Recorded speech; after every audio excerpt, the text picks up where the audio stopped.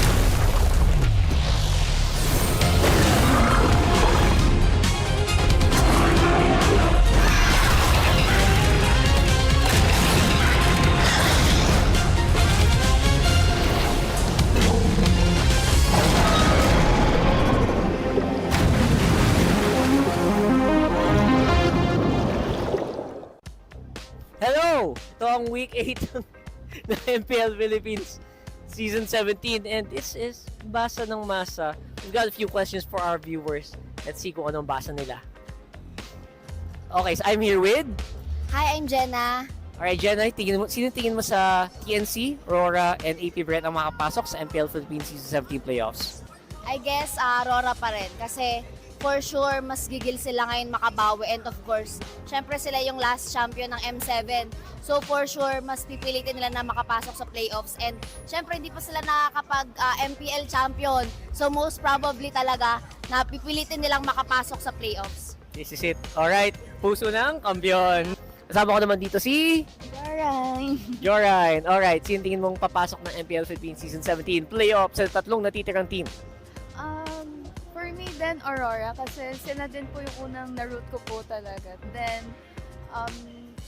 sa ranking medyo na po talaga mahigpit din yung laban pero alam ko po kaya pa po nila bumawi.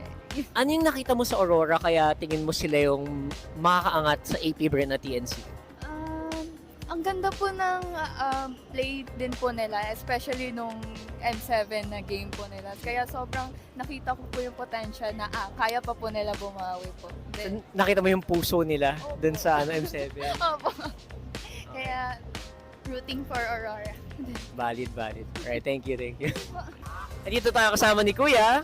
CJ po. Okay, CJ, sino tingin mo yung papasok sa playoffs sa tatlong natitirang team ngayong week 8? Sa tingin ko po makakapasok Aurora. Bakit? Kasi sa out of 3 choices, sila po yung may pinaka-chance para sa akin na makapasok. Ano yung nakita mo sa Aurora na parang kayang-kaya nito yung TNC tsaka AP Bread? Feeling ko gigil sila makahabol ngayong sa standing ngayong week 8 na po ngayon. Feeling ko sila yung deserving na makapasok kung sakali sa playoffs. Okay, we have Sofia! Hello po! Alright, sino tingin mo yung last team na papasok ng MPL Philippines Season 17 playoffs? Rooting pa rin po ako sa Aurora. Bakit Aurora? Kasi lalo na ngayon na medyo mahigpit yung laban, ang feeling ko dun sila lalabas talaga. Magpapakita na angas. So tingin mo mauulit yung yung M7? Pwede. Pwede. Aurora na yan eh. tingnan natin. Patricia! Hello! Alright, so simpleng tanong, sino ang tingin mong team na magka-clutch ng panghuling slot?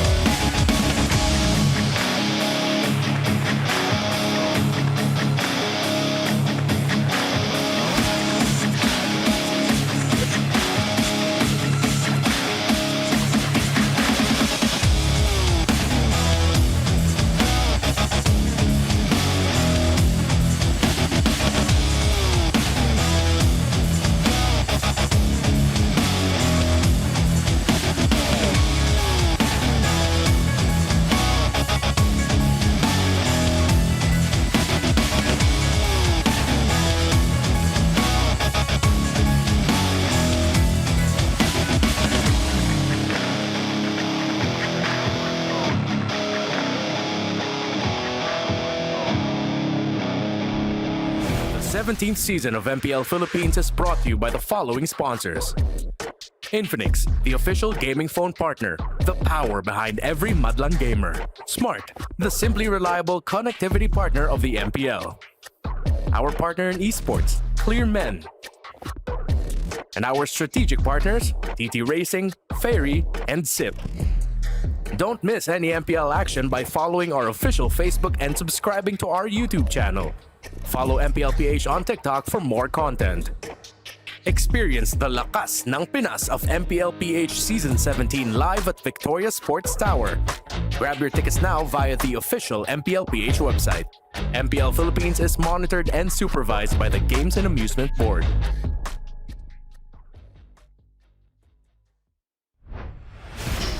What's up, MPL superfans? Pambihira ang nasaksihan natin kahapon sa simula ng Week 8. But we're just getting started. This is your host, Denise.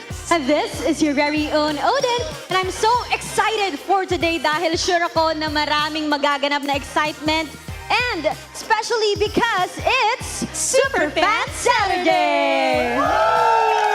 And you know, Odin, grabe yung energy ng community natin kahapon. Always making MPL the best. Kaya naman, bakit hindi natin simulan ng day 2 by talking to our community leaders in the Battle Trips. Hello! Hello sa mga kasama natin from the Battle Trips. Introduce yourselves. Hi, I'm Kathleen. Hi, I'm Angelo De Castro. Kathleen and Angelo, so kumusta bang experience nyo here in the MPL Arena? Sobrang aga ng Battle Trips na nandito. Actually, this is my first time. Wow. And super exciting talaga. Lalo na yung when they tour backstage. So, super exciting talaga. For me naman po, first time ko din po. Napakasaya po kasi first time ko lang po hindi makakita ng mga pro player. Lalo na po si Nanosha. Oh, so inaabangan niya talaga yan. But what's your core memory aside from meeting the players? Kamusta? Ayos naman po. Ano yung core memory mo today? Kasi kanina nakita ko, nag-picture pa sila dito. Nakapagpa-picture po sa pro player. Sa pro player. So, extra experience para sa mga kasama sa Battle Trips. And now, I'm curious kung mga taga-saan ba kayo? Taga-saan ka, Angelo? Sa Batangas po. Taga Batangas. Kaya pala nahalata akong iyong punto. How about you, Kathleen? I'm from Pangasinan po. Pangasinan. Diba? Talagang mga outside Metro Manila ang kasama natin sa Battle Trips. At paano nga ba sumali dito, Kathleen? So, para sa mga gustong sumali sa ating Battle Trips, you can follow MLBB Community Heroes or Student Leaders PH from Facebook. And hintayin nyo lang mag-post, then you can join our Battle Trips. Yes, kaya naman, join Battle Trips. Yes, ako ay super excited din para sa inyong lahat dahil marami tayong aabangan ngayong araw. Maraming salamat sa mga nakausap natin from Battle Trips. And now, Denise, huwag na natin patagalin pa. Simulan na natin ang bakbakan, starting with Twisted Minds and TNC Pro Team. Dito lamang yan sa tahanan ng pinakamalalakas. This is MPL Philippines Season 17. Palat-lato!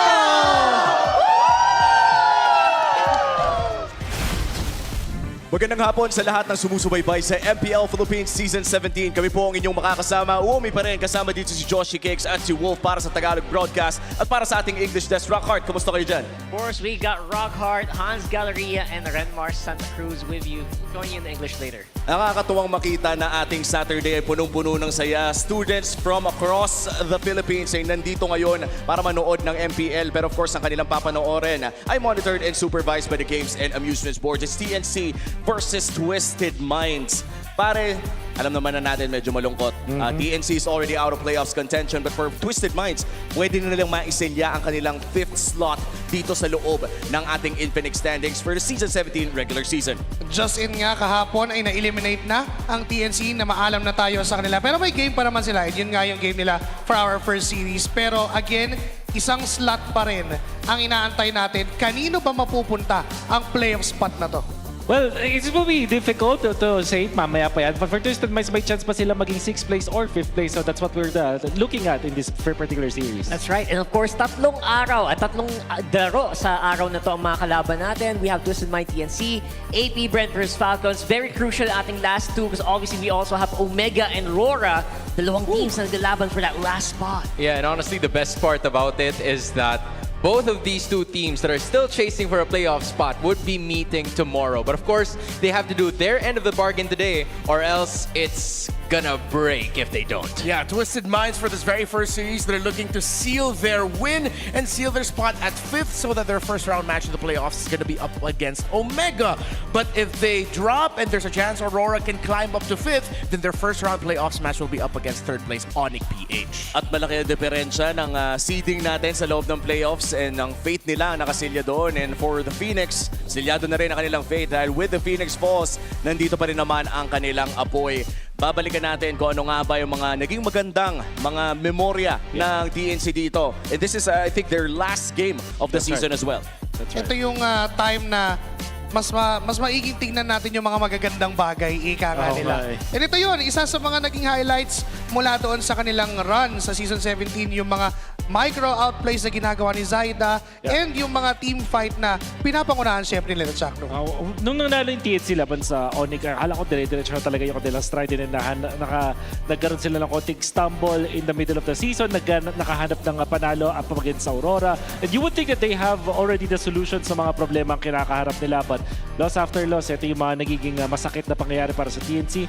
Buti na lang meron din pa rin sila na iwang marka dito sa Season 17. Yeah, some of the biggest marks actually, I feel like when Chakno started picking up the Marcel, I was very optimistic, especially when, you know, people were just starting to pick it up and Chakno was very, you know, brave to try it out. Yeah, continuing on what you guys mentioned, it feels like there were some games that I felt like the Phoenix Army could win if not with those crucial mistakes that they have done during the middle portions of the game. So with this, kind of no pressure anymore. Hopefully they can patch things up before the season ends. Yeah, TNC, you definitely cannot doubt their bravery for trying new things. It was with them that we saw the return of Atlas this season, a Deeroth, a Uranus with Master Assassin, picks that we mentioned that led to this marquee victory against Aurora that at some point we were thinking, wait, is this finally the Phoenix coming back? Them being able to show that they can make a run for their playoffs. Again, unfortunately, they weren't able to make it, but it's good to see that TNC had their moments this season. That's true. And for TNC Pro Team, may laban pa sila ngayon against Twisted Minds, which by the way,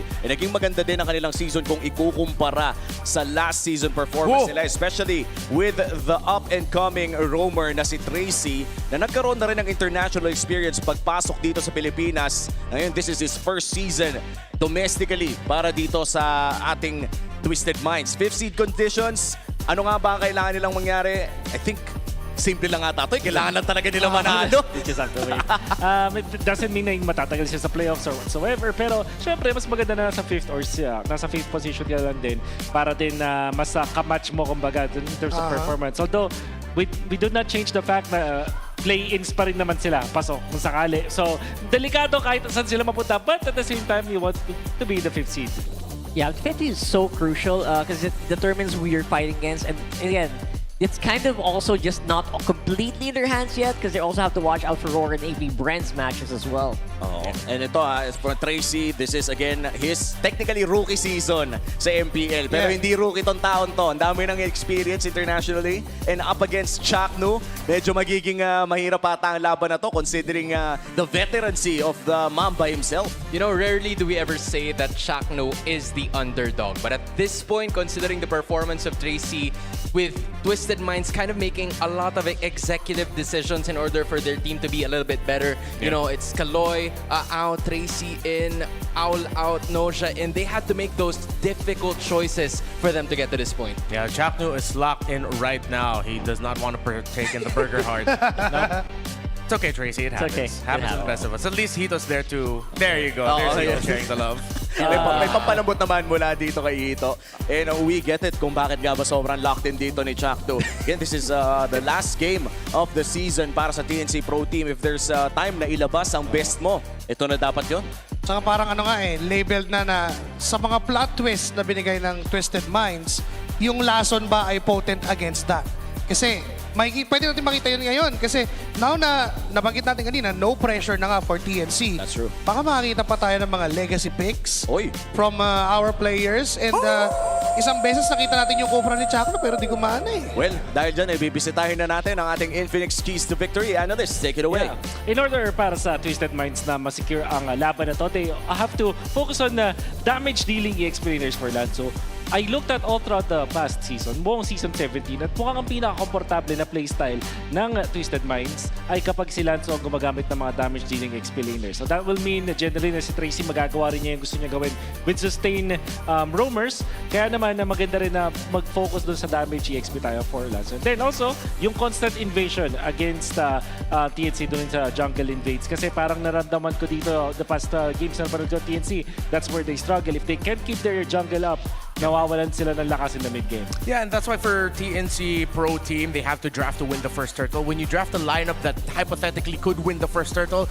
those are also lineups that protect your side of the jungle very well. So it works both ways. As long as you're drafting strong picks into EXP, something that can handle it really well in terms of the laning, a strong roamer to help protect the front, and then also be annoying in the first turtle fight, then you're gonna be good. Just please don't forget crowd control. I think that's something that goes under the radar for a lot of teams. And of course, scaling junglers is key. So for Zyda, just make sure that you can get junglers that get their farm or have even more impact as the game goes on. But they also have to keep in mind the scaling picks of MP the King. So again, works both ways. You want to make sure that you get some good scaling for Zyda, but you have to watch out for the good scaling of MP the King's picks. Alam mo, nakakatawa na banggit mo yung scaling dito, no? Because I think one of the problems for TNC Pro Team na I think obvious na rin sa lahat ng mga tao ngayon is actually finishing the games. Early game leads, no problem. Lagi sila nakakahanap. At kayo naman, sana mahahanap nyo na ang tablet para sa inyo. Dahil ready na ba kayo ma-level up ang inyong laro at inyong grades? The best students don't just study hard, they study smart. That's right.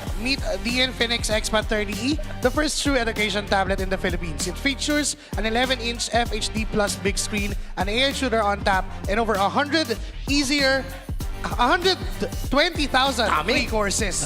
Dami kasi. It's time to make learning easier and a whole lot more fun. Get your Infinix Expat 30E, your easy learning smart buddy. Well, ito na ang ating pinakauna match para sa ating huling Super Fan Saturday of the season. Ang bilis ng panahon, guys. Last week na tayo. Can't believe it. Parang Last kailan week. lang. So excited. Parang kailan. Sulitin na natin, no? Might as well, might as well. Sulitin na natin to. Pabutin na natin ng 3 games. Thank you so much sa English panel. Magkikita tayo muli. I-welcome na natin ang ating players for match number 1. To ensure the integrity of the game, please welcome our marshals, Miko, Chico, Dojin, and Joshua G.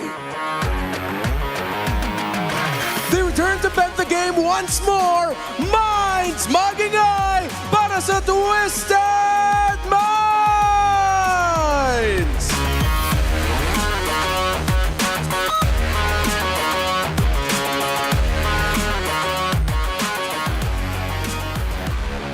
One last ride, one last fight for glory and name. Ready to leave it all on the stage and conquer the game.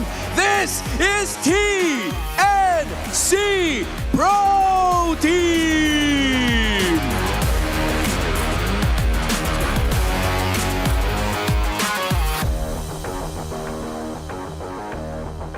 And our head referee, it's the Job Master, Sent. Our head coach is on the stage, Coach Bonjan and Coach Itumax. The final curtain falls on the regular season, but both teams are hungry for a very different reason. Ito na ang unang laban sa inyong Super Fan Saturday! Welcome na natin ang Twisted Minds. Right now, they are currently number 5 sa ating liga with 5 points. Naghahanap pa rin ng paraan para maisilya ang kanilang 5th seeding papasok sa ating playoffs. This is the current 5 na nakita natin nag-succeed doon sa kanilang mga remaining games from the past weeks ng regular season. And ngayon na nakasecure na nga sila ng playoff spot, all they need to do is secure their seed. Kaya ba nilang mag-maintain sa 5th seed? At ngayon, ang kalaban nila ay top 8 secured na. Pero hindi naman ibig sabihin yan ay wala nang ilalaban pa. There's nowhere to go but up para sa TNC Pro Team. As Fremar, Zyda, Chakno, Benny Cutie, and now it's going to be Storm. Madami ang na-hype sa lineup na to. Even I myself put them at the number 2 ng aking listahan when this season started. But many things happened. All the other teams have improved. Not saying that TNC did not improve, pero hindi sila nakapag-keep up dito sa mga nakalaban nila. sa Season 17. Now, it is their chance to show everything they've got in preparation for the following season as TNC now will play their last game. And for TNC Pro Team, ngayon nakalaban nila ang Twisted Minds, pwede pa nilang masira ang placing ng Twisted Minds kung sakaling sila ang manalo sa kanilang pinakahuling laro. And when we look at orgs teams like this, na ito na ang pinakahuli ng laro, madalas ay may nakikita tayong bago. Madalas itong mga stats na nakikita natin na hindi nila iniinda, iniisip na lang nila kung ano nga bang pwedeng ipakita sa kanilang pinakauling sayaw ng regular season. Pero bago tayo pumasok sa napakainit na laban para sa ating Super Fan Saturday, balikan muna natin ang mga moments na nangyari bagong laro sa Smart 5G Ping Test.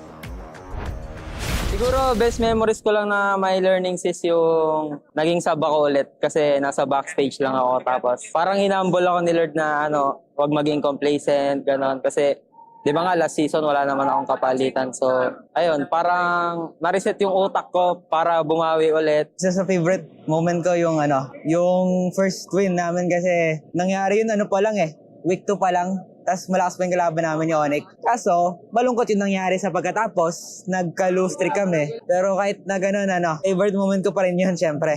Bili na kayo ng ticket for playoffs guys para mapanood nyo kami. May makikita kayong pogi.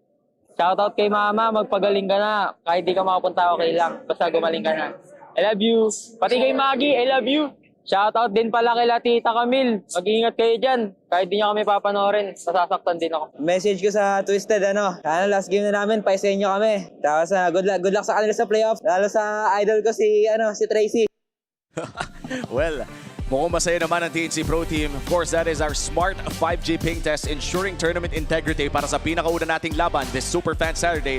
Pinakauling linggo na ng ating MPL Philippines Season 17. Gusto kong balikan yung sinabi ni Stone sa ating Smart 5G Ping Test, yung laban nila against Onyx in Week 2 kung saan siya ang naglaro. MVP si Chakno at na-sweep pa nila ang Onyx Philippines doon. Ang bilis nga nun naalala ko, I was not here in the Philippines when that happened. Sobrang nagulat ako sa pangyayari. Especially kasi nagbabase ako dun sa mga nangyari dun sa previous week.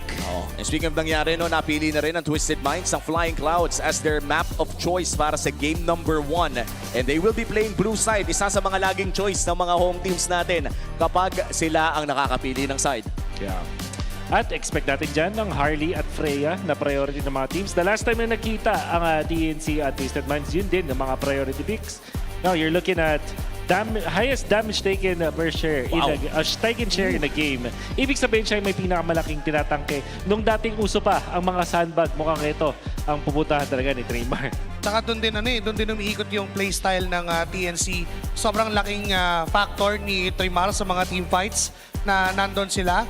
Pero surprisingly, nandyan ang mga kapwa niya XP lane din na nandoon sa rankings ng ating damage taken share. Oo naman. At again, this is something na Uranus talaga yung mga nangunguna, no? Yes. Parang kung hindi man Yura, we have the Glue, Alice, Hilda. In which case, isa sa mga laging nilalaro ni Trimar. Kaya naman hindi nakakapagtaka na number 1 talaga siya sa ganitong klaseng stat. And now that we are about to enter this best of 3 para sa pinakauna nating serye ngayong Super Fan Saturday, ano bang expectations natin dito? Do we have to expect the unexpected dahil huling sayaw na ito ng TNC? Tingin ko magbibigay ng Kalea at Marcel, tapos ang isasagot eventually yung Atlas mula dito sa TNC, o kung legacy picks man Grak.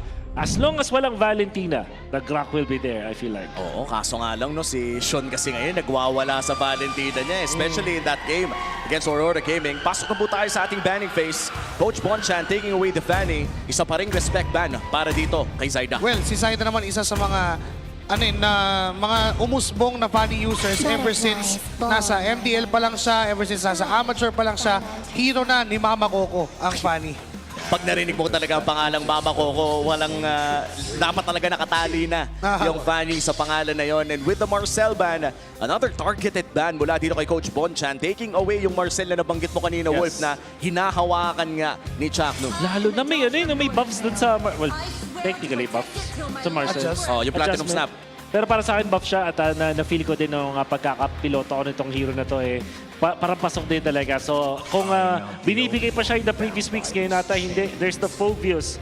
At kind of tells me, okay, yung Valentina, baka kunin ng TNC dun sa kanilang pick. They will not open the Harley. Okay. So this could be First pick. back siya. Oy! Suyo They're gonna agad. go for the Suyu instead. First pick with the Harley taken away. TNC, ano kayang magandang response dito? Harit? Parang yung kailangan nila dito, yung they need to pick something like a Guinevere. Parang ganun, para dito kay Zaida. Pero sinabi natin, dapat scaling yung kay Zaida. So ano to, mag-Leomord pa siya or iuhuli nila para kumuha ng mga Hayabusa. They will go Harit first para i-deny ang Harit Suyo combo and then perhaps the Valen. Oh, wow. At yan na nga, Valen and the Harith secured para sa TNC. Now for Twisted Minds, potentially pwede na rin na ma-secure ang kanilang gold laner and mid laner kung gusto nilang tapatan. Yeah, so great Claude. Number 1 na priority dito para sa Twisted Minds. Dahil na pagtapat dito sa isang Harith. And kapag may Valentina, parang mapapa-eve na lang sila dito or Gord actually. Baka itaas nila yung priority sa Gord. Kasi mababad yan, panigurado. Pero mukhang Hilda muna ang kanilang kukunin. And now do we look at the gourd? Medyo kung ano... Claude muna. Ay, ayan. Saktong-sakto. Saktong kukunin na nga kasi wala naman ng ibang magandang pantapat.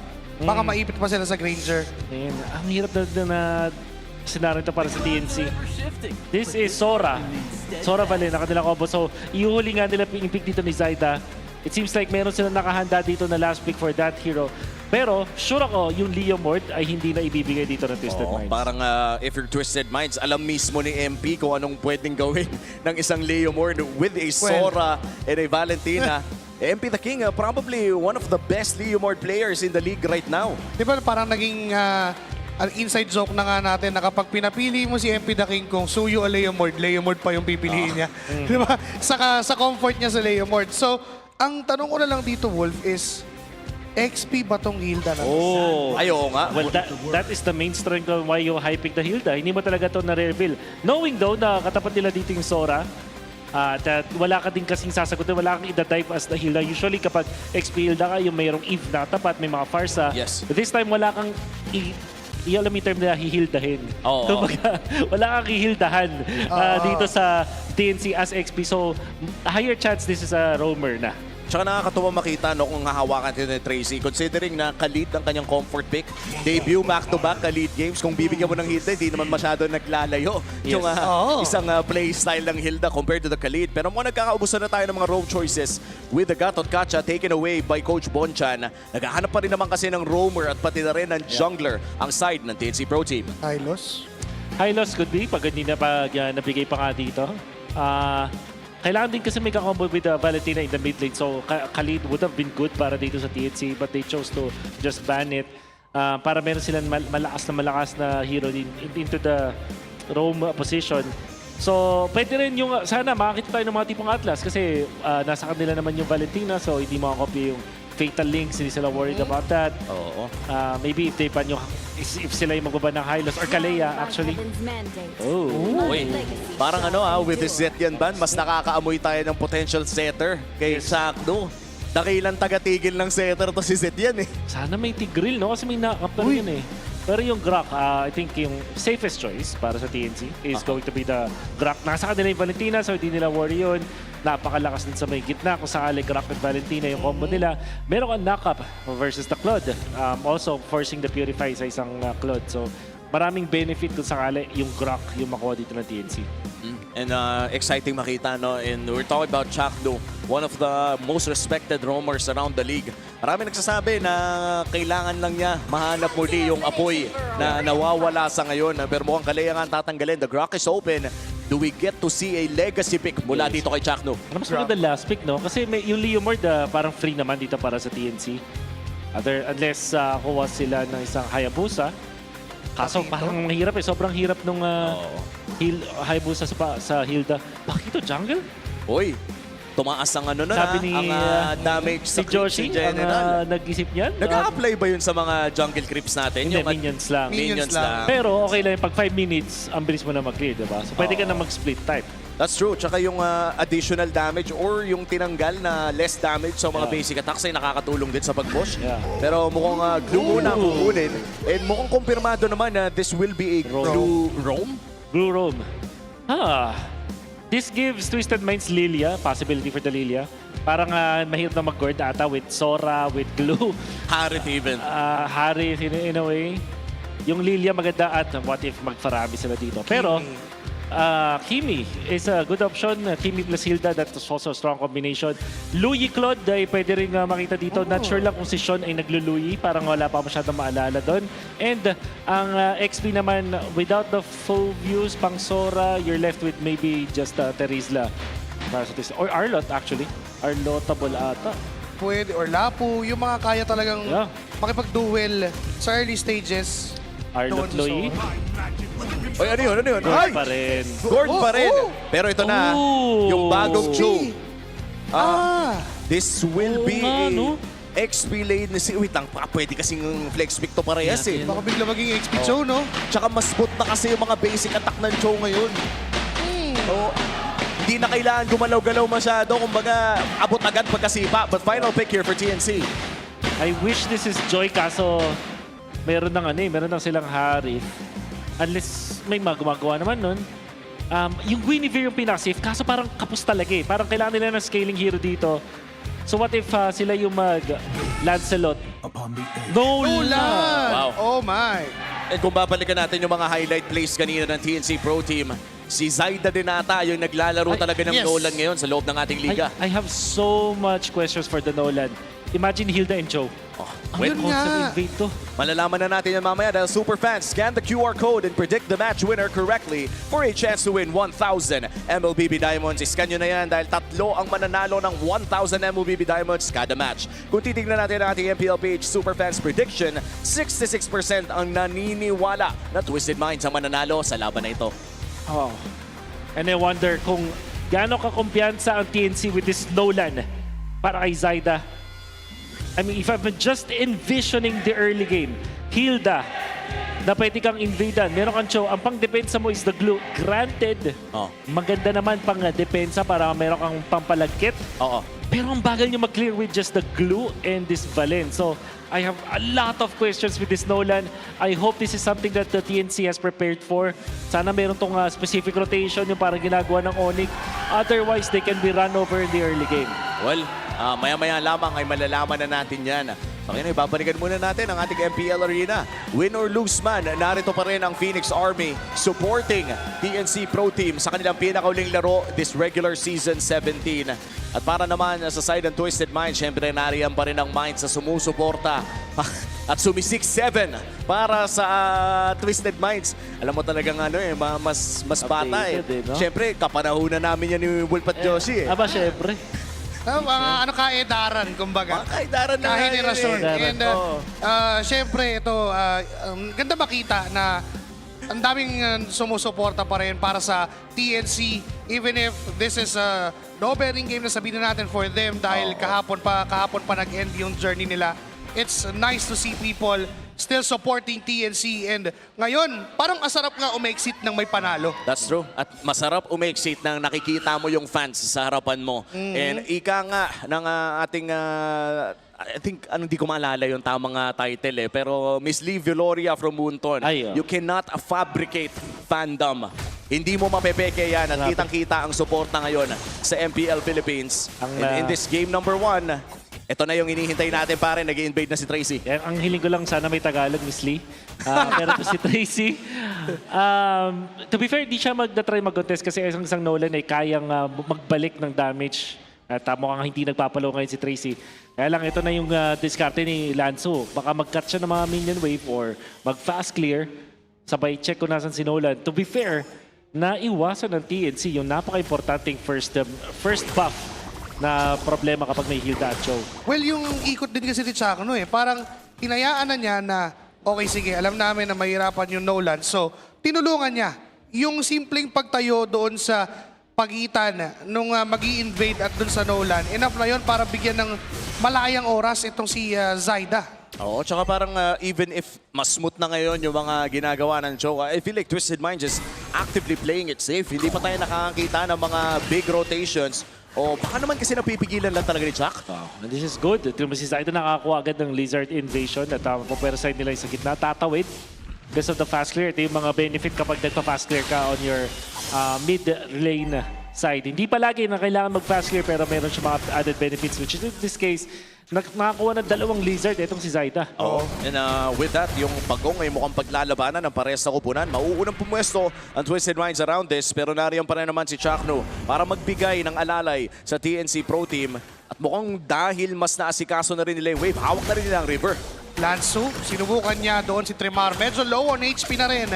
Mapipigilan ba ang pagsama doon sa Pagong? Sinisimulan na ni MP the King. Tracy, low on HP dahil nakatanggap ng damage mula kay Zaida. But still, wala pa ding pag-pursue doon sa Pagong until now. Nandiyan si Trimar papasok. Kinaharangan si Tracy. Thunder, Shifting Skies. Doon sa mga members of Twisted Minds. But Nosha goes in. But Zaida will still get the turtle done. Nakasabunod pa. Etong si Chakno kay Lansu. Pero papasok sa damo. At mapapabling around si Chakno para tumakas. Pero hindi niya kakayaning umalis kay MP. Nako, Flicker Bird as well para dito kay Chakno. Dapat ba tinanggap na lang ang kapalaran? Yeah, I think mas over... Aray ko po. Bago yung play na yon, masasabi ko sana mas maganda to para sa Twisted Minds. Okay. So, hindi na masyadong ginalawan. Binasican na lang ni Zaida, palo lang ang kailangan. And that's enough dahil din low HP na rin. Etong si Lansu. Going back to sa turtle fight, sabi ko na lamang sana yung TNC doon ng sobra-sobra. Kaso nakabawi ka. Paano itong si MP the King? At nakakuha pa ng kill itong si Lansu. Granted, binigay nila ng kill itong si Zaida at unstoppable na ngayon itong Nolan. Na-weather na yung serve. Actually, parang ang ginawa lang dito ng TNC. Minake sure lang na itong si Chakno ay pumagitna dun sa mag-i-invade at dun sa i-invadean. And all of a sudden, hindi na mahabol ang Twisted Minds itong si Zaida ngayon. Oo, and despite na nakalamang sa kills ang side ng Twisted Minds, ay lamang pa rin naman sa pera ang TNC Pro Team. And pakiramdam ko ito yung hinahanap nila, no? Yung mabilis talaga na pag-farm ng isang Nolan. Currently, lamang ng isang kill at isang level compared kay MP the King. And we are looking at a potential big fight here in the mid lane bago magsimula yung Turtle dahil napakadami nagko-converge ng miyembro para sa pares na kupunan. Talagang pinapabagal lang din ng TNC pero si Sean ay nakahanap ng isang magandang target. Zaida and Trimar sumubok na puntahan yung backlines. Tracy ngayon ang naging target. Ultimate mula kay Zaida, patay ang roamer ng Twisted Minds. Mabagal na galaw, slowly but surely for TNC. And when we said na kailangan ng TNC ng mga lineup na nananalo sa Turtle at sa early game, ito yung kailang talaga nakuha nila sa ngayon. And it's more on the adjustment as well mula sa TNC. Yung pestuan ni Chak nung nagbigay kay Zaida ng malaking farm, 2.6k with his Heptasis. Hindi na kayang tiisin. Kahit itong si Lansu, pwedeng tunawin ng isang Nolan. Oo, and medyo delikado din si Sean sa next Turtle fight considering na 80 seconds ba bago bumalik ang kanyang flicker. Lamang ang TNC ng 1,000 kalahati and kailangan talaga mag-ayos ang pwesto ng Twisted Minds with the upcoming Turtle fight. Ang tanong ay lalabanan ba nila o mag-hero sila? Ngayon na naman si Chakno, pero sinipa siya ni Tracy. Siya na pinitarget ng mga members ng Twisted Minds. Able to survive! At nakasabunod pa si Tracy naging target. Trimar with the ultimate Shifting Skies. Isang passive na lang ang kailangan para makuha yung second phase and that's it. Tutumba yung dalawang members kapalit lang ng buhay ni Chakno. Pero si Very Cutie ay may ibang plano. Si Sean ang gusto and it's enough to kill that core down. 3 for 1. Lamang doon ang TNC. Wow, Twisted Minds sila nag-start ng play na yon pero TNC Pro Team pa nakalamang. And it's because Chakno was able to survive. Nakasakay pa nga, tinulungan din at nag-peel ang mga members ng TNC for that one. And then a great shot call coming out from TNC. Na alam nila may speed up pa makakapunta si Benny Cutie dun sa may gitna ng sobrang bilis. At alam din nila na walang flicker itong si Sean. Sean also did not have yung upgraded boots. So hindi pa rin talaga siya makakapiglas doon once na nag-examine first na nga si Benny Cutie. Trimar. Ulti-ulik siya doon. Si Tracy ang naipit. Hindi na siya nakatakas pa sa 4 ng miyembro ng TNC. And MP the King try to re-engage. Kaso si Trimar ay pinasok na naman si Nosha. Pero si Benny Cutie ang magiging kapalit. Oy, nagkaroon pa ng trade 1 for 1. Pero mukhang lamang pa rin naman ang side ng TNC Pro Team at nakakapag-farm pa rin dito si Zaida. Snowball secured na para sa TNC pero may hawak ng Sky Piercer si MP the King. Is this the time na kailangan pang pabagalin ng TNC yung laro o kailangan bang lumaban lang at lumaban? There's no benefit para sa kanila kung papabagalin nila laro. They have to apply the pressure now, TNC. Laban sa Twisted Minds. Nope, Chakno. Maaari na naman siyang bigyan pero Twisted Minds decided not to.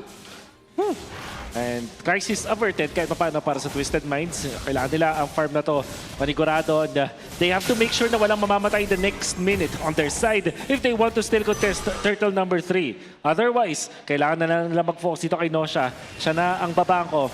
Fortunately para sa Twisted Minds, 1-0-1 ang kanilang Claude. Oo. At meron pa rin talagang chance makabawi sa laban na to. And looking at our Infinix in-game equipment ay hindi naman ganun kalaki ang gold lane ni Benny compared dito kay Nosha. 500 lamang, around 600. Pero malayo-layo pa para doon sa kanyang Trinity na hinahabol. Meanwhile, itong Harit kasi the moment na makuha yung Starlium, masakit na kasi. Ma-only dash na technically para ang isang Harit maging efficient, isang item, dalawang item. Sobra na nga yata yung dalawa eh. Sobra na yan, insan, kapag tatlo na. Sobra na nga talaga yan. Sobrang sakit na yan.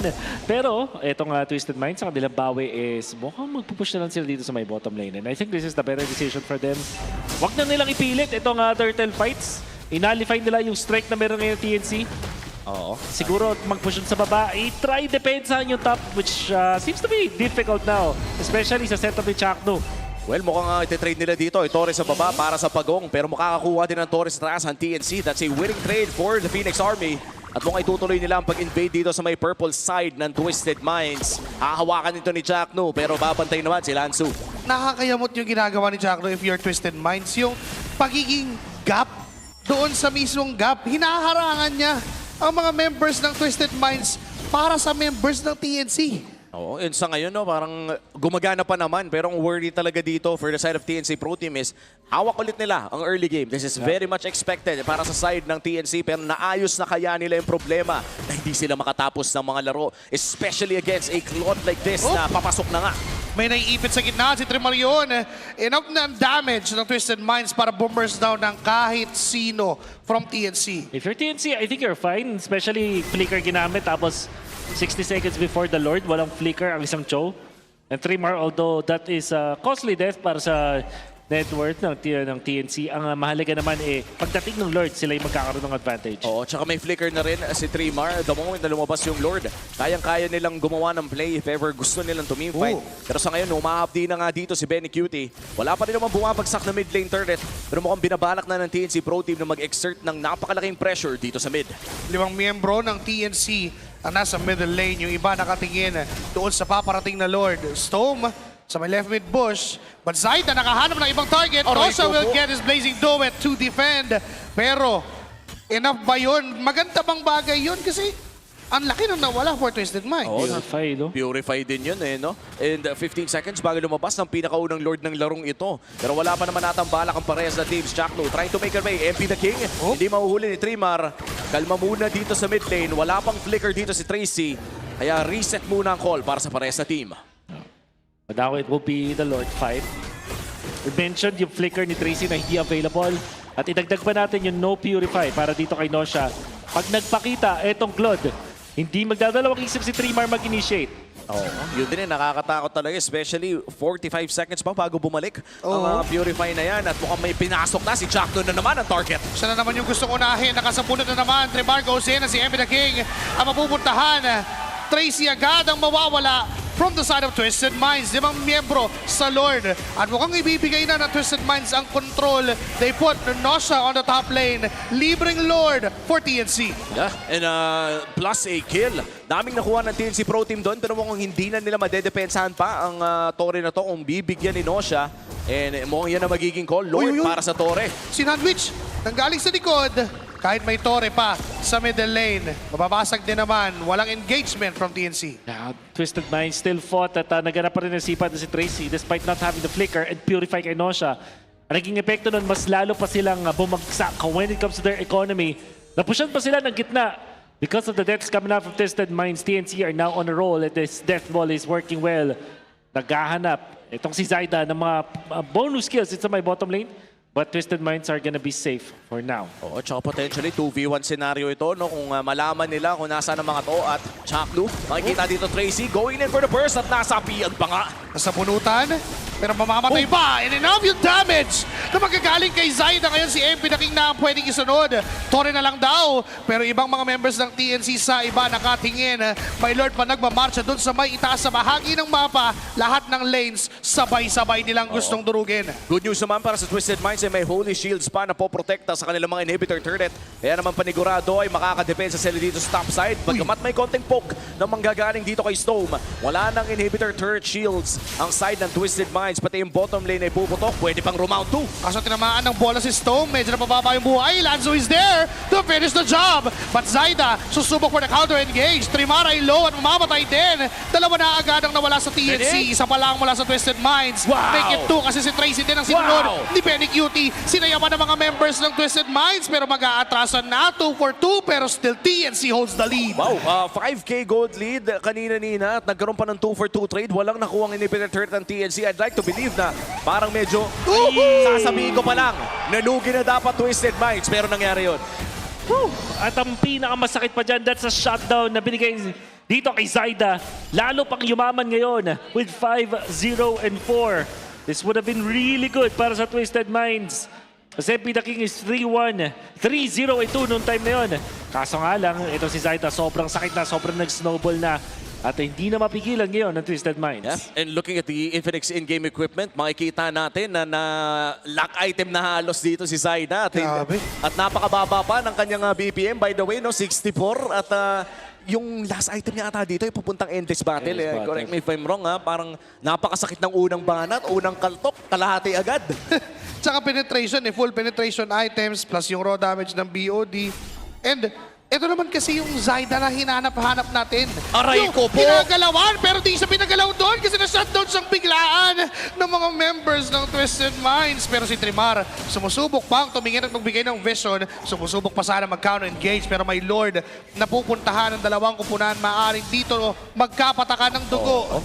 Pero nag-aabang din naman si Tracy. Conceal. Jet Kondo 1. Jet Kondo 2 and 3. Papasok at may sipa. Papunta kay Trimar. Sinosal lang sana yung farm damage pero hindi siya nakaporma. Kaya si Tracy ang biglaang babagsak yung buhay. Kaya papasok na rin si Trimar. Hindi niya nakumpleto yung passive ng kaniyang ultimate. Kaya hindi siya makakasabak pa. Pero si Lanzo dun sa likod. Naiipit na rin. Namamatayan si Trimar pa. Ang isusunod ng mga members ng Twisted Minds. Ayun si Chato. Tinamaan ang bola.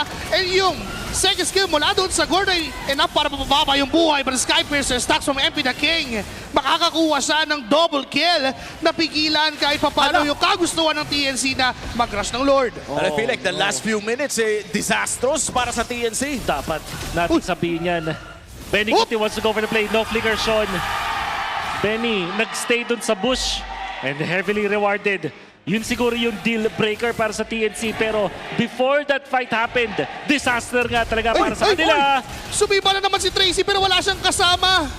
Hindi maganda yung anggulo ng sipa kaya ngayon pinapunish siya. Kumopya pa si Storm nung sariling sipa niya kaya piso na lang ang buhay. Pero sabi ni Zaida, makakatakbo ka pero di ka makakatago sa kamay ni Mama Coco. And TNC Pro Team, ilista nyo na, this will be a Lord secured para sa TNC. Wala nang kayang mag-contest mula sa Twisted Minds. Anong nangyari for the past few minutes? Parang nagkaroon tayo ng round 12 boxing. Sapakan at sapakan lang. Twisted Minds na dapat ang nananalo sa trade na yun. Kung umuwi agad si Sean ng dire-diretso, hindi siya mapapali si Benny Cutie. Kung hindi sumipa doon si Tracy, then at least pwede sila mag-regroup, maghintay ng mga spells nila, maghintay ng mga ultimate at magpalaga ng sabay-sabay.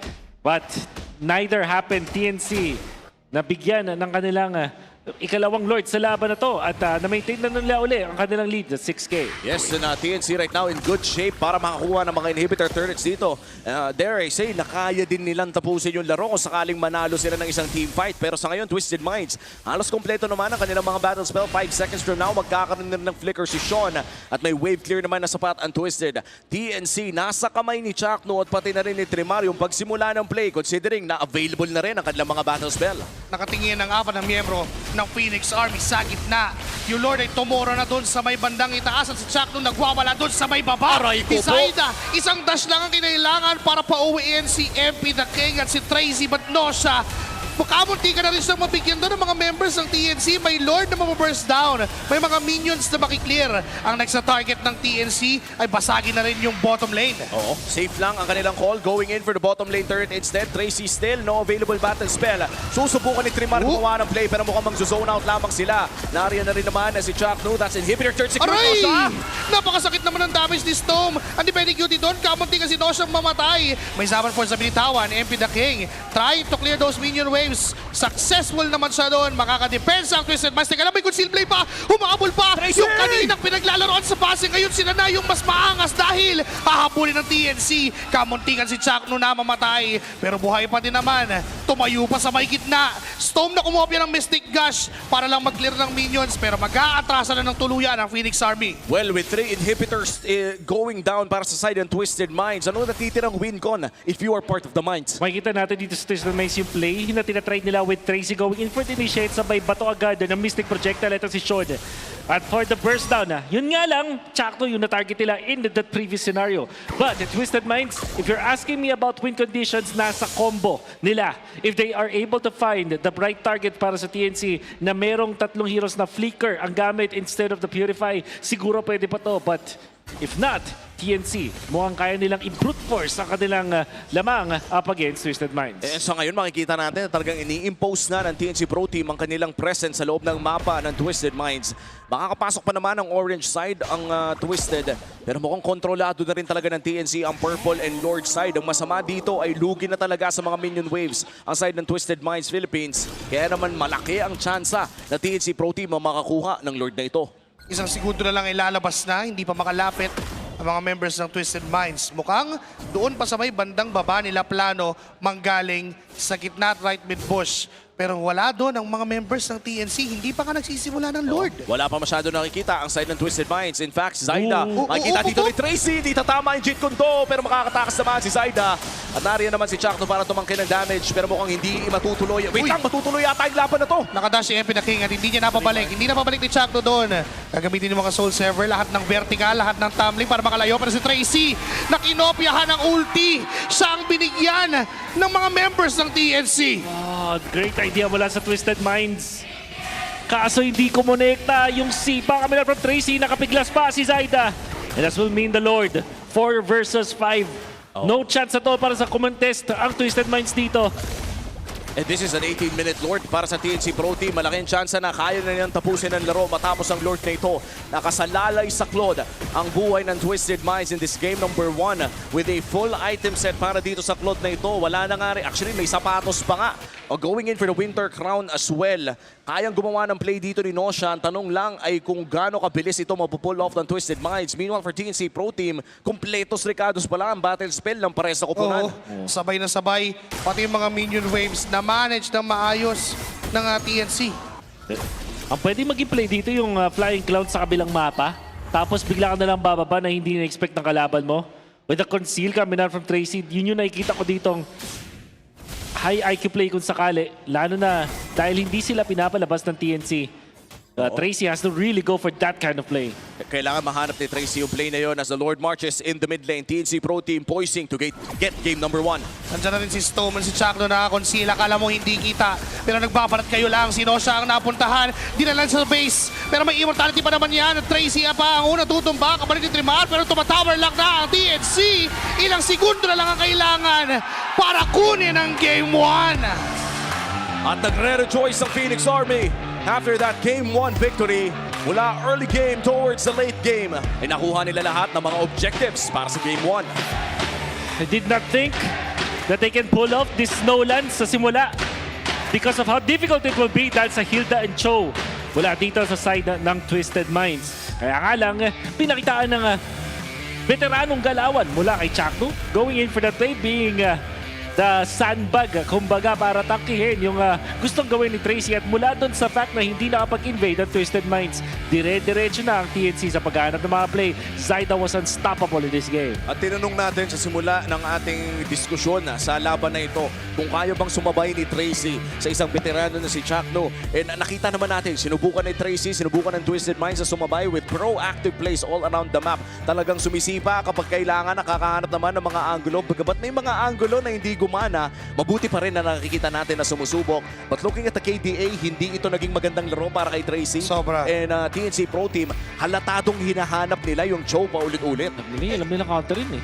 Parang ano di ba, sa basketball, pag veterano ka na, pag di mo kayang sumabay ng bilis ng galaw, dinadaan mo na sa mga onting box out, onting gulang. And not gonna lie, I mean, yung ginawa ni Chakno dito, parang kinulangan na niya na hindi ka makakagalaw kung kita-kita every time. Ang Ang hirap din kasi, no? Alam na rin ng mga veteranong roamers natin na tuwing makakita ka ng Cho, ay nagagawa mo na yung trabaho mo. Nakikita mo eh. Tama naman. Yan ang ating Game 1 MVP. Walang iba kundi si Mama Coco on that performance dito sa kanyang Suyu in Game number 1. Katulad na nga lang ng sinabi ni Wolf, near unstoppable on this Nolan. 905 GPM, 75% kill participation. Then yung unang rotation niya na allowing for them to get 2 lizards na nagbigay sa kanila ng napakataas na advantage dun sa first turtle fight. Tapos tama pa yung targeting, just shutdown ng MP The King nung nakakahanap pa ng kills netong si MP The King. Ever so reliable. Isang sipa lang talaga na actually, sipa yun eh. Isang beses na nahanap siya dun sa may jungle na na-punish ni Lansu. But after that, hindi na tayo nakakita ng kahit anong mali or error mula kay Zaida that eventually led for TNC to have good control of the early game. Makikita natin sa ating highlights yung mga naging laban towards the early game to the late game. And nakita natin yung burst damage mula sa Twisted Minds ay talagang nanonood din sa TNC. Pero ang bilis din kasi ng TNC makahanap ng kill, especially pag kumakabit yung fracture ni Zaida. Ang bilis pa magkulasan. Diba? There were a lot of moments where TNC na-outplay nila si Tracy by doing such effort na iwasan yung mga initiations na ginagawa niya. And kahit yung simpleng misposition lang ng Way of the Dragon, okay na agad para sa TNC kasi the moment na tumama yung angulo nun, madali para sa Twisted Minds na i-burst yung target. Yeah. Nosha was locked in this game. Parang hindi ata siya namatay dito at all until the very end. Pero kung iisipin, hindi niya rin nagawa yung gusto niyang gawin as the Clone. Typically, nagpa-participate sa second turtle, minsan third turtle, nandun na, masakit na yung damage. At syempre, impactful sa mga Lord team fights. In fact, walang Lord team fight na nangyari dito na pumabor sa Twisted Minds at all. Parang outside of the Lord pa, doon pa sila napapunish. Kaya nga naman parang nanalify yung Claude. Whereas, eto namang sa TNC, nakita natin kung paano nila ginamit si Benny Cutie doon sa pangalawang teamfight pa lang ng TNC at Twisted Minds. Nandun agad sa gitna ang ating Harith. At napakatapang din naman kasi maglaro ng Harith dito ni Benny Cutie. There were moments na napaburst siya ni Sean on that board. Pero I think that was one or twice. Dalawa out of the many fights na nag-participate sa frontlines ng isang Benny Cutie Harith. And this was a fairly long game. Halos 20 minutos ang ating game number 1. Dahil na rin sa palitan na nakita natin. And to be fair, medyo nakaka-treat itong laban na to kasi parehas yung team na gustong gumawa ng proactive na play. Walang nagre-react. Yeah, and this is not a Tracy na para maghintay pa ng opportunity. Siya talaga yung isang Cho na nangunguna sa mga team fights. Twisted Minds ay honestly thought na itong Hilda lalagyan nila sa roam. Pero parang naging nakita natin na gusto nilang i-showcase itong newly buff Cho? Yes. Technically, well, buff naman talaga in all aspects. So, yun nga lang, hindi pa rin talaga nag-work dito dahil TNC ay handang with this glue. Yung glue din kasi, katulad ng sinabi ni Joshi kanina, yung gaps na gusto mong daanan, yung mga maliliit na iskinitang gusto mong daanan, kadalasan talaga ay may naka-block na Chakno doon. And several times, if not 90% of the time ng mga team fights natin, ay may nasasakyan si Chakno sa laban na to. Tapos may mga times pa na uunahin siya ng Twisted Minds, tapos mabubuhay pa siya. I believe those are 3 times na nangyari. Muntikan siyang mamatay pero nabuhay pa. Tapos na-convert pa nila into their advantage yung team fight. Iba kasi yung yung damage reduction pag nag-split-split na ang isang Blue. And to be fair, naalala ko pa rin yung moments sa ulti niya yon. Dating ulti niya yon. Ngayon ay pwede na niyang gamitin. Second skill lamang at spread out na yung damage. And of course, ito ang aking favorite feature of the season. Average BPM. Tingnan mo naman yung kay Zaida. Sobrang baba. 66 average. Grabe, parang hindi Romeretri. Parang ito yung BPM mo pag nag-RG tayo. Oo, konti na lang, no? Plus 1 na lang sana. 67 average BPM. And ito may mga nagsasabi kasi na kapag mataas daw yung BPM, kabado. Pero I'd like to say na minsan kasi yung adrenaline, hindi ka ba yun eh. High BPM yung adrenaline eh. Minsan excitement, minsan sobrang saya lang talaga. Pero iba yung mababang average na yung 66 average B. Parang iba yata yun eh. Well, malalaman natin in the future kung ano nga ba yun. Sa ngayon ay pwede kayo mag-level up in gaming and in life. The Infinix Note 60 Pro is here. It's a Snapdragon-powered beast with a flagship feel that's shattering every benchmark in its price segment. And it's more than just its specs. This is the ultimate outdoor cinema device with its 6.78-inch 144Hz AMOLED display. Plus, you get to have fun with the active Matrix display. How's that for a mobile device? Stronger performance, more premium feel, and more fun. This is the Note 60 Pro. You do know. Oy, thank you Infinix. Bukas ng gabi after ng broadcast natin. Uy, sakto. Kukunin. Ano sa pagpapalit Pag tayo na- bukas? Unahan mo ako. Sige. To dominate the land of Dawn, you need a connection that never lets you down. From scouting rotations to tracking the pros, stay online and in the zone. Power up with Smart Power All 99. Get 10 GB data for MLBB and your favorite apps. Plus, unlimited FB calls and text. Share every GG moment with Smart, the simply reliable partner of the MPL. Napaka-reliable ng ating mga partners dito sa MPL, and after 7 long years, nagbabalik na po tayo where Filipino MLBB dominance began. Catch the MPL PH Season 17 playoffs live at San Juan Arena and witness 5 days of pure high-stakes action. That's from May 27 to the 31st. And if you're a true fan, you've got to eye those VIP tickets. It's the ultimate all-access package for all super fans out there. Don't just watch history, be part of it. Tickets are limited, so head to ph-mpl.com/tickets to get yours now. Let's relive the glory. See you there and use my code. Oo. May pagana. Ano bang code natin dyan? Ano code MPL Philippines S17PO X Womi, Joshi Cakes, Wow. Kahit sino dyan, Kahit sino. pwede kayong makakuha ng discount sa inyong upcoming playoffs tickets. At nakakatuwa makita na nagbabalik tayo sa ganong klaseng arena. I think for the last few years of MLBB history, nakita na natin kung gaano kalakas ang ating community. Napupuno natin ang mga ganitong klaseng arena. A feat rarely seen in esports, but a feat that something is replicable naman para sa atin. Diba kasi yung action dito eh. Imagine mo yung fact na lang na yung Omega ay meron silang mga barangay tanod na sumasayaw for them. When the Northern Lights are here. Win or lose. Win or lose. Tama, winning or losing streak. Nandito sila. Pinupuno nila yung stadium.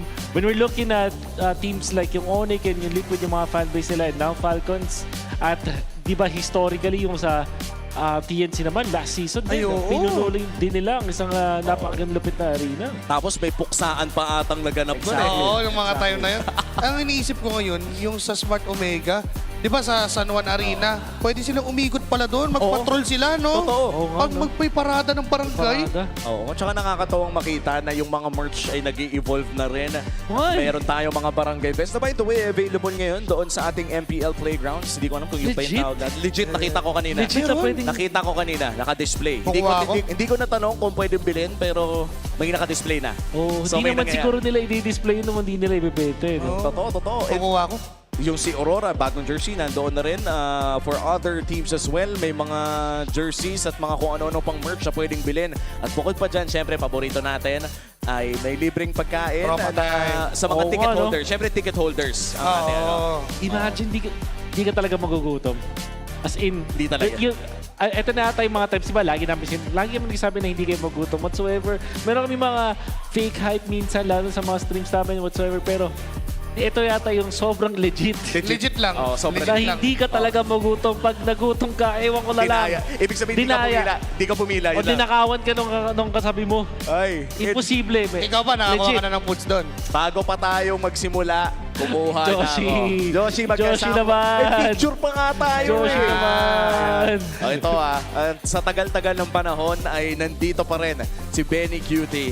The flame never dying. Humupa man ang bagyo this season 17, hindi naman ibig sabihin yan ay hindi magbabalik. At kung ito kanya sinabi, kung saan man mapunta, ay sure na maglalaro pa rin siya. Sobrang sigurado siya, nagigil at gustong bumawi. And this is how champions are built. We're looking at Benny Cutie, former M4 World Champion, isa sa mga pinakakinakatakutan at nire-respeto na gold laner sa buong mundo. At the fact nagigil pa rin siya despite a sad season like this one. Ibig sabihin yan ay pwede pa nating abangan ang pagbabalik ng bagyo. Can I just say na naramdaman ko yung gigil kanina? Actually. Ang ganda ng laro at sobrang ganda ng pwestuhan na nakita natin mula kay Benny Cutie. Always making the plays. Nahanap na si Shishon at napapanish yung isang gourd na kapag wala nga naman talagang flicker ay free pickings na sa isang harif. natatimeran yung, yung flicker na, okay, walang flicker yan. Parang para kay Benny, alam niya na, pagkain niya na yun eh. Oo. Mas lalo na kapag na-chancingan pa ng iskinitang may Zaman Oo. Force. By the way, game number 2, pinili po ng TNC Pro Team ang blue side with Expanding Rivers as their map of choice. Mamaya kung umabot po tayo ng game number 3, makakita tayo ng randomized map. Pero sa ngayon, pinili po ito ng TNC Pro Team. Expanding Rivers taking away the Zushin and the Harley. At para naman kay Coach Bonchan, taking away the Fatty and Marcel. Very similar bands mula kay Coach Bonchan.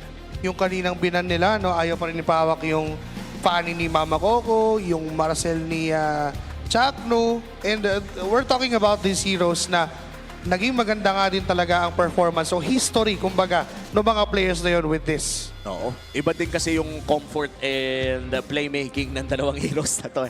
Ito yung mga klase ng hero na kapag nabigay mo sa mga creative na manlalaro, may magagawa at may magagawa talaga. Ako nag-enjoy ako lately sa paglalaro ng isang Marcel. Talagang ang daming ways eh. Lalo na nung nagkaroon ng update ng shield na napapagalaw mo yung mga kakampi mo. Be mindful lang na i-remind yung mga kakampi mo. Kasi minsan pag napipicturean sila, akala nila hindi na sila makagalaw forever. Kailangan mo sabihan na, oy, pwede kang mag-out. Actually, minsan nga ang mahirap din kapag may kakampi kang Marcel, yung hahanapin mo yung Platinum Snap. Yun yung medyo mahirap na part eh. Pero for the Marcel player, madali na lang kasi yan kapag professional level. Siguro sa atin, ganun yung problema natin, Wolf, nung naglaro tayo ng RG nung isang araw, hindi kasi tayo nag-uusap. Hindi nga tayo na, wala pa, warm-up pa lang yun. Warm-up pa lang ba? Warm-up pa lang. Only warm-up. Ping test. Ping test lang. Nung score natin, bago ako mag-0-2 tayo nun. Oy, nanalo tayo sa series na yun. At least. Shout out sa mga RG boys dyan. Glue ang tinanggal ang side and Twisted Minds. First pick on the side of TNC. Mabilis na pagpili ng Phobius. What is the response if you're Twisted Minds? Very difficult. Di ka basta-basta pwedeng kumuha dito ng Valentina. Makapaisip ka, will you get the Eve in this scenario? Even yung Kalea ay consider. Pero tingin ko, ang best option para sa kanila dito is Valentina para sa Twisted Minds. Mahagang crowd. Pwede nakawin yung Valentina sa kanila at masakit yun kung ikaw Twisted Minds. So siguro, i-prioritize ulit nila dito yung hero ni Mama Coco. Harith muna. Harith Tapos Valentina yon. Parang same ang nagbago lang na open yung Phobius para kay Tremar. Oo, tsaka okay pa rin eh. In terms of physical damage, karespeto yung base damage ng isang Phobius. Despite building tank items, napaka-updi pa rin yan. Especially kapag tumama yung Dark Wave into multiple targets. And katulad ng sinabi ni Wolf, hinaantay po natin kung Valentina nga ba ang lalabas dito. Kasabayan na rin ng isang potential Harith on the side of Benny Cutie. Nakakahito ang bola. Ang tanong ay, anong iuuna? Valentina. Moscow. Naglabas ng bago. Kakaiba. Parang in-anticipate nila mag-Eve or Gord itong Twisted Minds. So meron agad silang panglikod. Parang kasabay ditong isang Phobius na may dive. Twisted Minds. Okay, so that's Alice immediately para sa Twisted Minds. I would have thought na Kalea na ikonin nila. Pero siguro kasi nakita nila may Valen. So malaking ultimate na naman ibibigay nila. Ang isang hero din na naisip ko dito is Hilda actually. That Twisted Minds passed up on. Napakaganda laban sa tatlong hero sa TNC. Imagine, yung Phobius hindi mo masyadong problema, meron ka pang backback. Valentina will never be a threat for you kung ikaw yung Hilda. At yung Moscow, pag naka-chastise Poldron ka na, hindi na rin threat. So, I do understand why they pick up the Alice because that also checks some conditions. Pero yung Hilda, Respeto bigla doon sa naulan ni Zaida. Pero ako, I personally think na kaya nag-Moscow si Benny over the Harith ay baka bigyan nila ng magic jungler si Zaida. Yun na. Para lang ma-balance out. At yung Gwyn Phobius ay isang napakalakas na kombinasyon.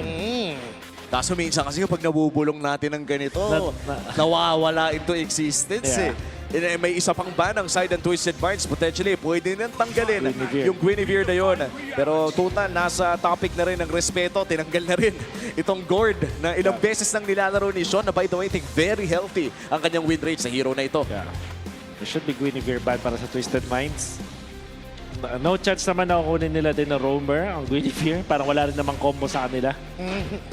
Yeah. Alam mong totoo na kapag napa-English mo si Joshi.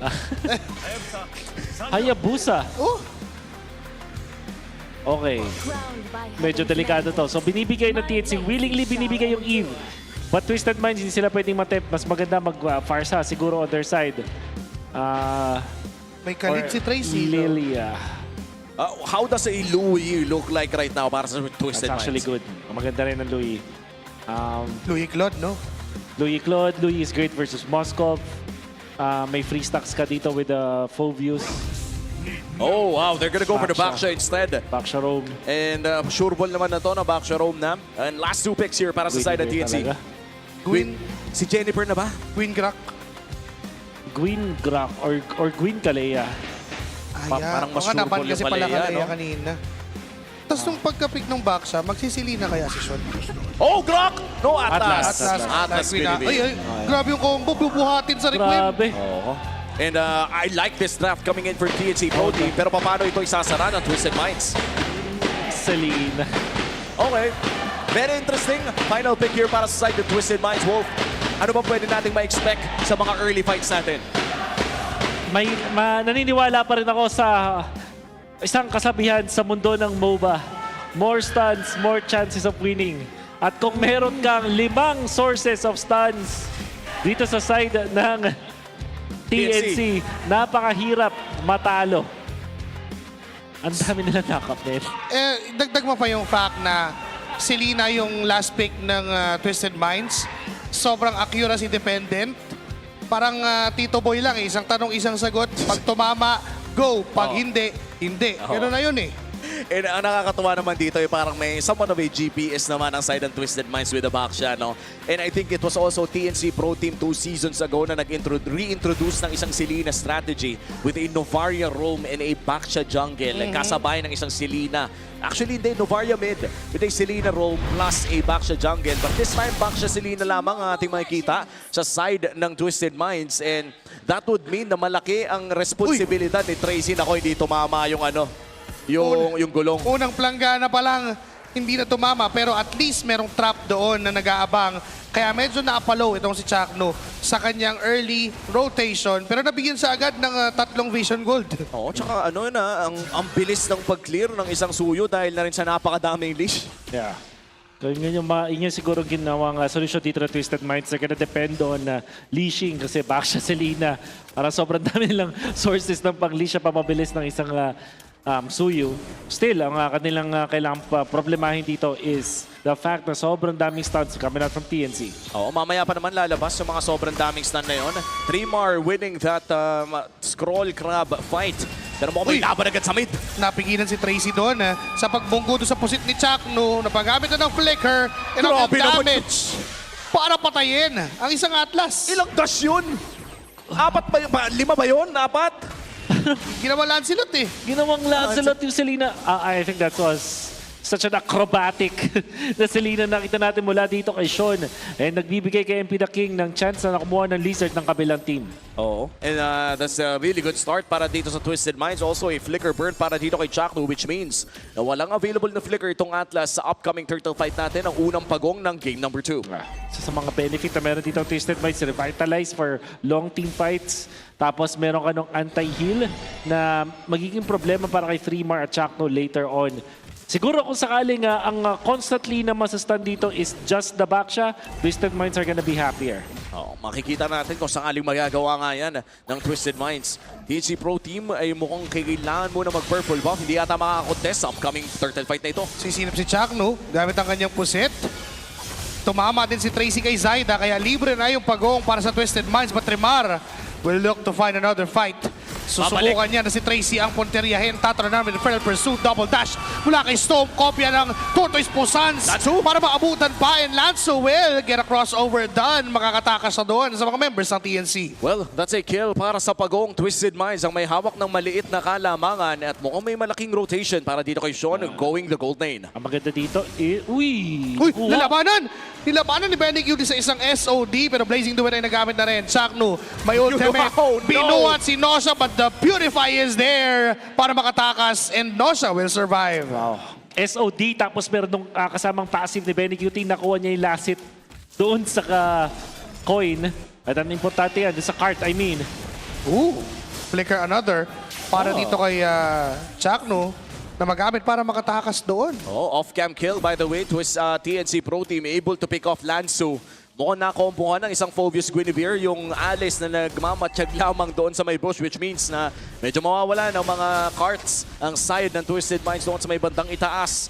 Pero hindi pa naman ganun kalaki yung mawawala sa kanila. Yeah. Fortunately for Benny Kitty, naka-equalize siya dito. Nakapag-double lane na rin kasi si Nosha after the turtle fight. So that would be na positive na gold lane advantage para sa Twisted Minds, but it didn't happen. So dahil na pupuruan na rin itong si Lanzo sa may top lane with the rotations coming from Zaida, this game is slowly getting into the hands of TNC. Applicable pa rin ba yung kasabihan dati na kapag nakita mo daw, pag hindi mo na daw nakikita yung Claude sa lane mo, ay ibig sabihin na nanalo yung Claude? Applicable pa rin ba yung kasabihan na yun dito? In general, yes. Lalo na mayroon tayong expanding rivers. So even more so applicable yan sa ganitong scenario. Pag nawawala yung Claude, ibig sabihin double lane na yun. O di kaya bumabanat ng mga jungle camps para mapabilis yung jungler niya. Diba? So may layang gumalaw kumbaga. Pero si Chakno ngayon ay di gustong palayain ng mga members ng Twisted Minds. Tinitingnan mata sa mata. Nag-aabang ng setup. Aabot ba? MP the King will secure retribution. Siya makakakuha ng pagong. At dediretso papalayo ang Twisted Minds. Mukhang side lane pressure na ang binibigyan ng TNC Pro Team with this Moskov pushing up top. Pero may response naman ng TNC dito sa may bandang ibaba. I feel like that was a no trade. Wala atang nakuha ang side ng TNC doon. Actually, is very surprised na ganun yung pangyayari with all of the team fight na meron ng TNC. Lahat ng magandang early game nakuha nila, tapos meron silang 5 sources ng stun. In that case, 4 lang yung mga hero nila. Still, nanakawan pa sila ni MP the King. So that's a question mark for me. So that cannot happen again for TNC. Tracy. Perfect match. Si Sean! Ni Chakno plus that setup para kay Sean. Pero Sky Piercer stacks mula kay MP the King. Patay ang setter, patay ang roamer ng TNC. Parang napapangit pa ata para sa side ng TNC yung play na yun. Minsan talaga parang abot mo na yung isang bagay na gusto mo pero inabot mo pa yung nasa likod nun. Minsan ang blessing nasa harap na natin pero mas ginugusto pa natin ng iba at doon tayo napapahamak. Okay, parang may pinaguhugutan na. Twisted Minds. Lamang ngayon ang 400. Mukhang kailangan pa nilang palaki nito kaya naman pupunta na sila ng bottom lane. Trimar, potential 4v1. Nariyan na naman si Zaida. Pagpasok niya doon kay Nosha, nandun si Tracy, nandun din si Sean. Si Zaida ay malilate ng dating. And even itong si Storm, agawan doon sa Gold Crab at nakuha pa ni Storm. TNC Pro Team, umahawak pa rin naman. Still an even ball game para dito sa ating 6-minute game number 2. 25 seconds bago lumabas ang pinakahuling or actually second turtle pa lamang ng... Actually, huli na pala ang ating pinakahuling pagong ng larong ito at mukhang kayang-kayang lumaban ng parehas na koponan around that turtle pit. Ang tanong na lamang ay kung sinong mauuna. Radiant armor picked up by both roamers. Ayun ang nauna. Purify Force is really good para sa TNC. Lalo na kasi nasa gold side yung ating turtle ngayon. So expected na magkakaroon ng isang massive 5v5 or a 4v5 led by TNC dahil yung pressure ni Benny Cutie doon sa offlane, yun na naman yung mangyayari. Pero that gives an opportunity for Chakno to set up dahil wala nga Purify itong si Nosha. Naghihintay ng paglabas ng Puset Tracy on that turtle pit. Pero binigay na ng TNC para maging successful si Benny Cutie. At wala atang laban muli na kukunin. Maliban na lang kung bibigyan na nila dito si Tracy. Tracy tinalon-talunan. Nandiyan na yung Puset. Lansu umaaba ng kanyang ultimate. Throne of Ruins ay kinasana. Masiseta pa yung isa. Chakno pinatagal ng onte yung kanyang Fatal Legs. Tumanan na naman si Tremaro. Naipin sa gitna ng mga members sa Twisted Minds. Si Storm ngayon ay aabutan. Si Chakno din ay sinusubukang habulin ni MP the King.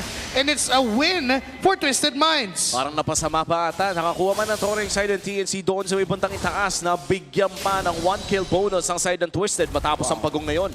I wonder what's happening para dito sa TNC. They are looking lost and disconnected. Hindi nila nagagamit yung mga spells nila in coordination. And to think na napakadami nilang pwedeng i-combo sa isa't isa, doon pa sila nadadali. Siyempre, big props na rin sa pagkagamit ng Revitalize mula sa Twisted Minds. I think it's crucial to have yung sustain at dumepende na lang sa kanilang pagiging makunat dito ang Twisted Minds up against TNC. Tsaka makakuha na naman ng Torres sa taas ng Twisted. Kaya naman lolobo ang kanilang gold lead mula 400 to 2,000 within a span of 1 minute. Nakakuha sila ng 2 malaking objectives. Ladso, tinatanong na lang ni Tremar.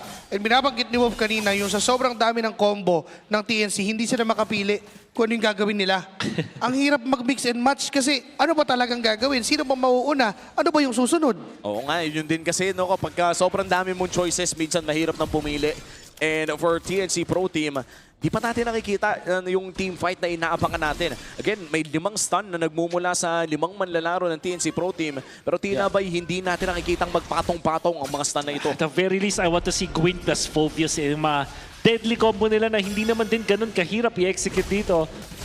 At if they play it perfectly, si Tracy kaya nilang i-burst down with all the stunts na meron sila. And then siguro itong si Stone, nakita ko kanina na kinakopy niya yung ulti ni Baksha, which in many ways is also good kasi parang yun yung way nila para i-counter yung anti-heal. Pero parang hindi yata yun yung best option kasi kailangan nila ng damage. Biniblitz ba ng Twisted Minds to? Kasi hindi binibitawan ni Nosha. Chakno lang ang nandun para tignan kung ano nang nangyayari doon sa Lord. Zaida and Trimar sa likod ni Chakno. Lanzo ay papasok para tignan kung sino yung mga kakampi niyang nandyan. Zaida, pepwersahin nilang tumalon. Tinamaan at inabot itong si Tracy. Low on HP na yung Lord 5K. 4, 3, 2, 1. Kay Lanzo pa napunta yun. At ngayon magkakaubusan. Bagsakan pa unti-unti. 3 buhay na ang nakuha ni MP the King. Make it 4. No show na magiging kapalit. Si Trimar ay naipit. Maniac for MP the King. Yung bang Savage, wala pa si Benny Cutie. Oy, 8 seconds pa naman para mabuhay si Chakno, but that is a big win para sa Twisted Minds with Lansu securing the Lord. Unbelievable. TNC, sobrang grouped up together. Granted, lahat naman talaga sila pa-dive, pero masyado silang nagsama-sama. At ang target nila doon is just Tracy, which left itong si MP the King freely hitting, pati itong si Nosha. Makikita natin sa replay, tinalunan nila at kinumitan itong si Tracy. Naghanap naman sa likod itong si Chakno pero na-dodge siya 2 beses ni MP the King. Eventually, still snagging that guy. Pero not enough na dahil yung mga damage dealers na TNC na ilang na doon sa may likuran. Lanzo making sure to zone out Benny Cutie as well. And that was such a great box execution mula sa Twisted Minds. Gusto ata ni Tracy maghanap ng laban, ha? Teka, gumulong siya doon sa likod. Manggagaling, Chakno, perfect match. Paatras, may Lord na tangan ang Twisted Minds. Puputok yung Holy Shields doon sa top lane. Pwedeng isunod na yung bandang middle lane pero may outer turret pa doon sa bottom lane na inaasikaso na ni MP the King. At yun ang pwedeng pagsunod-sunurin ng Twisted Minds. Oo, at mukhang isusunod na rin yung mga inhibitor turrets. Tumatama na rin yung mga abyssal arrows na nagmumula dito kay Sean. And they still have 2 Holy Shields. Make that 1. Makakadepensa naman ng side ng TNC Pro Team with 0 casualties. Pero lumalaki na nga ang kalamangan ng Twisted Minds to a 6,000 gold deficit for TNC. Medyo mahirap na, kinukulang na ata sila ng damage para i-burst yung mga frontliners ng Twisted Minds. This is looking difficult na para sa TNC pero ang maganda naman sa composition nila dito, they still have the Moscow. And they also have yung mga stunts nila na in fairness naman, hindi naman nawawala yung scaling. May impact pa rin up until the late game. All they have to do is to land it. Stagger nila ng properly yung kanilang mga stunts dito. Look for the proper target. Maybe skip Tracy. Make sure that si Benny Cutie ay hindi na zone out itong ating Alice. So, with all that combined together, feeling ko ang pinaka-best target sa kanila na unahin is going to be Lanzo. Oo, it's either Lanzo or Sean. Basta yung walang Fury at that point. And Lanzo, I feel like the moment naman na ma-burst nyo before the Throne of Ruin comes in, medyo magiging mahirap yon para sa Twisted Minds. And right now, we are entering the 12-minute mark. Hinihintay natin yung susunod na malaking objective. Sinasabi ni Wolf dito, yung combo kailangan tumama eh. Parang walang silbi yung Dempsey roll ni Ipo kung hindi siya susuntok eh. Oo. Totoo naman. Kung gagalaw-galaw ka lang ng Dempsey roll at hindi ka susuntok, pagod ka lang. Oo, pagod ka lang. Isang season na yon. 4 na episodes, kaka-Dempsey roll. Dempsey roll ng Dempsey roll. Huwag kayong mag-alala, yung Dempsey roll naman, isang episode muna yun bago tumama. Di ba iano muna niya yun, wind up pa niya muna. Oo, may kasama pang flashback yun. May flashback pa pala, so 2 episodes pala. Parang tira ni Kogor eh. Ganun kahaba. Ngayon, magiging mahaba ba yung Lord Dance? Kasi mukhang minamadali ng Twisted Minds. May mga araw na ligaw na bigla na lang lumilipad para magbigay ng vision at kung sakaling tumama ay pwedeng magsimula ng laban for Twisted Minds. Nakanda na rin naman ang TNC. Nandyan si Chakno tumitingin. May hawak na Throne of Ruin dito si Stoma. Pwedeng gumawa ng malaking play aside ng TNC Pro Team. Ang dami nilang pwedeng kombohan. Abyssal Arrow, marks on Trimar. Di pa naman nakikita yung Moskov doon sa may bandang itaas kaya hindi pa biniblitz ito ng Twisted Minds. TRACY looking for Chakno. Siya na daw ang mag-initiate. Kung ayaw daw ng TNC, kami na mismo yung lalaban. Si Chakno agad ang napatumba kay may Winter Crown mula kay Zaida pero enough ba yun? Dahil okay lang ang buhay niya. No siya magiging kapalit ng buhay ni Chakno pero wala din naman itong si Zaida. Ngayon si Benny Cutie ay tuloy lang sa kanyang ginagawa. SOD!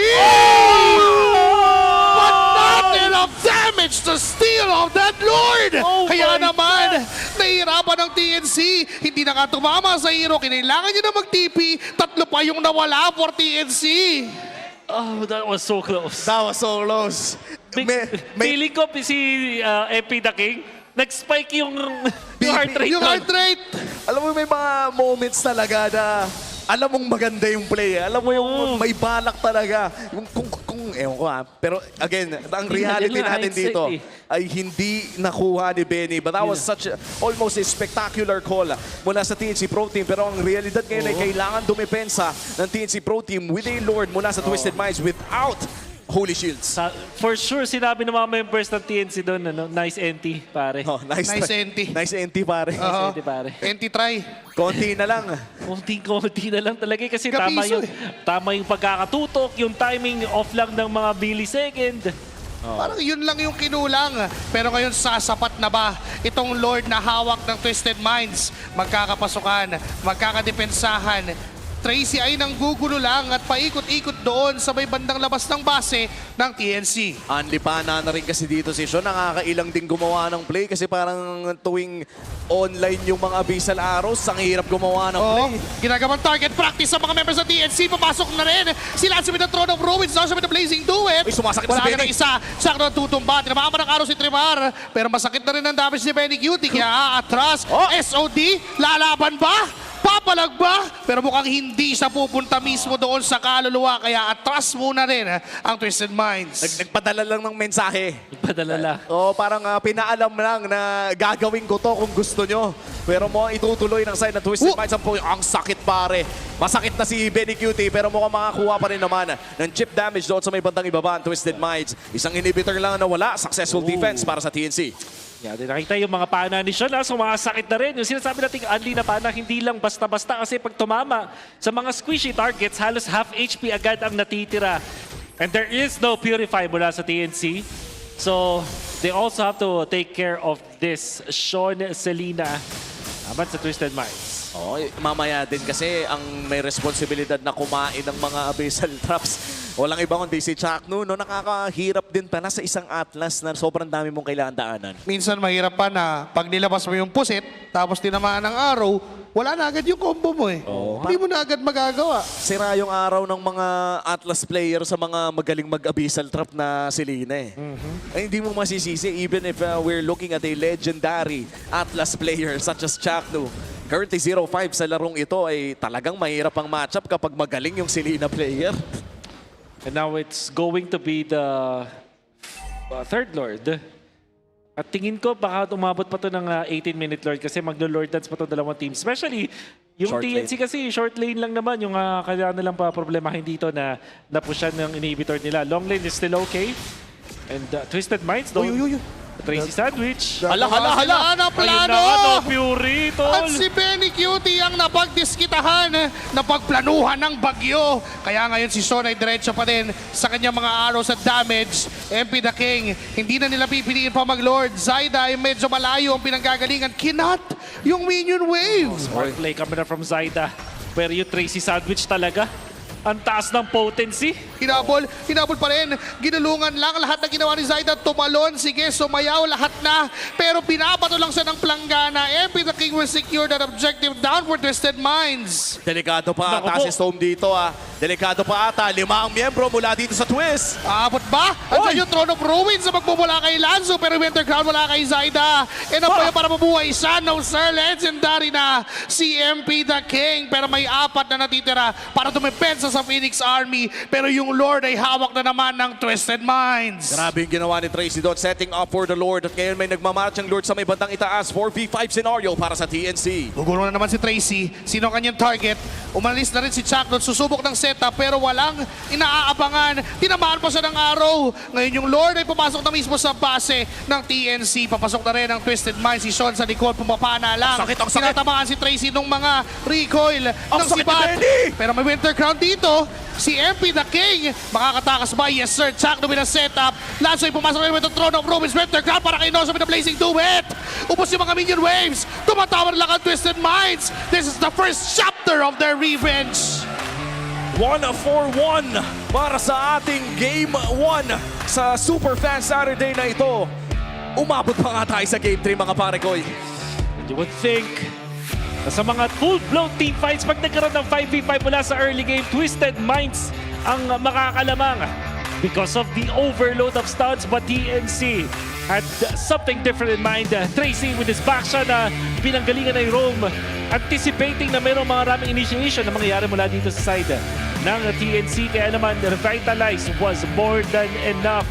Napakagandang pagbabalik mula dito sa members ng Twisted Minds. At ang sakit kasi sa ulo, no, na may lumapit bigla na back siya sa'yo. Wala kang flicker, kakadash mo lang. There were very minimal choices para sa Bagyo noong oras na yon. And when we look back sa mga ganong klaseng play, it's hard to believe na this used to be a bench player. Na nagkakol ng mga play na to. Alam mo, yung unang beses ko nakita yung pag-backstab ni Tracy with the Tracy sandwich is more of a for hype lang. The second time that he did it, doon natin masabi, okay, sige, plano pala talaga to ng TNC. Dalawang beses naging successful. But now, the third time that I'm seeing it, parang pattern na to eh. Oh. Mukhang meron talaga, and meron talagang panglilikod at flank type talaga. Itong si Tracy. Oo, yun din eh. Parang kapag pinag-uusapan natin si Tracy, alam natin na proactive player siya. Pero the fact is, di lang player kundi proactive shot caller din sa mga ganong klaseng plays. Yes. And hindi masyado gumana nung first game. But this one, very different. I was just about to say that. Kasi during the first game, yung Cho ay may kailangan pang gawing combo. Diba? Kailangan pa niyang sumipa ng tama yung angulo. Kailangan pa niyang galawan, pumwesto, pero dito sa baksa, ang kailangan niya lang gawin, pungguin. Kasi may paparating na pana right afterwards. Oo nga. Ganda rin ng idea kasi parang alam nila na hindi naman naka-purify or purify itong si Benny. And gusto ko rin balikan yung game ano yung nag-prompt sa kanila na pumunta doon. Siguro may naka-scout muna. Tapos ang layo din nung binagtas nila with that conceal. In fairness naman, pag naka-conceal ka on this back siya, sobrang bilis nga naman nung way mo para dumating doon. At nakita nga natin kung kung gaano ka-potent ang Tracy sandwich. Kasi nakikita natin siya, 3 beses siya naging successful so far all throughout ng paglalaro ni Tracy. Totoo. Pero parang every game nag-a-attempt kasi siya. Yun parang din consistent, no? Oo. Consistent na proactive at nakakatuwa makita yan mula sa rookie technically sa season na ito. Pero again, veterano na in terms of international play. Matagal-tagal na rin na sa ibang bansa. Ito yung literal na OFW na umuwi sa Pilipinas at marami ng baon para sa pamilya. Dami nang naipundar. Dami nang naipundar. Shoutout nga pala sa mga OFW natin dyan. Hanggang ngayon ay nakasuporta sa MPL Philippines and lagi nating nararamdaman yan. Especially when we look pag nakaka-chancing na nakakalipad tayo sa ibang bansa o may mga... Hindi ako muna mag-yes sa sinabi mo. Dahil sa word na ginamit mo. Oo, tapos may mga araw din na nakakasalubong natin ng mga manlalarong abroad. Ayan naman. Manlalarong Filipino. Manlalarong Filipino. Abroad. O ang tinatawag natin Mafia. Tama. Ayan, ang dami. Nakakatuwang makita na ganun talaga ang community ng MPL. Mapasan man sa buong mundo. Ilang taon na ulit itong liga na to? O, pop quiz. Hindi yung hindi daw makasagot. 17 divided by 2. 17 divided by 2 is... Ako, mahina ako sa mata. 8.5. 8.5. 17 divided by 2. Oh, 8.5. Mayroon na tayong 8 taon kasama ang ating mga viewers. Makalain. 8 taon kasama ang aking idol? Ang aking idol na si Rockhart. Nandito lang. Nandun lang. Malapit-lapit lang. Malapit-lapit 17 seasons? 17 seasons. Dito ka pa rin? Ito yung nakakatuwa. Yung Smart Power Pose actually meron, no? Idamay nyo na po ang mukha ninyo kasama ang inyong kamay dahil you can bring your game face on for the Smart Power Pose. Gayahin lamang si Storm Hindi ko alam kung Spider-Man ba. Hindi, finger gun sa ata yan. Finger na may guns. konting ngiti at may konting kindat. Kindat. Asan yung kindat, Asan bossing? yung kindat, bossing? Ikindat mo. Ikindat mo, bossing. Ikindat mo, bossing. May kindat po May yan. kindat yan. Ay, hindi. Hindi na daw kailangan. Okay. May mga taong hindi kayang kumindat. Alam niyo ba yun? At least kaya ko naman. O, tingin nga. Sige. Ay, yung bogey. May 500 ka ba yan? Congratulations kay Kuya nanalo sa ating Smart Power Post. Nandito rin naman ang cool down effect with the Clear Men. Super fans, alam nyo ba ang mga lalaki ay 5 times more prone to dandruff? Don't let flakes ruin your focus. Power up with Clear Men. Its super cooling power gives you 100% dandruff-free hair for that ultimate fresh feeling. Supercharged with Clear. Ayan, ang ating mga super fans na nakakakuha ng mga libreng bagay mula sa ating mga partners and sponsors. Grabe humawi si Kuya. Oo, tingin naman sa likod. Ayan Akala na. ko nga kanina si Kuya Tits eh. Sino yun? Si Kuya Tits. Yung sa ng... Signal. Signal, okay. Oh. Ngayon ay dating naging part pa rin ng RRQ. That's right. Akala ko tuloy, parang inisip ko, Nets? Tets pala, si Tets. Okay. Okay, yun ang ating game number 2 by the way. Nakita natin ang isang Baksha Selena. Strategy mula sa side ng Twisted Minds. Oldie but goodie pa rin. Isa sa mga pinakamatandang Selena trick in the book. Yeah, the leash, sinasabi ng mga players natin. Misnomer na yan guys, pero siguro kung nanonood naman kayo ng mga RG ng mga pro players, baka familiar na kayo sa term na leash. Long story short, ang ginagamit nila dito is yung Selena or Baksha, bihirang magkasama together para pabilisin yung pag-farm ng isang jungler. But there was a season, back in Season 7, yun yung ginagamit na strategy kapag gusto mong mapabilis yung jungler mo, lalo na time na ang mga junglers ay hindi pa required na mag-retribution. The way that you flash farm is utilize itong Selena or Baksha. Minsan ginagamit ang Johead or Lilia in that scenario. But of course, Selena plus Baksha is also very good to use. And again, MP the King and of course, Twisted Minds denying the last game sweep mula sa TNC Pro Team. Hindi naman sa pagmamasama, parang birin mo, last game na ng TNC, ginaganyan pa ng Twisted Minds. Pero kasi may pinaglalaban ng Twisted Minds dito eh. To be fair, mas parang kung ikaw ay competitor, mas gusto mo na parang talagang pinapahirapan ka. Totoo. Because that means that if you eventually win, parang hindi binigay lang sa'yo basta-basta kinuha mo mismo. Totoo. Parang mas may dating na pinaghirapan mo rin talaga nakunin yon. And for Twisted Minds, tulad nga na sinabi ni Wum, meron din kasi silang gustong mangyari dito. They want to secure their own 5th seed. O selyohan na hindi na sila bababa ng number 6 sa ating standings. And the way to do that is to win against TNC and wish for APBR or Aurora to lose 1. So, technically, parang mangyayari kasi maglalaban yung APBR at Aurora sa last day bukas. Totoo. Kung manalo ang Twisted Minds dito, sure ball 5th seed. Let's say sure ball 5th seed na. Sino ang likely na kalaban ng Twisted Minds if they were 5th seed? That should be Omega. Kasi kung tama din ang pagkakaalala ko, top 3 3 versus 6 na secure. Yeah, 3 versus 6, 4 versus 5, and secured na sa 3rd place ng ating standings ang Onyx. There is no way for them to go to the 4th. So, technically, this will secure Their Omega matchup against Omega. Kung manalo dito ang Twisted Minds, sure ball Omega na kanilang kalaban sa playoffs. And first round to, play-ins pa rin ang pinag-uusapan natin. At kung matalo naman ang side ng Twisted Minds at manalo ang Aurora Gaming sa mga susunod nilang laban, ay may potential pang mangyari na maging number 6 sila at ang kanilang mga kalaban ay Onyx. Yeah, that's right. Mas mataas na seed, no? Not winning today means Onyx para sa Twisted Minds. Ganun ang kasimple. And I don't think you want Onyx early on sa playoffs. For sure. Walang may gusto na Onyx agad ang kalaban early on in the playoffs. At babalikan natin ang ating draft from Games 1 and Game 2. When we look at the bans coming in from Twisted Minds, kadalasan talaga ay Fanny Marcel ang no-goes nila. Kumbaga, sure ball, hindi na makakapasok ito. Yeah. I'm expecting that to happen still on the Game 3. I mean, Coach Bonchan, isa siya sa mga coach na may tendency ulitin yung draft at magbago lang ng minimal details. Yeah. Ang kagandahan dito sa nakita natin is kakaibang mga tech ng dalawang teams natin. The first one, having this Nolan last pick para sa TNC gave them the advantage at meron sila ng glue para kay Changto. So last 2 picks talaga yung nagpapanalo sa TNC in game number 1. And then game number 2, the last pick Selena na ngayon makikita natin mula doon kay Sean. Rank number 1 as most kills after week 7 on this mid lane role. Hindi na dagdagan masyado kanina ang most kills na yan after week 7 dahil 1 kill lamang. But a spectacular performance in terms of assists, 1-1 and 10 kung di ako nagkakamali, or 1-1 and 12 ata pagtapos ng game 2 na iyon. But as of now, isa na rin naman kasi si Sean na laging, pag sinabi mong carry mage nung last season, si Sean ang isa sa mga talagang lumalabas na pangalan sa salitang iyon. And parang ang sarap din tignan na rank 2 si Haji, yung currently rank 1 sa highest skills with no deaths at rank 2 doon si Sean. So parang merong in 2 records naglalaban talaga silang dalawa na gusto niyang gusto niyang higitan yung ginagawa ni Haji. And by this time for the kills na higitan man niya, pero nagmamatter na rin yung pagiging role player ng ni Sean dito sa mga games ng Twisted Minds kasi there were times na assist lang talaga yung pinakakailangan mo sa kanya. Totoo, di mo naman kailangan pumatay all the time. And gusto kong balikan yung isang nalaman ko na thoughts dito ni Sean. In one of the interviews na maswerte kong nakuha kasama si Sean, ang sinabi ni Sean ay naniniwala ako na kaya kong gawin ang lahat.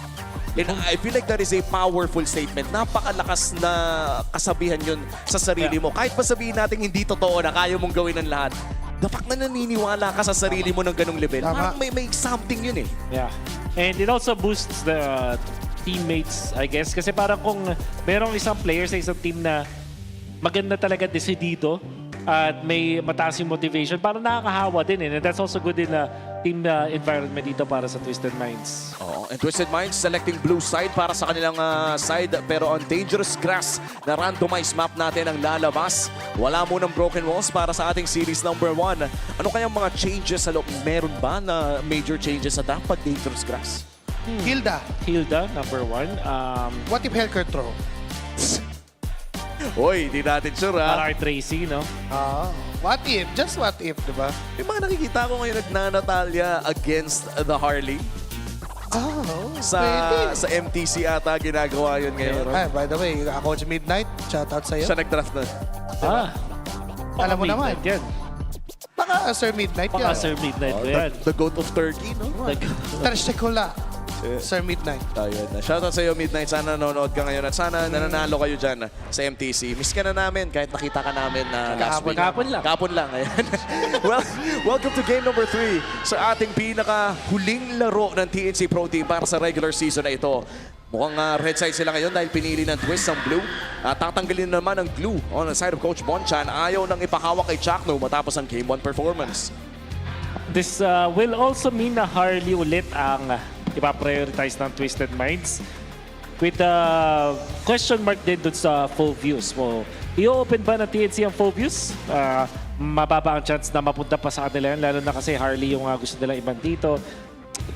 What would that mean is Suyu and Claude yung magiging trade-off. So, full view, Suyu, Claude ang mga first 3 picks ng dalawang team sa atin dito na expected natin. Oo. Tingnan natin kung magkakatotoo, no? Wait, let me list that down again. Full view, Suyu, and Claude. Yes. Yan ang tatlong minamatahan natin. Maliban na lang kung may matatanggal agad dito. With the full views taken out, ano yung papalit sa tatlo na yon? Either Harley or Suyu.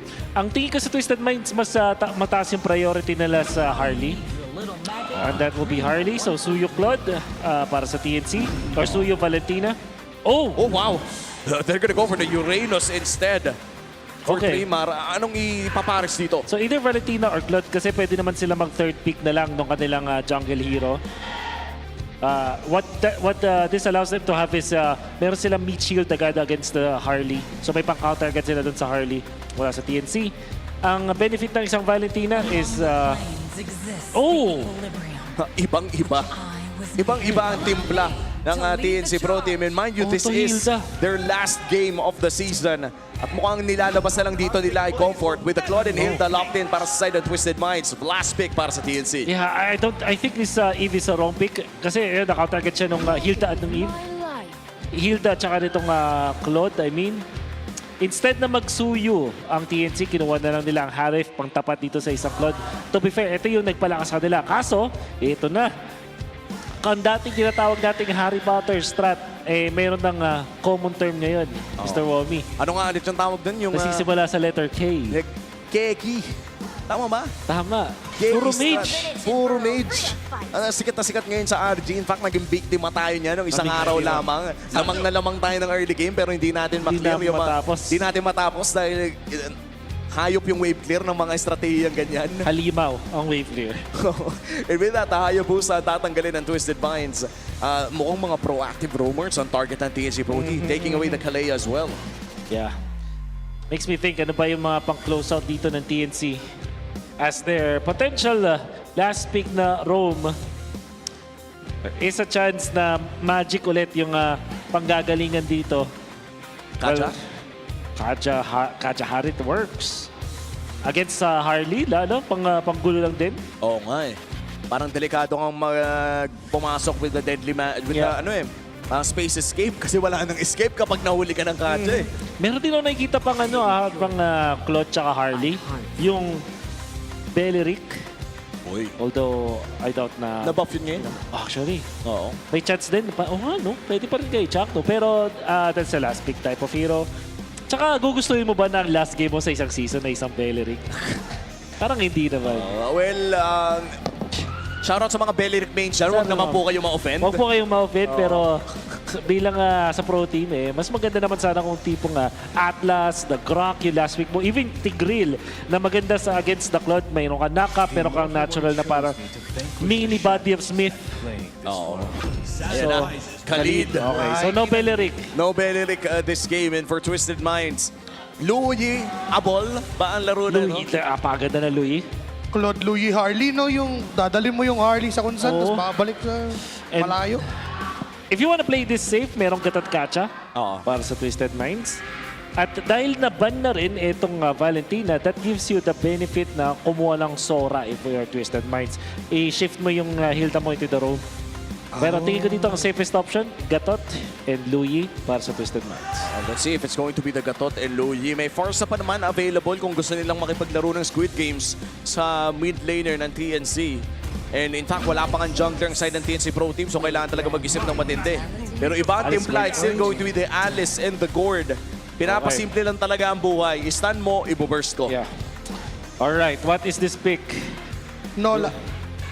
It's potential. Against Kaso ang Harley. hirap pala. Pero okay lang kasi since mobile enough yung... Oh! Bigay mo sa akin, Saber! Papatayin ko! Si MP the King! Level 4! One shot! Let's go! Saber secured para dito sa TNC Pro Team. Sabi kanina ni Wood, papayag ka ba naman ba na Beleric ang last game mo? Kung last game mo na regular season. Naging Uranus jungle, Rome Saber. Oh! Joke lang. Teka lang. Joke lang. Hindi. Ayan. Ito Saber Jungle na huling humawak nito sa pagkakaalala ko, isang pogi din sa napangangalang Kyrie. Tama, sa ENC qualifiers. This time around, hahawakan naman ito ni Zaida na isa ding pogi na ngayon ay may hawak na Saber. Kapag nag-space escape ka man din lang, ipo-burst ka din lang ng Saber na ito. Who would have thought na isa si Zaida na funny player na sobrang daming pwedeng pindutin. Ang pinaka-last game niya ng Season 17 would be a Saber. Welcome to game number 3 of our first series ng Superfan Saturday na ito. Ang pinakahuling laro ng TNC Pro Team kontra Twisted Minds. Season ang Hunter. Medyo masakit lang kasi pag ikaw yung Saber Jungle, di ka makapag-master assassin Yun, tapos wala kang execute. Wala kang execute din. Pero masakit pa rin naman yung damage. Going for the Temporal Rain though, yan ang pinaka-interesting for me. Para, I guess for quick dash out din kung sakali. At ang hindi ko lang gusto dito is, hindi masyadong maganda ang combo na isang Saber with a semi-keki strat. Kasi magic-based kung nag-base sila ng armor, kung meron lang at least isa pa na armor-based hero, na physical-based hero dito, apart from Chakno obviously, magiging sulit yung minus armor na meron ng isang Saber. Pero parang nakakatulong din pala talaga na may isang Khalid Uranus sa side ng TNC Pro Team to provide early game meat shields. Habang nagbibuild pa ng mga pang-wave clear ang side ng TNC Pro Team. And sa ngayon, naghihintay lamang tayo ng level 4 para kay Zaida. Alam nyo naman na yung copy-paste dyan. The moment na makuha yung level 4, Ilagay nyo na sa comment section. Tama, yun na yun. Bigay nyo sa akin na saber. Wala pa naman, and hindi pa natin nakikita yung ultimate na yon. But still, ito na naman yung tapatan ni Chakno at ni Tracy. Hindi nila pinagpapahinga isa't isa. Sino ang unang biktima ng saber na to? Ayan na. Triple sweep secured para dito kay Zaida. Sino ang unang papauwiin? Wait lang. Ang tanong ay, kaya ba niyang pauwiin? Medyo makunat yung mga nasa harapan niya. Hindi si Tracy ang tamang target. Hindi rin si Lanzo. So technically, maghahanap pa. Malayo din si MP the King playing cross map against doon sa members ng TNC. Lalayuan talaga. Kailangan mag-isip ng pagka-unang assassination attempt. Ayan na! Ayan na! Alam mo din, Tracy. Alam mo, ha? Alam mo, ha? Ayaw niyong maging unang biktima. Ayaw mo nang maging unang biktima ng saber na to. Susubok at papasok ngayon si Lanzo. Throne of Ruins. Storm agad ang nabigyan. Wala nang RWM na mabibitawan pa. Ngayon si Lanzo ay diretso pa rin sa pagharap sa mga members ng TNC. Turtle.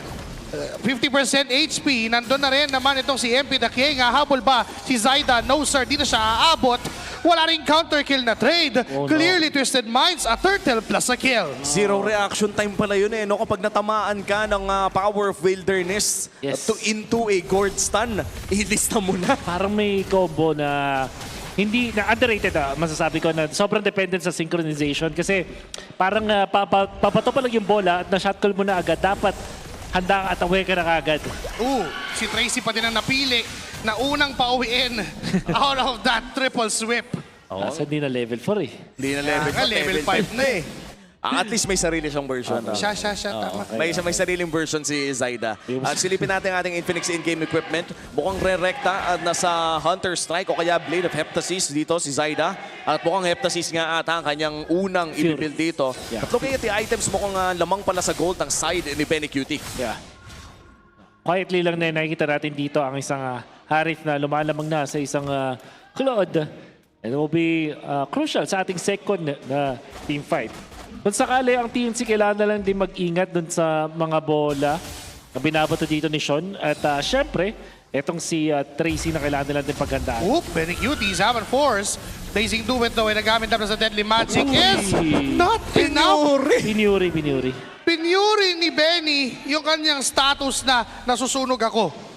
Kinailangan hipan eh. At yun ang legit na hinipan, hindi yung patawang ihip lang sa cellphone. Literal na pinurify para mabuhay. May isang tick pa kasi yung glowing one dun eh. Sure na mamamatay siya if hindi niya pinindot yung kanyang purify. Nakuha na rin ni Storm ang kanyang glowing wand. So kahit paano ay meron na silang pangtanggal doon sa regen na meron ng isang Hilda at ang isang Alice. At saktong-sakto lalabas na ang pangalawang pagong ng larong ito. Twisted Minds ang mauunang pumuesto pero makakakat si Trimar. Kaya potentially pwedeng makuha ng TNC Pro Team ang control over that area. Pero mukhang hindi pa sasama ang ating mga cultivators for the second turtle fight. Papasok na rito si Tracy. Hindi gumana yung combo na ginawa nila against kay Trimar. No HP. Flicker para kay Chakno para patayin talaga. Ngayon magdadasal at luluhod sa gitna ng laban. Buhay pa rin. Pero sabi ni Lanzo, hindi ka makakatakas sa akin. Pero yung turtle ay hawak na ng TNC. Triple sweep.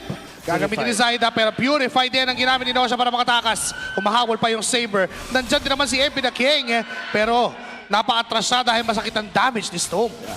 Napakadaming purify sa side ng Twisted Minds at tuloy ang pag-push para dito sa side ng TNC Pro Team. Nosha might be in trouble. May BMI pa naman palayo pero nariyan na si Sean para tumulong sa Twisted Minds. Overall, TNC Pro Team ata nakalawang sa trade na yon. Crisis averted para sa Twisted Minds pero madami pa rin panalo TNC sa palitan na yon. Na-deny din nila yung pag-double A na coming from Nosha with the rotation. Kay Zaida as they get the turtle, get the kill. Let up with the pressure din sa my bottom lane. Lamang at abante ang TNC ngayon. 500 only at this point but that is important. Tama ba yung nakikita ko dito? Papunta ng War Axe ang Saber na ito sa pagsilip natin sa Infinix in-game equipment. Fury Hammer ito, War Axe. Chakno daw. Binigyan ng maraming skills ng Twisted Minds. Deadly Magic, Ultimate Gush, and even yung ultimate ni Tracy na gamit din but still buhay. pa din si Chakno, makakaluhod pa at babalik ang kanyang buhay, Nosha is there. Mapupuntahan ni Chakno, Vision Gold lang ang gusto, pero ini-invade na ng TNC ang kampo ng Twisted Minds. At maganda ito, no? Dahil lumalaki na rin ang kanilang kalamangan dahil sa kanilang proactive play all around the map. At ang napakakunat din kasi ni Chakno. Dami mo na rin tong Uranus na nagmumula kay Trimar, both with Radiant Armors na yan na nga yung patch notes kung nasa meta ka ngayon no? Kapag roamer ka o marami ka nakikitang mga magic damage, kadalasan Radiant is the way to go na. First build Radiant. First build Radiant. And I think it's also a lot of benefit kapag ang kalaban mo isang Harley. Na first pick naman din na Twisted Minds. There was a time na talaga nakakatakot yung first pick Harley. Up until this point naman, merong mga player talaga na kapag nahawakan yung first pick Harley, they can make things work. Pero eventually, yung mga teams natin naka-evento na mapagsagot sa Harley. Uranus, for example, na may Radiant Armor. And si Chakno ay hindi niya pinapalapit ang isang members ng Twisted Minds. MP the King with the Retribution. Good zone mula kay Lanzo. Triple sweep committed. Chakno on the middle. Lanzo will fall down but Chakno stays alive. One for a turtle ang naging plano ng TNC. At hindi pa sila tapos. They could possibly get the start down middle lane. Trimar and Chakno doon sa may likod. Benny, Stone, and Zaida doon sa may bandang harap. Iniipit lang ang mga members ng Twisted Minds. Oo, good zoning mula kay Trimar. Kaya naman makakakuha pa sila ng Torre. Kasabay na rin ang Pagong na hindi sila nakasecure kanina. Kaya naman Torre para sa Pagong ang naging trade ng laban na iyon. What a clean siege mula sa TNC. Nakita mo paano sila nag-zone out ng mga members ng Twisted Minds. Tapos focus lang dun sa pag-rotate at pagkuha na yon. Saber was last played by Kaizen nung Season 10. The historic, the iconic Jungle Saber na may Pakito Roam. Yun mismo yung game na yun. If you know, you know. Legends lang ang nakakaalam. Alam mo, that could have been NXPE Batute na gumamit nun. Diba? Pero si Kaizen ang naitala sa kasaysayan. Oo. Alam mo, may timeline na ang nakasulat dyan ay NXPE Batute as used Saber 1,000 plus days ago. 1,345. Umisa pa, no? Umisa pang taon. At kung totoosin, no, NXPE pa nga yan eh. Huling coach ng NXPE. Sino pa ba? Si Nightmate pa ba yun? Hindi naman. Hindi naman. Imba DJ. Imba DJ Iba na DJ, oo. Coach Pao. Coach Pao. Grabing throwback. Kung naalala ko nga yung ano natin ng Season 10, yung venue din natin ng Season 10. Oo nga. Wait lang, teka lang. Uy, Trimar. Maker. Okay. Atras lang. 15 seconds bago lumabas ang ating pinakaunang Lord. Medyo malaki na kalamangan ng TNC Pro Team at imposing yung pwesto dito ni Zaida. Kapag may napadaan na hindi si Tracy, medyo delikado tayo dyan, pare. Mali ka ng dadaanan at papasukan liga. So kailangan mag-ingat ng Twisted. Dangerous class din kasi. Binabanggit natin kanina, ano bang picks na maganda dito? Hilda, Hellkurt. Ayan, sabi ni Zaida, Saber. Mag-aabang ako sa damo. Pero ngayon ay hindi na mag-aabang kasi papasok na yung 5 na members ng TNC. Napigilan nga lang, very cutie ay namatay sa kamay ni Lanzo at ni Sean. With that Mystic Gush, Chakno and Trimar sa harap pa din. Zaida napipilitan ng umatras. Si Nosha nag-aabang na magandang timing para pumasok na Blazing Tumit na sa likod. Nosha nga lang namatay sa kamay ni Storm. Buhay pa rin si Zaida. Hindi. Siya yung hindi nakaihip ng apoy na hatid ni Sean sa kanyang gourd. Ngayon naatas ang Twisted Minds. Sinahabol ni Trimar. MP the King naghanap ng target. Chakno ang napili. Pinatoon ng mga baraha. Mabubuhay ba? Hindi. Pero si Storm flicker pa. Si MP the King ang target. Nagkalabo-labo na. Pero 2-for-2 trade. Make it 3-for-2 kasi nabuhay na lang si Benny sa pagkakataon na yun. Ultra extended trade mula sa TNC in Twisted Minds. Sa tagal ng nilapat na yun ay nabuhay na ulit ang gold laner ng TNC. At walang junglers ang parehas na koponan. Kaya naman mukhang hindi magiging high contention ng Lord. Hintayan muna para sa parehas na koponan. I think TNC ang mas favored sa trade yun kasi mas naunang namatay si Zaida so mas mabilis siya makakapunta dito sa Lord fight na to. And with the minus armor, may burst din ng TNC lalo na nandito na si Benny Cutie. Mas mapapadali ang pag-take ng Lord para sa kanila. It has to be a creative take. Para ngayon sa Twisted Minds, si Lanzo ang magiging problema para sa TNC. At sa ngayon, no, parang wala pa tayo nakikita na malaking trade-off pero unti-unti na rin nawawala yung hawak na gold day ng TNC mula sa almost 5,000 ngayon, pababa na sa 2,000. Ano bang ginagawang tama ng Twisted Minds? Yeah. Yung team fighting nila, pag-spread din ng mapa. Nosha, of course, with his Claude, able to split push. para magbigay ng konting pressure dun sa mga side lanes against TNC at syempre magbigay ng extra gold para sa Twisted Minds. At napakailangan talaga ng Twisted Minds ng extra gold ngayon. Hinihintay pa nila itong lock item mula kay Nosha for the Trinity. Wala pang golden staff na hawak dito si Nosha pero papunta na doon. At sa Lord fight na yon, ang tanong ay aabot ba yung golden staff power spike para sa Claude? Ang laking bagay noon para sa Twisted Minds. Hawak na rin kasi ni Tremar yung Lord. Even si Zaida at si Chakno nakaposisyon sa mga damo sa paligid ng Lord. Lanso sa may balbas. No siyang umahawak. Ngayon ay sumusugod ang mga members ng TNC. Pwedeng i-blitz yung Lord. Pwedeng simulan at madaliin. Si Lanso ang nakatitig. Tracy, Power of Wilderness kay Zaida. Throne of Ruin is enough para patayin yung juggler ng TNC. Ngayon susunod pa si MP with a retribution but Nosha will fall to the hands of Trimar. Ngayon ay hahabol pa MP the King with a deadly magic plus poker tricks. Buhay pa si Trimar. Yes, buhay! Sumakto pa yung region ng Yura in the brink of death. Pumitik ng isa. Pumitik pa ng isa. Ginamit syempre yung emblem. But of course, the Twisted Minds are winning the team fight. Erasing yung 2,000 lead naman ng TNC. Sean, yung kanyang mga bola dito, hindi na talaga pwedeng biru-biruin na lang ng TNC na sasaktan na sila sa combo. At syempre, si Lanzo na gumamit nga naman ang initiation niya with that ultimate, allowing for the Twisted Minds to initiate on the members of TNC at ma-close out yung kill mula kay Sean, taking out yung retribution holder ng TNC immediately sa unang salvo ng teamfight na yun. Alam mo, may kasabihan na kapag nagda-drive ka, pag may nakita kang bola, may kasunod na bata. Tama. Pero ito kapag may nakita kang bola, may kasunod na buga mula dito kay Sean na talaga naman kahit sino ay kayang tunawin sa side ng TNC. And idagdag mo pa yung deadly magic mula dito kay MP the King. I don't think anyone on the side of TNC Pro Team ay kayang indahin yung damage. Grabe ka naman dun. Woo! Feeling ko, nagkape si Sean. Nagkape? Kasi nung nakita niya lang si Chakno, napaplicker siya. Oo, naramdaman niya kasi yung yung aura ng sphere dito ni Chakno. The presence of the Mamba. Kung ang bola lagi may batang kasunod, ina-expect niya siguro na kung merong kalid doon, may paparating na saber na rin. Mas maganda na natin mag-flicker out na lang. Totoo. Tama. Kung may kalid na nakita, may saber na kasunod. Hindi naman, imposible na mga... Imposible naman kasing kalid lang. Hindi naman mga flicker sa isang kalid lang. Pero siguro inisip doon ni Sean, may kasama to. Oo. Kasama yung Kuya.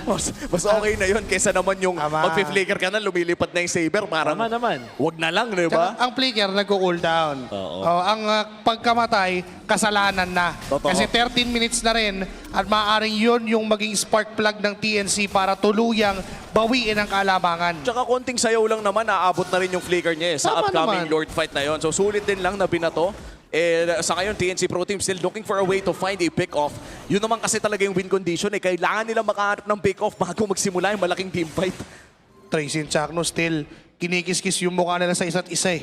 Hindi pinapaalis yung bawat isa. Pag nakikita ni Chakno si Tracy, sabi niya, kaya natin to. Pag nakikita ni Tracy si Chakno, ganun din. Kaya natin to. Alam natin sila manggagaling. Now na may Lord in 15 seconds, medyo nasa cross map pa yung laro ng dalawang teams. Saktong-sakto, no? Ay napakalayo po ng pwestuhan ng parehas na koponan sa malaking objective na magsaspawn pa lamang. The Lord already up in 2 seconds. Agad na magro-rotate ang side ng TNC Pro Team, establishing river control, moving as 5. At mukhang sisimulan agad nila. Lito Wanderer secured para sa TNC Pro Team. Lansu giving vision on the side of Twisted Minds. Pero MP the King with a Holy Crystal pickup right before this Lord.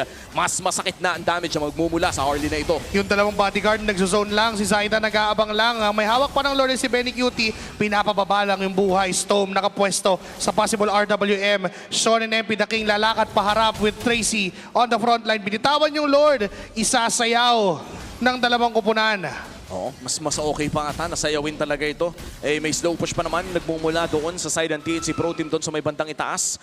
Pero mukhang matagal-tagal pa ang kanilang hihintayin para may mag-respond on the side of Twisted Minds. Pero agad-agad nang maglalakad patungong mid lane dito si Sean. Matagal na sayawan ang ating nakikita. Officially 1 minute already in this Lord Dance at hawak pa rin ng TNC ang Lord na ito.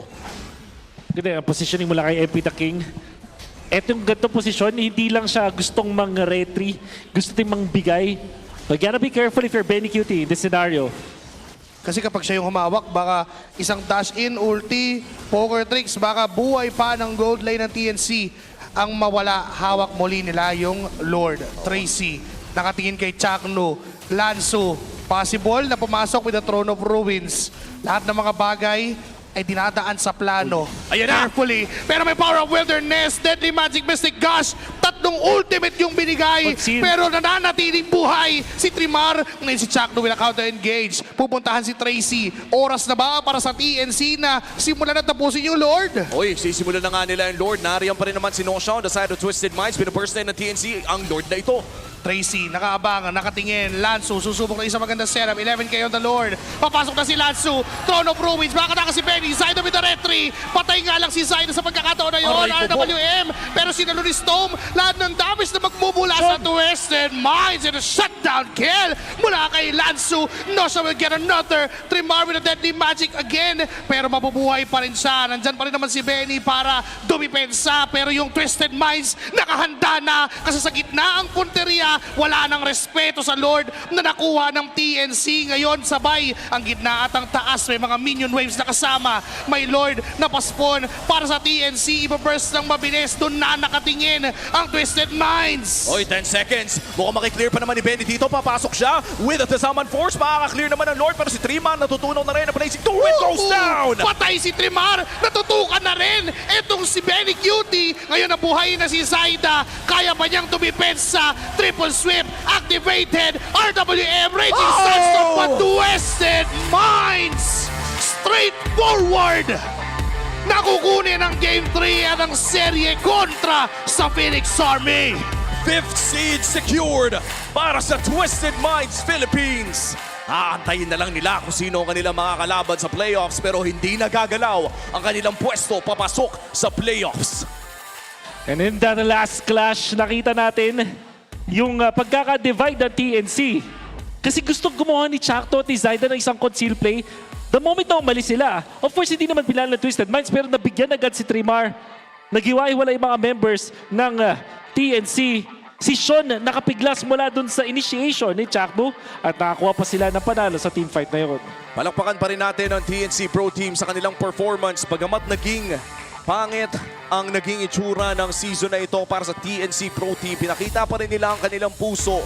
Ang kanilang expectations mula sa Season 16 ay hindi nakamit ng Season 17 pero patuloy pa rin sinusuportahan ng Phoenix Army ang TNC Pro Team at ng sambayan ng mga Pilipinong fans nila and worldwide fans na rin. Tandaan natin, isa pa rin ang TNC sa mga pinakasikat internationally. What a fight for them. But this is the end for TNC. Well, makakausap na natin ang TNC Pro Team sa main stage. Phoenix Army, we commend you for showing up today. Obviously, hindi kayo iniwanan ng inyong mga fans. And now I want to talk to Benny. Benny, I know it's unfortunate for you sa kinalabasan ng inyong Season 17. And looking back at this season, what's your biggest lesson with the Phoenix Army? Siguro yung biggest lesson for us parang itong season kahit di kami napag-playoffs, hindi namin iniisip na naging waste yung mga effort namin and yung time namin. Parang blessing pa rin to sa amin kasi sa season na to mas nakilala namin yung mga sarili namin and nalaman namin yung mga kailangan namin ayusin individually and as a team. Thank you so much, Benny Cutie. Now, Stone, naabutan kita, you've made a major comeback at tinanggap ka ng buong-buo ng community and your teammates. Anong mensahe mo sa kanila na tinanggap ka ng buong-buo?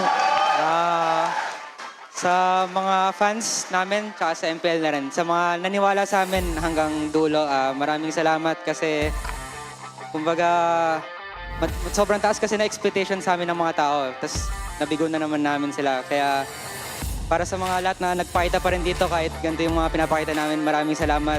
Tsaka sa pag-welcome sa akin kahit hindi naging maganda yung run. Kaya ayun lang. Thank you so much. Thank you so much, Tom. Now, Chakno. For how many seasons you've been loved by the community?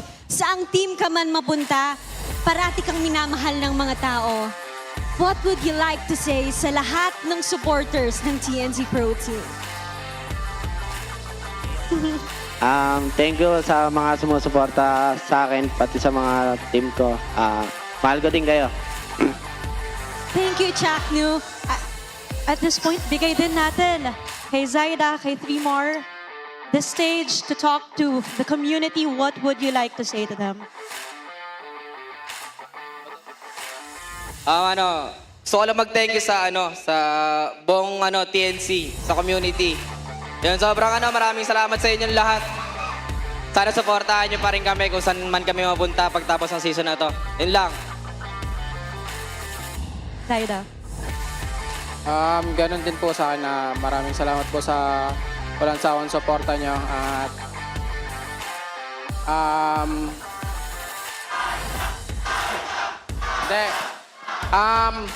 feel blessed pa rin po kasi nakapag-compete pa rin kami ngayong season at nakapaglaro sa MPL stage. Doon pa lang masaya na kami. At yun, kita-kits sa mga susunod. At di natin alam kung saan. Bahala na. Nancy, we can't leave you behind. Yes. Thank you sa lahat ng Phoenix Fam. Salamat sa suporta. Yun lang.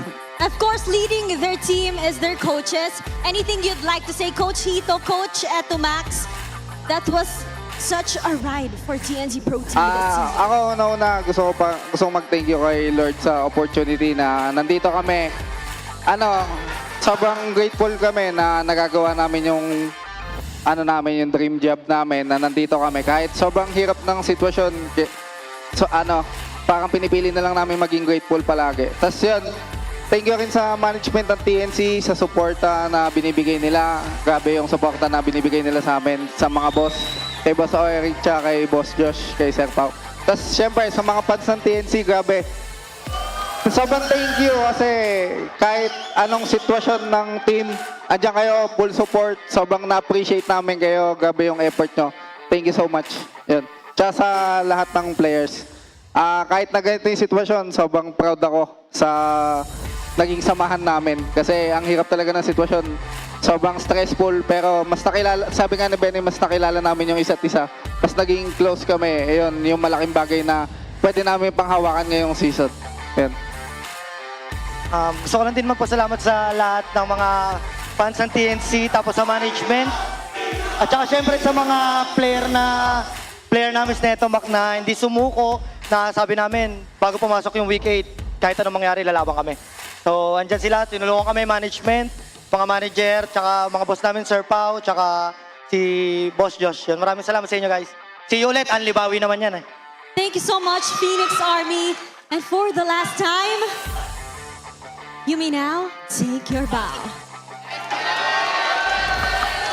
A standing ovation for TNC Pro Team from their fans. Denise, we've seen all their efforts. We've seen how hard they tried up to the last week of Season 17. And up until week 8, it was still a valiant effort from the Phoenix Army. If anything, win or lose, sama-sama tayo dito. But right now, it's time. We congratulate our winning team for this match. Congratulations, Twisted Minds! Team, congratulations. Of course, that was a reverse sweep for you. And now secured nyo na ang top 5 spot sa ating seeding. Kumusta ang naging laro nyo, MP? How was that comeback for you? Sean, baka may gusto kang sabihin. Kasi pinag-uusapan ka kanina sa caster desk. Sabi nila, ikaw daw talaga yung motivated sa team nyo at na-interview ka rin ni Womi na kaya mo raw gawin lahat. Sean, ano masasabi mo doon? Ano pa bang hindi namin nakikita from you? Di ko muna ilalabas ngayon, sa playoffs na lang. Oh. Ayun, para mas maraming gulat plays ang Twisted ba dun. Wow! Pero pinasilip na nila tayo. What they can do in the playoffs. MP the King, I wanna ask, ganda ng pinakita nyo today, but coming to the playoffs, sino pa ba yung gusto mong makalaban?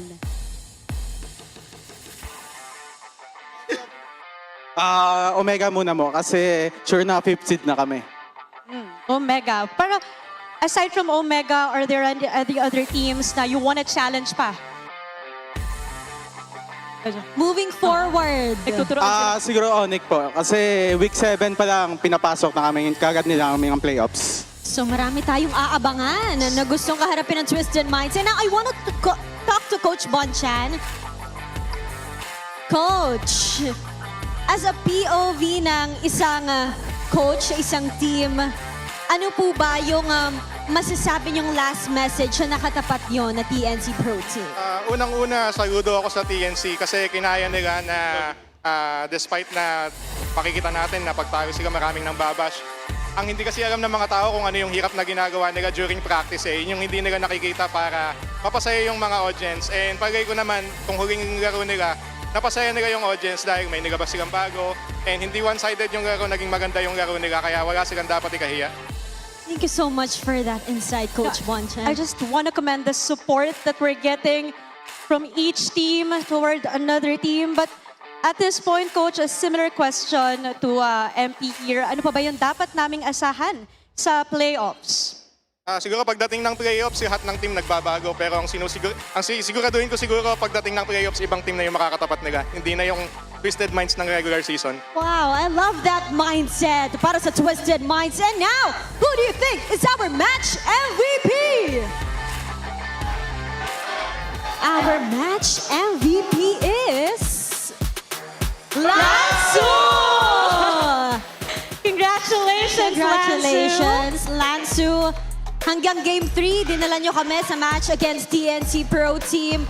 Ano ba yung naging mindset nyo na umabot kayo dun sa Game 3? Hindi lang po talaga kami nawawala ng pag-asa kasi may pang-set po kami. Yun, and malakas po yung poker namin na si Sean. Ikaw daw uli. Kahit siya yung MVP, ikaw yung hin-highlight niya. Grabe ka na talaga, Lansu, bilang isang team player. And what would you like to say to all the fans and supporters of Twisted Minds? Salamat po sa mga sumusuporta sa Twisted and sa playoffs po, papakitaan po namin kayo ng magandang laban. Yes! That is the energy. Thank you so much. Congratulations, Lansu, and to the rest of Twisted Minds.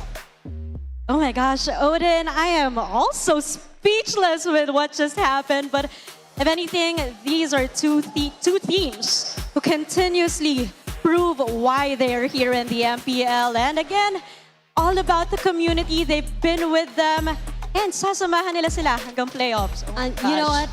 Naniniwala ako sa lahat na sinabi mo, Denise. Hindi talaga sila iniwan ng fans. And up until week 8, ay ginugulat pa rin tayo ng ating mga teams. And with that Game 3, let's see kung ano pa nga bang masasabi ng ating mga casters. Casters, ayun na to.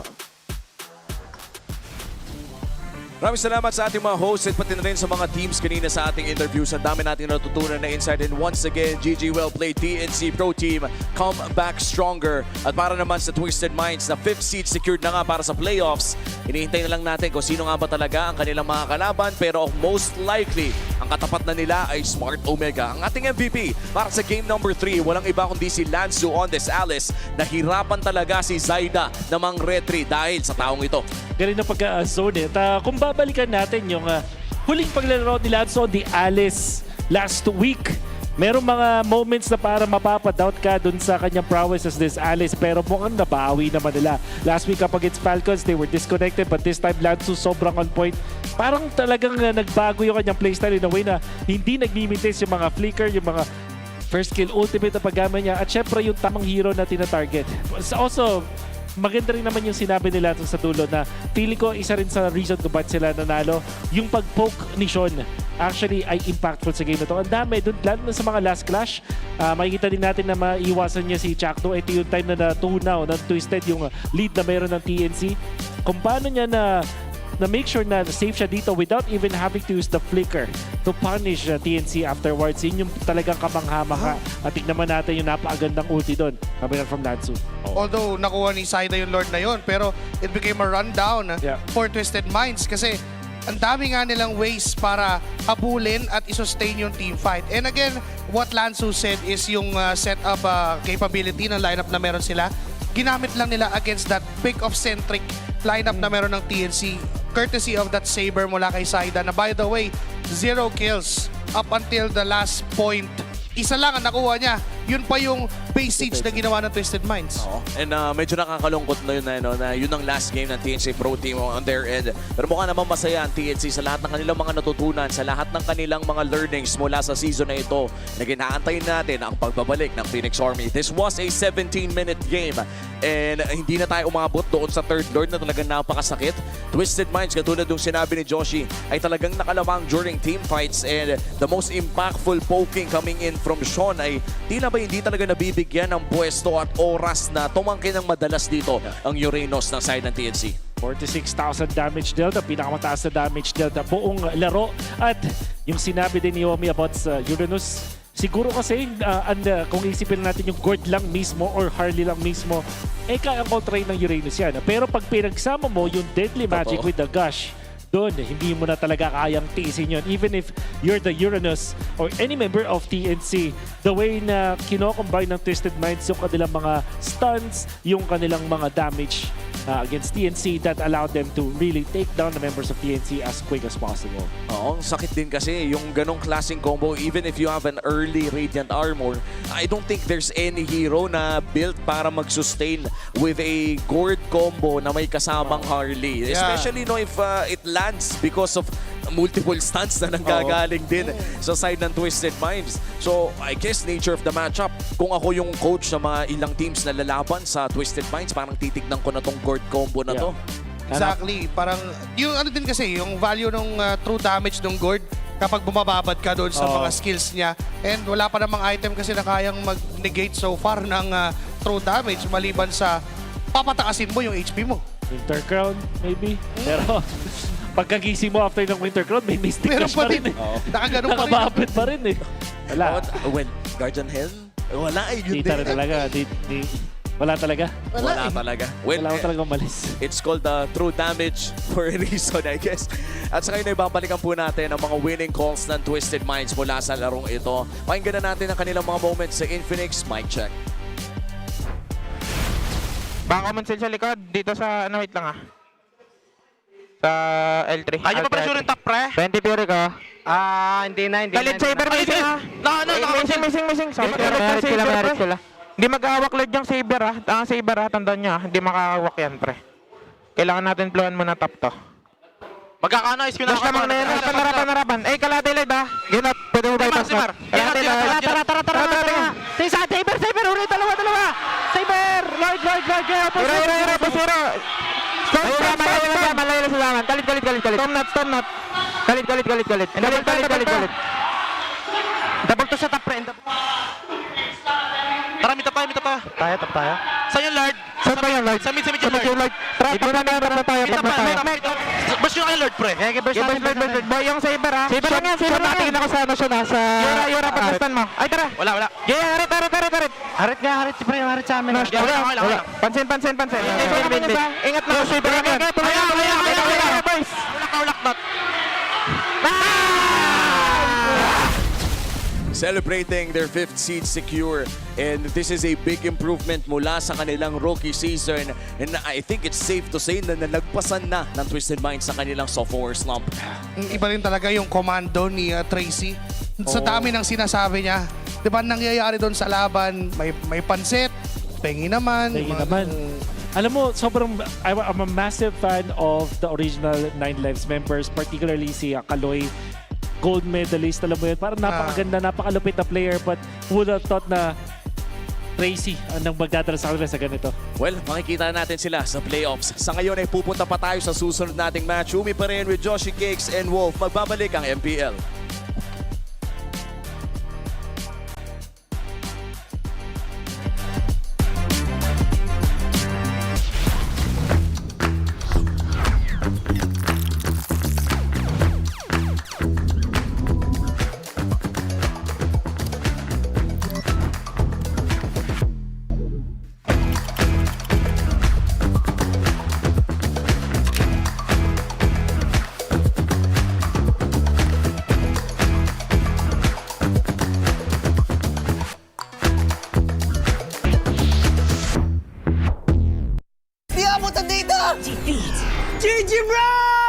worry. Be only with Smart Power All 99. Hindi bitin with 10 gig data to power your games plus only Facebook or only TikTok. Load now! Wow! You know your scalp can get up to 5 times more dandruff? Get triple anti-dandruff power. Supercharged with Clear. Hey, you! Did you know men have 1.4 times weaker scalp? Get a shampoo that's 100% made for men. Supercharged with Clear. Enemy alert. Your scalp gets 1.5 times greasier, causing dandruff. Get triple anti-dandruff power. Supercharged with Clear. Stop and pull over. Your scalp gets 1.5 times sweatier. For cooling power, supercharged with Clear.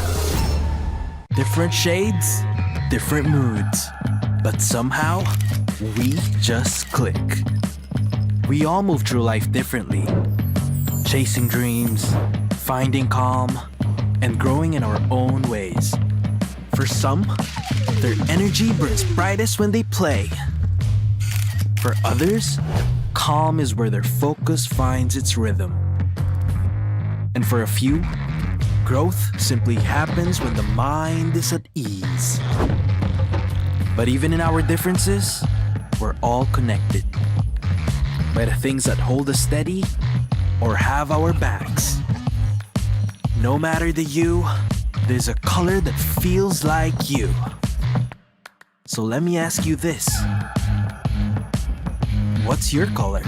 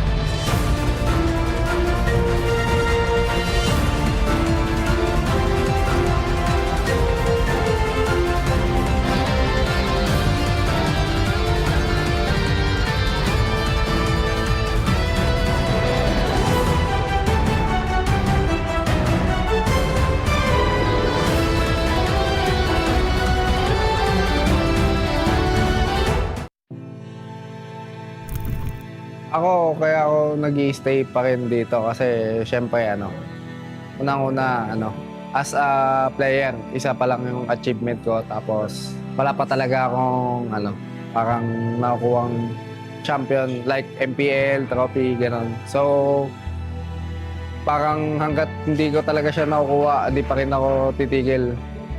Kasi parang marami rin akong sinakripisyo sa sarili ko para dito. So parang kung susuko ako, parang sayang naman yung mga sinakripisyo ko. Message ko sa past self ko, huwag kang mag-doubt sa napili mong desisyon yan. Kumbaga, although hindi mo nakukuha pa rin hanggang ngayon, huwag kang sumuko kasi lahat naman ng kung nasan ka ngayon is ibig sabihin, dinala ka para doon. So, huwag kang sumuko, huwag mong bitawan. Hindi ka naman mapupunta sa sitwasyon na to kung hindi yun yung will ni Lord para sa'yo.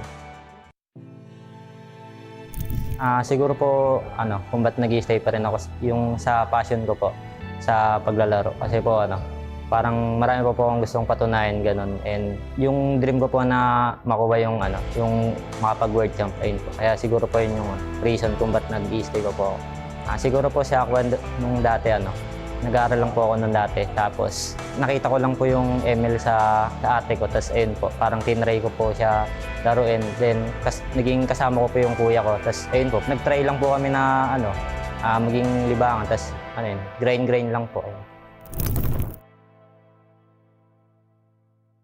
Hello MPL superfans, this is your host Denise at makakasama natin ngayon one of Aurora Gaming's fan from day one. Tama ba ako doon? Yes. From day one.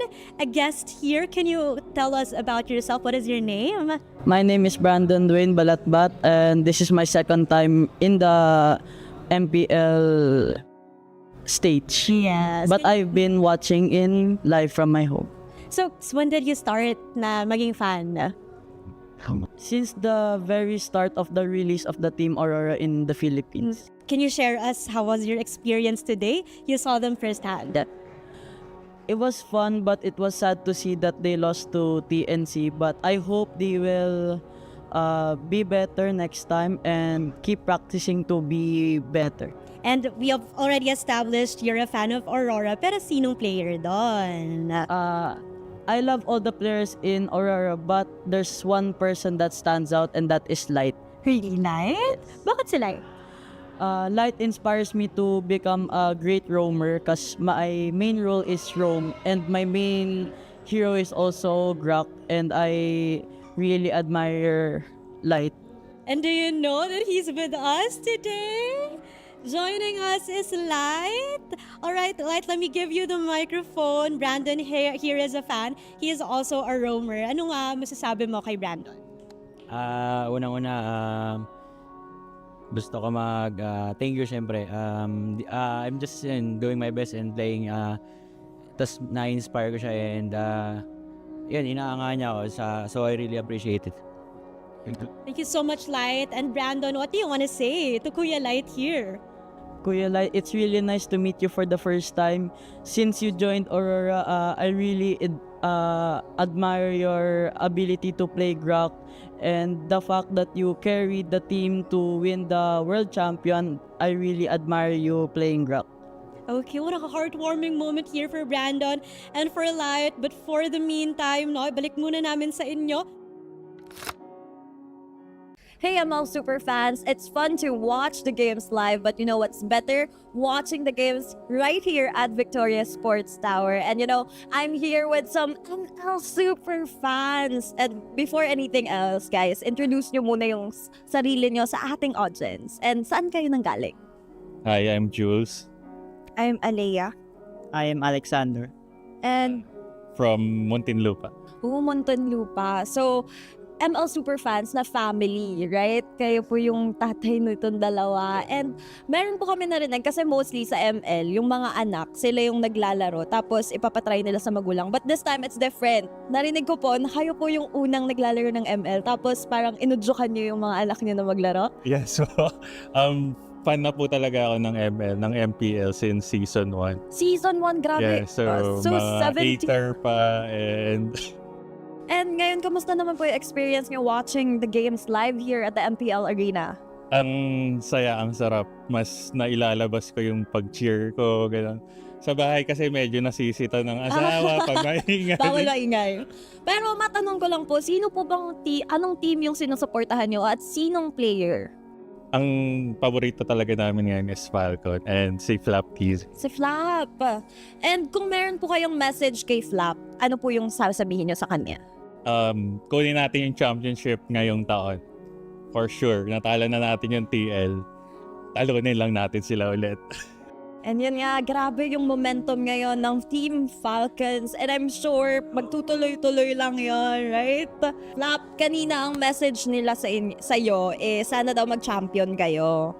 So, ikaw naman, Flap, may message ka ba sa mga super fans mo na talagang pinuntahan ka from Muntinlupa? Thank you po sa pagpunta.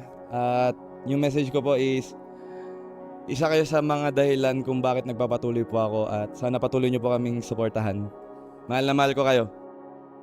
And you know, it's super fun na makakakita tayo ng mga ML Superfans and of course, their beloved player. And we'll see, guys, if matutuloy ba ang championship nga ba.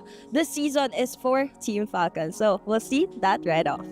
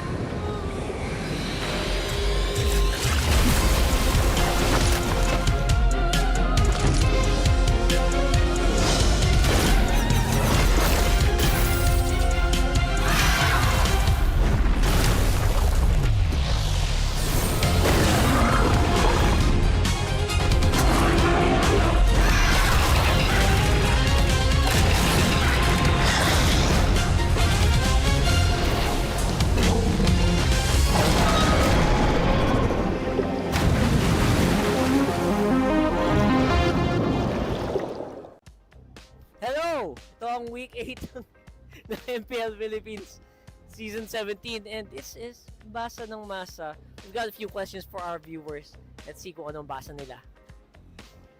Okay, so I'm here with... Hi, I'm Jenna.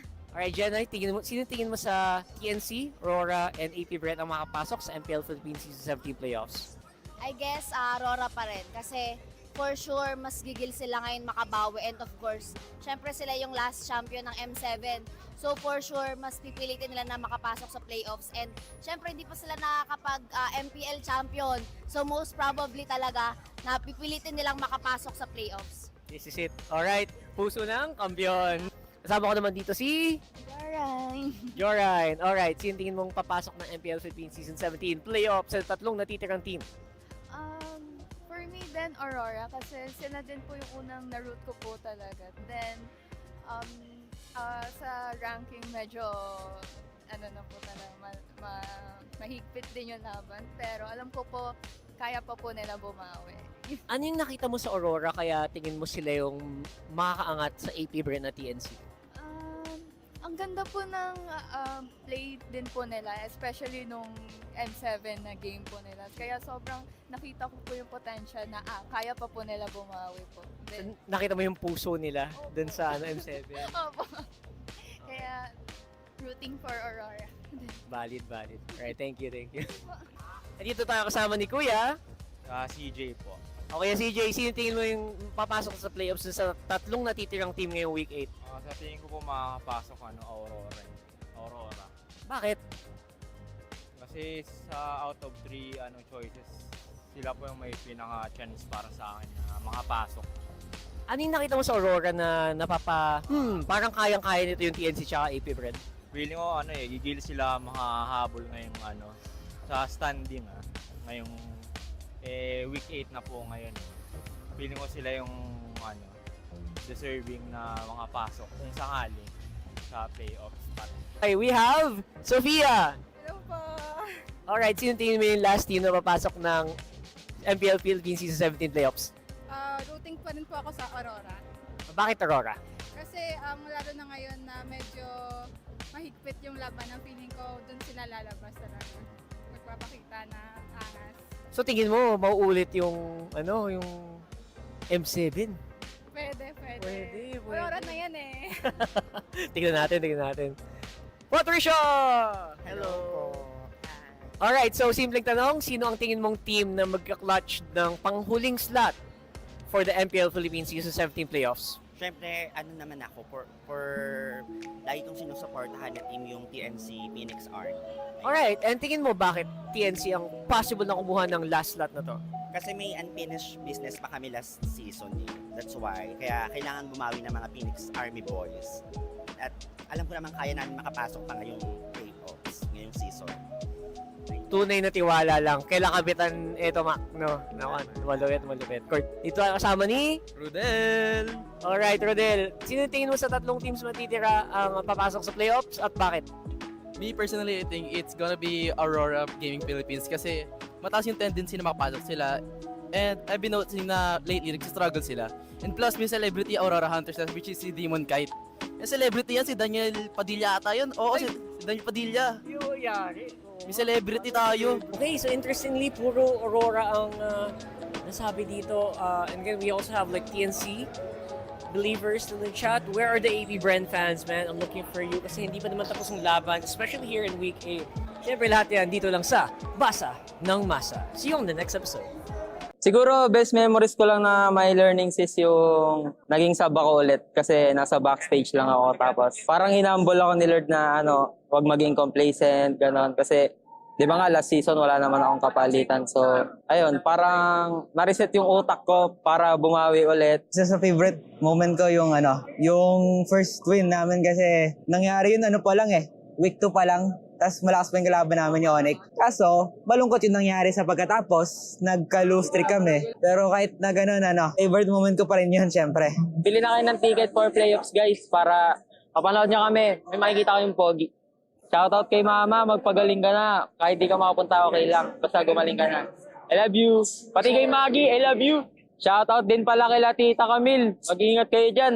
Kahit di niya kami papanoorin, masasaktan din ako. Message ko sa Twisted, sana last game na namin, paisayin nyo kami. Tapos good luck sa kanila sa playoffs. Lalo sa idol ko si Tracy.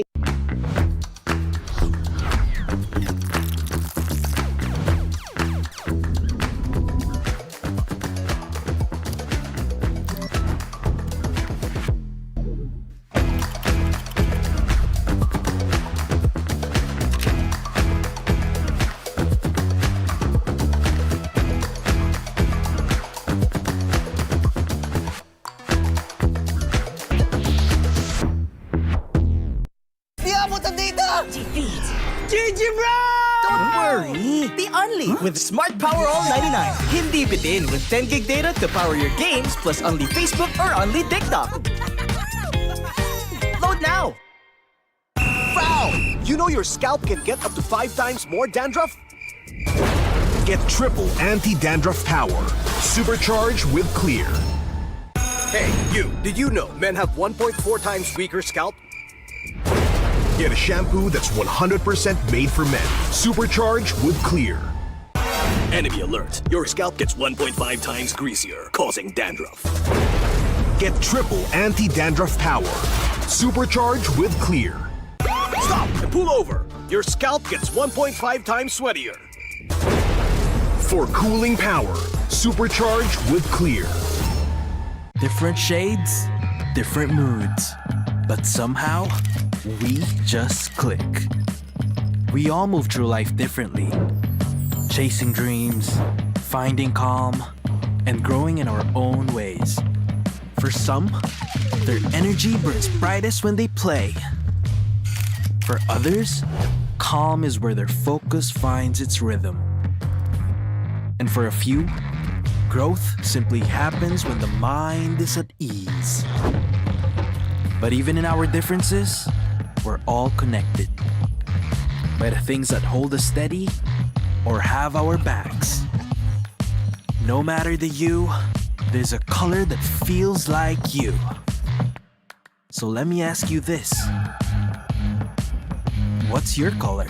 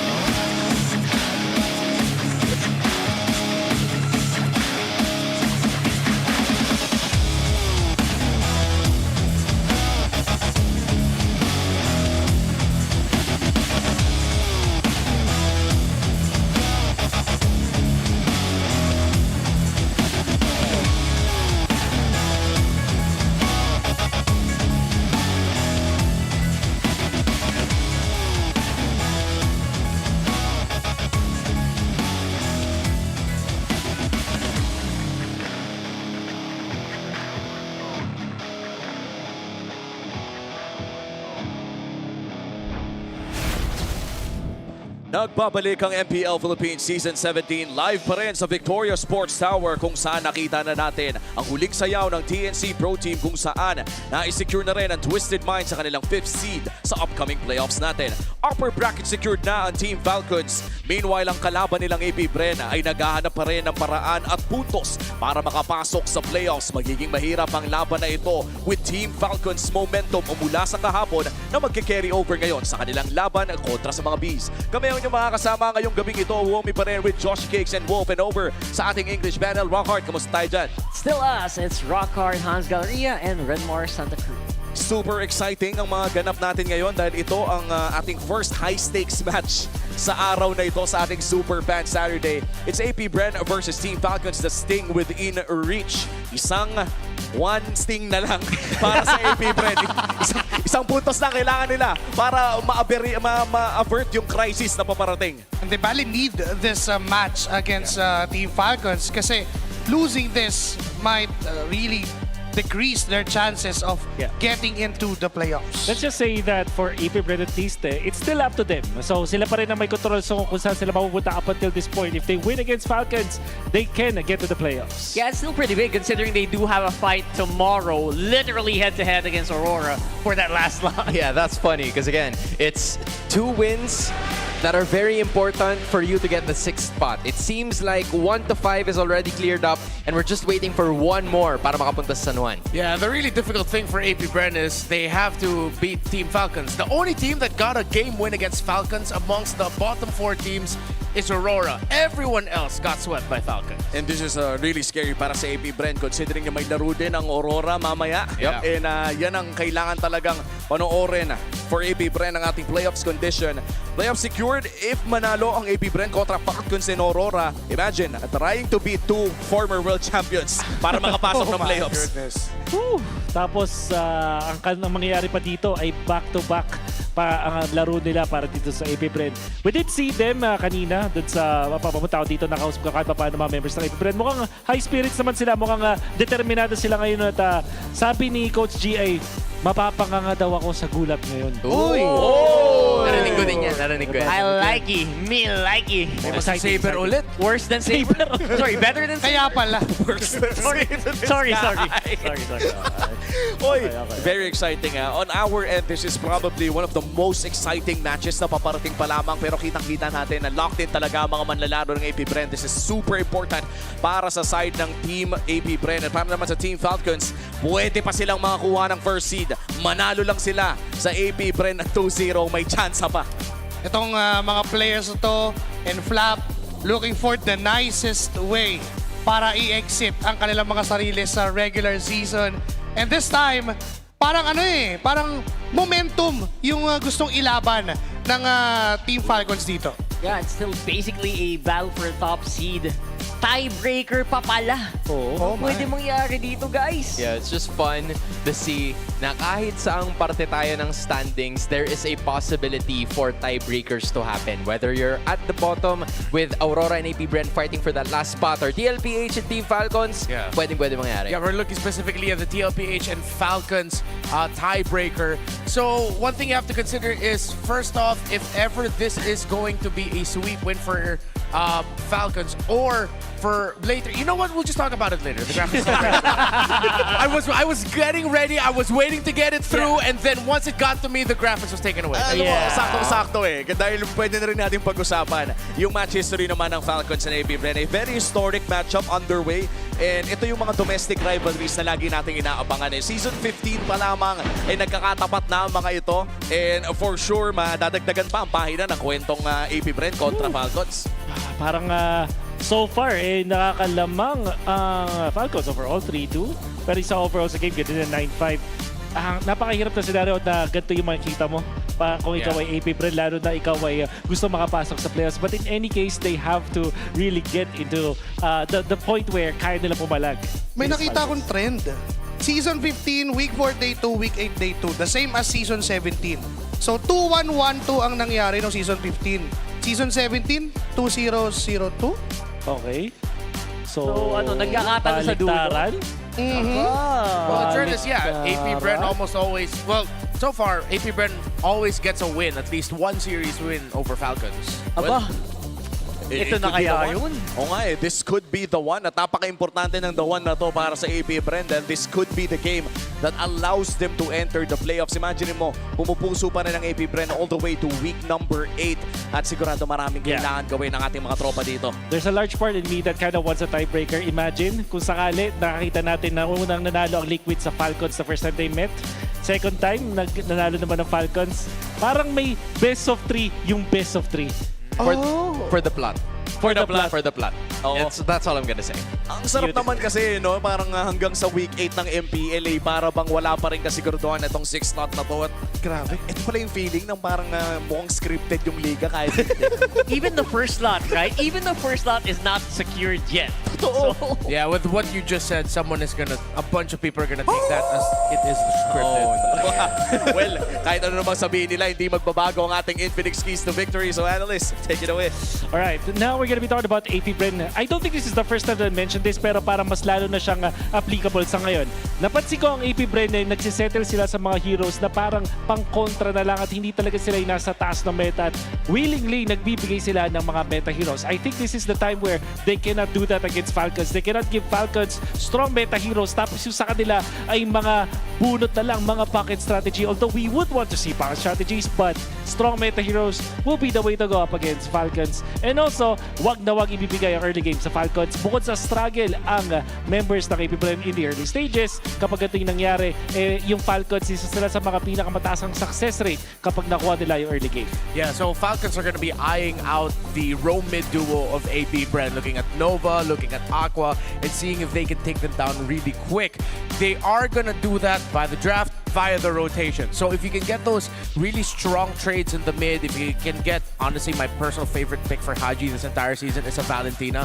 Get that man of the Valentina, paired up with the Kalea, paired up with the Khalid, something that can burst down real quick the two roam mids. If not that, then constantly pressure the jungle so that you're the one dictating the tempo and stopping Aqua and Nova from being able to help out the side lanes. Speaking of the side lanes, if KLVJ ends up with a Uranus or a Terizla and he doesn't get things like the Arlot, Phoveus, or Sora, that is good for Falcons, not good for AP Bren.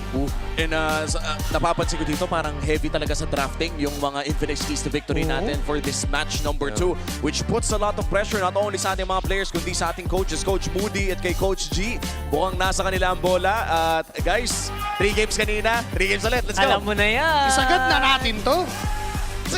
Palag na to. Sure. Sagad na to. Oh, Sure. ano pa? Maraming salamat sa ating English panel for this match number 2. Mamaya ay mag-uusap ulit tayo. Sa ngayon, i-welcome na natin ang ating mga players for match number 2. To ensure the integrity of the game, please welcome our marshals, Joshua G, Dojin, Miko, and Luis. Ito na ang huling chance makakuha ng playoff spot. Patuloy silang mangas. Base, sabay-sabay, sino ang pinalakas? Bren lang malakas!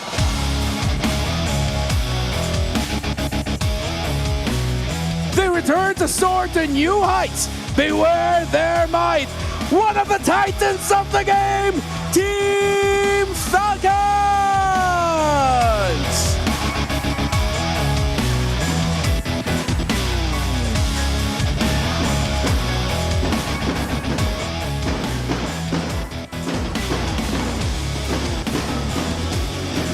And our head referee is the Chop Master Sent.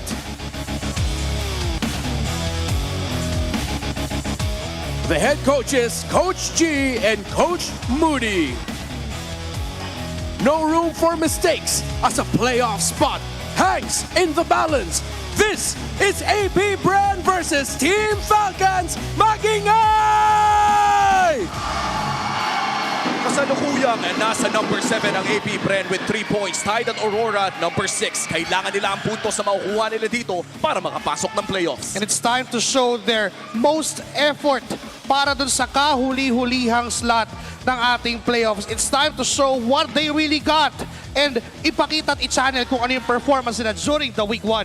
And up against Team Falcons, pwede pa sila makakuha ng number 1 slot at agawin ito mula sa Team Liquid Philippines. I-welcome natin ang Team Falcons PH. And when you mentioned that they wanted to go to the top 1 spot, importante pa rin yan dahil match up yung kanilang makikita doon. Although they have secured the upper bracket slot anyways at malaging dalawa naman yung buhay nila onto the playoffs sa itindi ng bakbakan sa MPL Philippines, mas maganda na nasa top 1 ka palagi. Oo, tsaka yung extra life nandyan na rin naman. So regardless of the matchup, para dito sa Team Falcons Philippines, mapa 1-man, mapa 2, ay pwede pa silang madapa kahit papano. Alam mo yung gusto kong idagdag dyan, Womi, kasi bukod sa extra life, kapag mas mataas yung seeding mo, ikaw yung palagi nagde-decide ng home team. At alam natin, with all of the map selections, mas magandang ikaw yung nagde-decide ng tempo ng pag-select ng mapa. That's true. At nakita natin na halos blue side nga yung mga winning teams natin. Kung tutusin. Sa ngayon, bago tayo dumako sa second match of our Super Fan Saturday in week number 8, ay babalikan natin muna mga moments before the game kasama ang Smart 5G Ping Test. Ano daw ang favorite moment mo heading into week 8? Ang favorite moment ko ay lahat tayo nakarating ng ligtas sa venue at nag-enjoy. Meron ba? Hindi, nananalo kami. Ayun, sobrang enjoy. Ano pang favorite mo ngayong season 17? Favorite ko is siguro, top 2 kami tapos may chance kami mag-top seed. Let's go! Bakit 17 ang jersey number mo? Birthday ko lang po. Kailan birthday mo? November po. Uy, isang buwan lang pagitan natin. Grabe mga 17 yung birthday, no? Oo. Mga magagaling na mid lane. Oy. Best moments mo kasama yung team na to? Siguro, yung banding namin. Nagme-merenda lang kami lagi. In the run pa rin kayo para sa playoff spot. Kinakabahan po ba yung team nyo? Hindi na siguro. Well, at least hindi kinakabahan. Yan po ang ating Smart 5G Ping Test. Of course, ensuring tournament integrity para sa ating match number 2 para sa ating Super Fan Saturday. At dahil home team po ang APBR, pipiliin nila ang Blue Side Expanding Rivers as their map of choice para sa game number 1. At ano ba ang pwede nating ma-expect sa ganitong klaseng mapa sa papasok nating drafting phase? Claude and Harith pwede natin expect this Expanding Rivers. But also, strong first turtle heroes like Eve, for example, Phobius, pag-aagawan. Baka may Guinevere na rin tayo makita dito. This is also like a hero that James Max wants to use. At yung Suyo, mukhang di na natin makikita lumawa ka ni James Max dito sa series na to. What about the Freya Flex? For KLVJ and Shizu, or even sa kabila para sa sa Falcons? Could be Flap Hero or... Well, in terms of heroes, parang wala naman natang problema para kay James Max. Napakalalim ng kanyang hero pool. Bagamat hindi naging maganda ang win rate ng mga iilang heroes dito, top ban pa rin naman. Kaya 4 na beses lang nalaro yung Suyu. By APBR opponents. So, ang explanation nito, guys. Every time na meron ng makakatapat ang side ng APBR, binaban sa kanila 22 out of 29 games na nilaro nila is Suyu. Tapos yung 4 times na nakalusot, yung 3 times inagaw. Diba? Tapos yung 4 times na nalaro niya, 3 sa 4 na games na yun ay panalo. And there's a reason as to why this man is regarded one of the best Suyu players.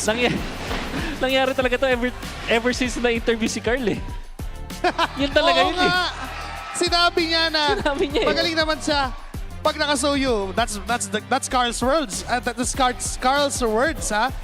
Hindi naman yun ang iba naman ang ibig sabihin niya, pero still, andun yung respeto kasi nagka-clue yung mga teams talaga eh. Nagka-clue. Wala. Hindi nyo pwedeng i-argue sa akin na hindi yun yung turning point nun. Kasi, literal na yun yung turning point nun eh. Napaisip lahat. Oo nga, no? Bana natin yung suyo. Oo nga, ba't pa natin ibibigay kung yun nga ang kanyang pinakamalakas na alas? Yung pinakamagaling na player, sinabi na magaling maglaro to sa specific hero na yun. So parang nabura lahat ng doubts mo na magaling talaga siya. Maniniwala magaling ka. talaga siya. Pag may sinabi si Carl TZ, maniniwala ka. Oo. At this point, pag sinabi niyang puti ang uwak, maniniwala na ako eh. Pare, kapag sinabi niyang puti ang uwak, tatanggalin ko na yung imahe ng itim na uwak sa utak. Ganon nakakatindi ang Carlito. Pero we're looking at this man, Flap TZ. Flap, Flap rather. Diba? Ano na eh, iba rin kasi yung epekto na kapag binigyan mo ng isang high impact hero si Flap, literal, high impact ang gagawin niya sa game. Oo, iba din kasi talaga si Flap kapag nabigyan mo ng comfortable na hero eh. And alam mo nung soft expectation ko dito sa draft na to, Pakito had a good buff. At kung may isang tao na maglalabas ng Pakito, I'd like to believe na si Flap pa rin na maglalabas nun. Double down ako dyan. Basta walang Phobius. Okay, Oh, syempre. Basta walang Phobius. Tama naman. In contrary, James Punks, Jungle Pakito. James Pakito. James Pakito. James Pankito. James Pankito. Feeling ko siya ang may guts maglabas nun sa James Punk slot. Pero kasi blue side siya ngayon eh. Oh, well, malalaman natin yan sa papasok nating draft. In before, Nova Pakito Roam. Oy! Panigurado may mga kikiligin dyan kung sakaling yun ang mangyayari. Pero titignan na natin ang ating drafting phase for game number 1. Agad na tatanggalin ni Coach G ang backshot pati na rin ang Kalea. And as usual, kapag kalaban mo ang AP Bren, hindi makakalusot ang suyo ni James Banks. Talaga. 23 out of 30. Updated stats. Updated stats. 23 out of 30. Oh my goodness. So that's about 60, ano yun? 23 times 33, 66, nasa 70. 70% of the time. Win, gonna be the man for AP Bren. Nagpakitang gila si Kylo the Guinevere kahapon at parang talagang hindi na pangbigay ang Gwyn ni Kylo. Oo. Yun din kasi yung isa sa mga naging magandang highlight plays with the Phobius as well na sa ngayon ay bukas pa rin. Coach Moody deciding whether or not tatanggalin ba ang Phobius dito sa game number 1. We have seen early bans on the Phobius sa mga iilang matches natin. Tanong ay willing ba ang Falcons na ipamigay iyon? If ibaban nila yung Phobius, possible yung Harit or Harley first pick sa AP Bren. So parang better na wag na lang para may pang-counter sila kung mag-Harley Harit. Pero pwede rin eh. Pwede, may nakikita ko rin na pwedeng ibigay kasi siguro inisip nila babalik sa kanila. With this Eve ban, gustong-gusto mo talaga mag-Phobius if you're Falcons. Mapapaisip ko yung AP Bren, Harley, Zushin ang mga priority. Oo, parang May Zushin. yung Zushin kasi nakakainis yun kapag Phobius ka tapos medyo napatagal yung laban eh. Oo. Aangat ka eh. Nang hindi mo gusto. Talagang binibake ng Falcons mag-Zushin. Binandi nila kasi itong Eve. At pag nangyari yun, Harley Phobius mapupunta sa Falcons, ang katinon. Pero Harley pa rin muna ang kukunin dito ng side ng AP Bren. The James Banks hero locked in. Zushi na ba? Zushin Pop. Jushin Bob. Para sa ang kati. Ang hirap kontrahin. Zushin Pop. Tapos bawal na mag-Harit ang AP Bren. Mapapaklod na lang sila. There is a world where they go Claude and Phobius. In both scenarios, Papa-Phobius sila, I feel like. Oo. Phobius is too good of a hero na ibigay sa ngayon. But there are worlds na hinahayaan itong ibigay, especially if displacement yung gusto nilang ilagay. Yun yung isa sa mga kahinaan ng isang Phobius. When we look at Phobius as a hero, kapag binigyan mo ng napakadaming displacement, ay ang hirap talaga. Pero Valentina ni Haji muna, kasabayan ng Phobius on the side of Flap. And parang hindi natin expect tong Valentina na to. Well, siguro naisip nila Jushin, pang tapat nila dyan is the Valentina. So at least nandun pa rin. Siyempre, ito rin yung isang hero na hindi basta-basta lang napapatay ng isang Harley.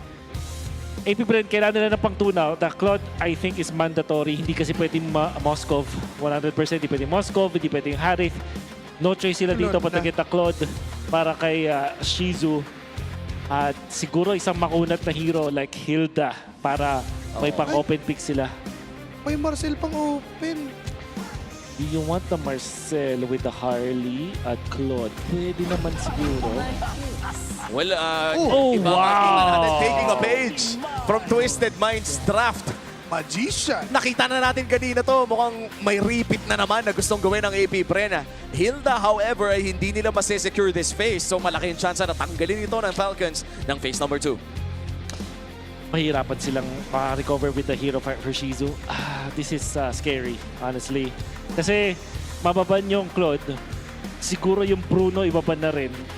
And mawawalan ng hero. Siguro yung Clint matitira para kay Shizu. Oo nga. Oo. Kailang may Phobius. O pang dive. O Mahirap ano na yung pag sila. naabot mo yung kulid, wala nang way yun. Magpe-flaker talaga yun o mag-seconds. Kinagaw pa yung kulod. Oo. And now they can focus the gold lane bans katulad na lamang ng nabanggit natin dito sa ating panel.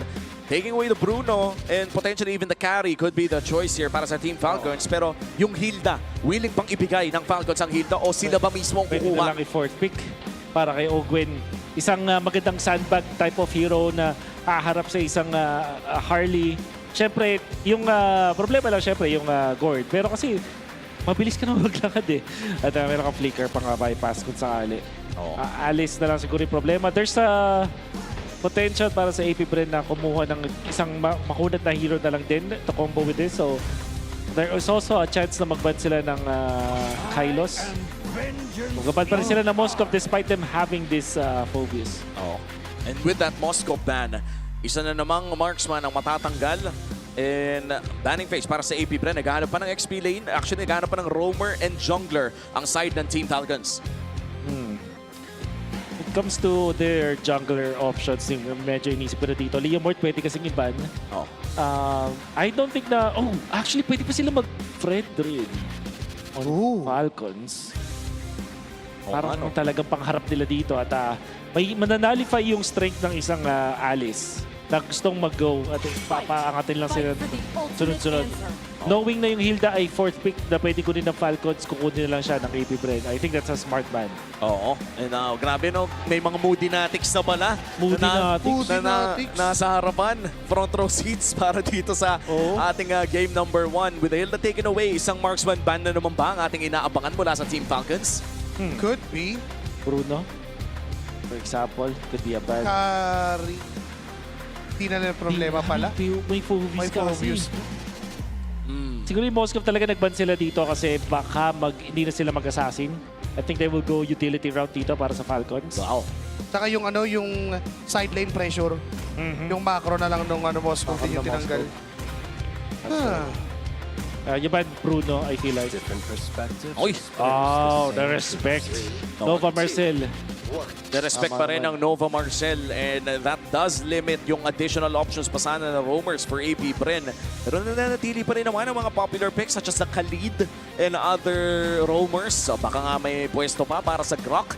Isa si Alice and Grok na magka-combo na una din nating nakita mula sa Twisted Minds. For some reason, ang daming combo heroes na pauso. Ang hirap lang sa Valen. I don't think that they will pick. Okay. Understandable. The fanning na pinipili din naman ni Kyle. So, will they go Fredrin this time?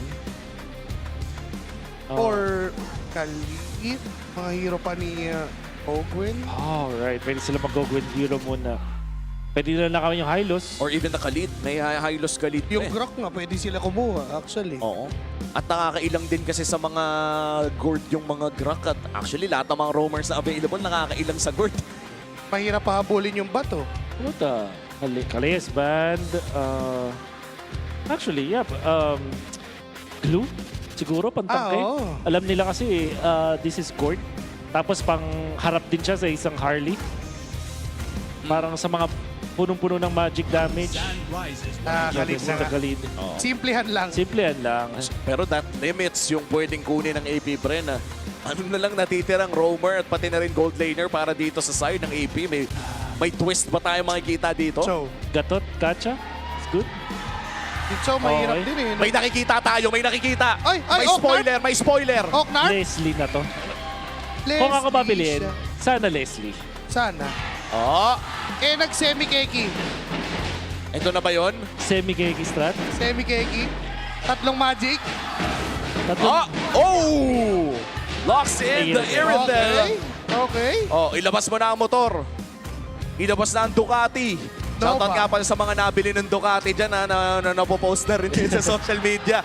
Last pick para sa APBR, Hylos.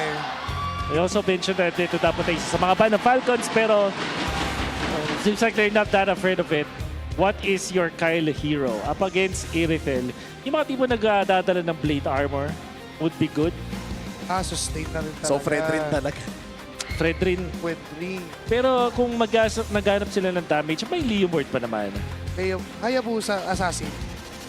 Hirap. Wala kang pang-stand on AP Brent, so medyo free. Actually, yung Joy ay free din sa ganitong moments para sa Falcons. Pero hindi pa parang mahirap mag-Leomord against a high loss? Mahirap nga naman. Hayabusa as well as Joy. Yisun Jin out of nowhere. Para mas mahirap kaysa Leomord. Lancelot? And there we go. Hayabusa last pick para dito sa Team Falcons as we round up this drafting phase para sa ating game number 1. And matik naman na to, no? Mukhang ating mga super fans ay alam na rin na kailangan nyo na mag-scan ng QR code para mag-predict ang ating match winner to get your chance to win 1,000 MLBB Diamonds. 3 ang mananalo ng bawat match po natin. So kunin nyo na ang tsansa na makuha ang 1,000 MLBB Diamonds. 80% ang naniniwala sa Team Falcons ng makakalamang sa laban na ito para sa mga pumuso sa AP Bren na 20%. Kailangan talaga ng AP Bren to. Ito yung 20% na pasasalamatan nila mamaya if ever man na makakuha nila itong panalo na to. And to be honest, merong yung lineup ng AP Bren could possibly go for a snowball at the early and hindi mahabol yung scaling ng Iritel.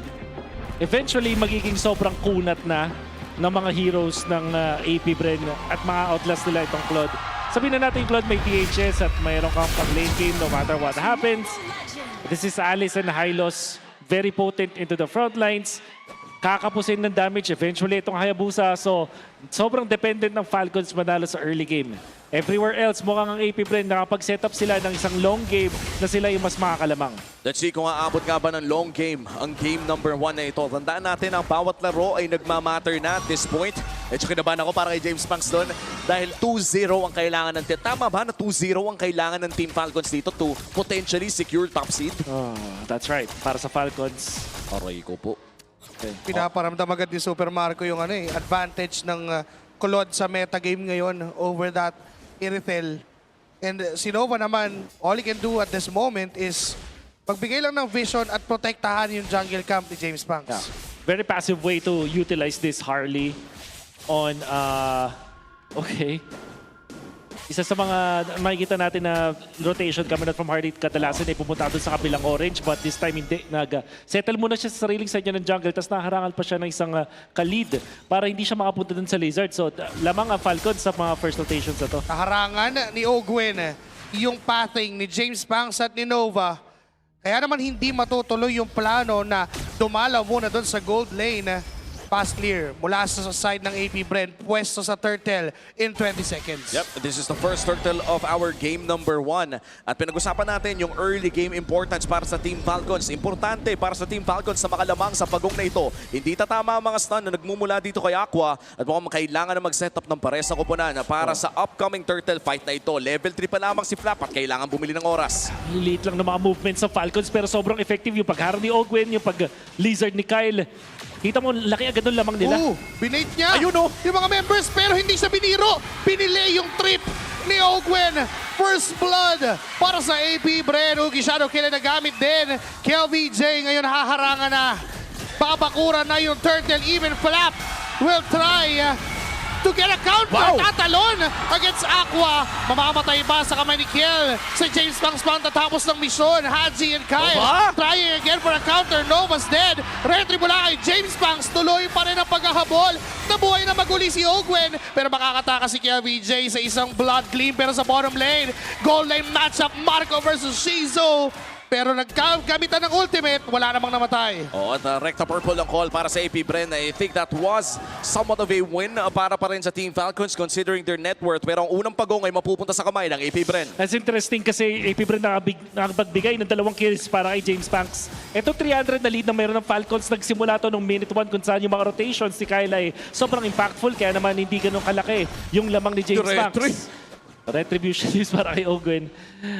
But the only reason kung ba't lamang yung Falcons is yung mga investment in the early stages. AP Bren, good recovery on their side to get 2 kills para kay James Punks. Kailangan lang nila mag-ingat at kailangan nila na eventually dalawan itong bottom lane. And in terms of gold para dito kay James Punks, 2-0 ang kanya nakuha pero mukhang ang choice niya dito, Wolf, ay patungo pa rin sa kanyang patented, di nga Genius 1 to, pare, papuntang concentrated energy ang kanyang first item. Well, yun yung James Punks na na type of Harley. May mga Genius 1 na Harley users. Siya yung concentrated energy. Depende lang din sa team fight eh. Tingin ko din maganda yung connection nun kasi gustong maka-early ng AP Bren with this Irithel. At pagdating ng mga second or third turtle, ayun na nga. Concentrated energy available para kay James Fox. Tapos sa pagkakaalam ko, late game, nagbo-brute force breastplate din dito si James Fox. So it's a very interesting build path mula dito sa AP Bren. Pero again, we're talking about early game kung saan kailangan nga manalo ng Team Falcons dito. At paparating na rin ang pangalawang pagong ng larong ito. Hindi naman lumalaki ang kanilang gold lead. Mukhang even pa rin ang ating ball game. But in terms of this second turtle fight, looking at our Infinix in-game equipment, sino nga ba nakakalamang in terms of power spike? Tingin ko yung AP Bren pa rin. Pero yung Falcons, napakaganda no kanilang second turtle kung sakaling i-activate nila yung Claude. However, hindi kasi pumabor sa kanila. Nandito sa may XP side. Yung turtle, this will still be a 4v4 na masasabi kong lamang ang AP Bren. Haji, hawak niya yung Glorious Pathway. Ogwen with the Raging Sandstorm plus the Flicker. Kyle will get the turtle down. Ahabol ba ang kupunan ng Team Falcons? Pero si Flap at si Ogwen lang doon sa may bandang harap. Tinamaan ng bola. Nabura sa kamay ni Aqua. Turtle kapalit ng kill. Wow, that's a classic stun retry mula dito sa Falcons. Ogwen, hindi na nagdalawang isip. Inultihan na agad si James Fox nung load na yung turtle. Hugi shadow kayo nagamit kay Nova. Na-terrify ni Hachi dun sa gitna, kaya naman patay. Gwen. At nahorongon pa yun. Oh my goodness. Gwen, in the past minute, lahat, actually, for us to 5 minutes, masasabi kong siya yung gumagawa ng lahat ng tamang galaw sa Falcons. Kaya naman hindi ganun kalaki at ganun ka-flashy, pero lamang na ng 1,200 ang Falcons. Dahil dun sa mga ginagawa dito ni Ogwen. And with the retribution as well coming in from guys, si Ogwen na naman ang biktima para dito sa AP Bren. Nabuhay pa ng ilang segundo, pero mapupunta pa rin sa AP Bren ang kill na iyon. Balik gold lane para dito kay Shizo. Currently 1-0-1 sa larong ito. Ito ba ang win condition na inaabangan natin mula sa AP Bren? For sure, pero yung Falcons kasi lumalamang eh. Parang hindi talaga pwede magpa-early dito yung AP Bren. They have to recover once again. Trade for this push. Si Haji ay nabigyan ng Deadly Magic but still makaka-dash away doon sa poker tricks. And yung ginagawa ni Kyle, kanina lamang si James Pang sa gold pero nabawi niya na by getting those trades off the map. And looking at their gold, no, lamang na nga dito si Kyle around 300 gold compared sa jungler ng team ng AP Bren. And ito yung importante sa Hayabusa hindi ka nabe-behind pero mukhang si Ogwen na naman ang kanilang bibigyan. Tuwing may tutusukin talaga si Nova, very same concept sa nakita natin sa Twisted Minds kanina. Kung hindi Hilda yung tutusok, this time around it's high loss. At nandiyan pa rin naman ang burst damage na nagmumula sa isang Gord plus this Harley. I think this is the flavor of the week para dito sa ating week number 8. Gord din, no? Yung insta-stun, mga high uptime na crowd control. And this time, KLVJ. Susubukan niya ng hawakan yung pagong. Ogwen ay papasok na. Nagamit na yung Mystic Gush. Na-force out na yung ultimate ni Aqua. At maaaring hawakan muli ni Flap. Dark Wave in. Throne of Ruins mula kay KLVJ. Flap papasok ulit. Shizo ay nandyan. KLVJ will get that turtle. Ahabol ngayon ang Team Falcons. Si KLVJ ang pinapapak pero aatras ang mga members ng AP Bren. Wow, clean take mula sa AP Bren. 2 out of 3 turtles ay sa kanila napunta pero rekta ata ng mid lane ang Team Falcons. At doon na nag-payoff. Concentrated energy at medyo makunat na build mula dito kay James Fox. Identifying na siya yung tatalunan palagi ni Ogwen. Pati na rin ni Flap. Nakontra pa nga doon at nabuhay doon sa team fight na yun. 5 miyembro ng Team Falcons sa gitna. Gumamit na ng Glorious Pathway at si KLVJ papasok kahabulin si Flap. Si Shizo makakakuha. Ogwen ngayon. Humahanap ng matatakbuhan. Deadly Magic at pinrum-brum na lang ni Shizu para kunin ang kill. Ngayon si Kyle ay nakita ni Nova. Susundan pa. Even si KLVJ, si Super Marco, di niya tinatantanan na ngayon ang AP Bren. Lahat ginagawa para makuha ang control over Team Falcons. Wow, saan nang galing yung damage ng AP Bren? Well, kung sabay-sabay nga namang ginamit mula dito kay James Fox Aqua, kadalasan yung Genius 1 ay may magandang benefit kapag meron kang kakampay mga mage dealers na rin. Damage dealers, I mean. But this time, meron kang Glorious Pathway, tapos nilatagan ka nung Mystic Gush, hindi ka nga naman talaga makakatakas even if you're the Phobius. At Shizu, isa sa mga underrated na mga heroes ngayon is the Irithel that can also be a burst. The DPS, technically speaking, or DOT ang isang Iritel. Pero kapag may ulti, doon mo mararamdaman yung sakit ng isang Iritel. At i-pair that up with a burst type mage na si Aqua plus another burst na assassin sa kamay naman ni James Pax. Ito yung, I feel like, again, flavor of the week para dito sa week 8 na sobrang potent. I feel like at this point, kapag nakakakita kayo ng double frontliners with a gourd, expected na ganito yung itsura ng combo na paulit-ulit nating makikita. Gourd na may bouncer, kumbaga. Ngayon na nangyayari for AP Bren, that's gonna be Kel, VJ, and Nova. Sila pa rin yung kasama. Ayan o, hindi naghihiwalay. Body-body system lang. Ngayon si Ogwen ang napili nilang targetin. Pero nandyan si Kyle. May shadow in. Nakatras nila quad shadow. Nandyan na naman si Shizu. Nag-ultimate na with a heavy crossbow. Na dark wave lang ni Fla. Pero doon sa gitna, si Ogwen napaluhod. Nabibili ito sa mag-flaker kasi nanunuot. Yung damage na nanggagaling sa AP Bren. Lahat ay ginagawa para matanggal at ma-show away yung mga members ng Team Falcons para sa Lord Possession na nag-aabang. Oo, at nakakapwesto na nga dito ang side ng AP Bren. Pero i-reset nila ang Lord na ito. And so far, kailangan mo na mag-asikaso ng waves ng Team Falcons dahil grabe yung wave na nakapush doon sa may bandang itaas. Hindi pa naman nila nakikita si Kyle doon sa upper wave. But for Team Falcons, sasayawin muna nila ang Lord na ito. Wala pang information na nakakarating sa AP Bren. To be waiting for reaction mula dito kay Kyle. At ngayon na nagpakita na sa gitna, bibitawan nila yung Lord. Ipapwersa nila yung top, making sure na divided ang mga members ng Falcons. Pero meron ng plano si Kyle. Talagang pinapunish ng mga members ng Falcons dito yung pagiging mabagal ng AP Bren. Oo, pero mo, no, that slight indecision coming in from AP Bren means na may additional purple buff dito on Team Falcons. Hahawakan pa rin ito ng side ng AP Bren. Kailangan na nila gumawa ng decision. Kanina pa kumakayod. Ayan na! Ito na yata ang desisyon. I-burst down si Ogwen doon, pero mapapagamit ng Raging Sandstorm para makatakas sa sitwasyon. Ngayon si Kyle ay tuloy pa rin sa pagkuha ng mga pwede niya pangkuhain, just taking time against AP Bren. Just like that, nag-level 14, lumamang na si Kyle. Pagbalik dito ni James Max sa purple buff niya, wala na siyang naabutan. At makakakuha pa rin siya ng level 14, thankfully dito sa orange buff. But Falcons, if they keep on doing this, ma-out-macro nila yung AP Bren. Nagpakita na si Kyle doon sa top lane. Senyas na ba to para sa AP Bren? Nakunin na yung Lord. I-blitz at mamadaliin. Oh! Si Andy pa ang nakakuha doon. No jungler, no problemo para sa Falcons yun. Ngayon tutuloy sa paghahabol. TWIS, Haji getting that throne of ruins. Hindi. Kinopya niya lang lahat na pwedeng kunin para makuha mga members ng AP Bren. Yung si KLBJ ay naipit sa likod.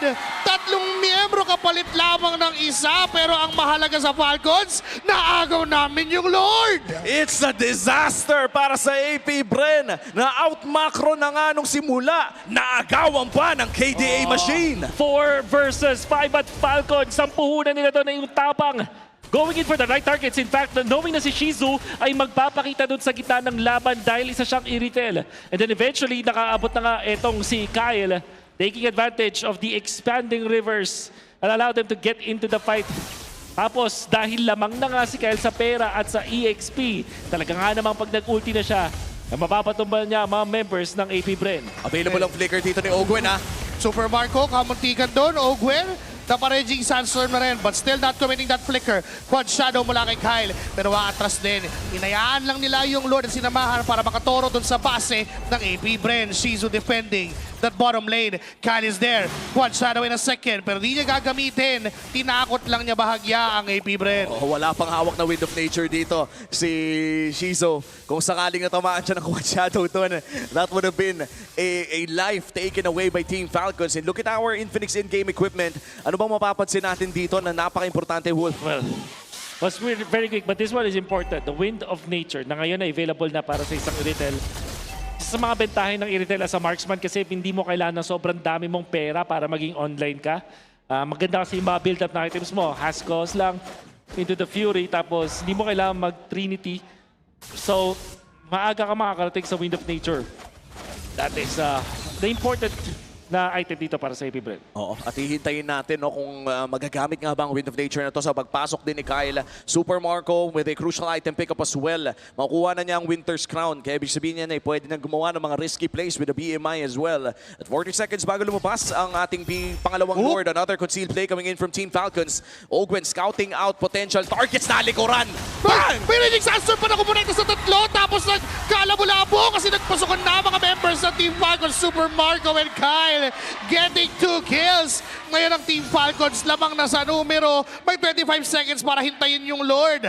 And I guess, Wolf, dito natin masasabi kung bakit nga ba napaka-importante ng Torre doon sa gitna. Yun na nga, napakagandang dive naman noon at napag-unbox mula sa Falcons as they've dismantled AP Bren.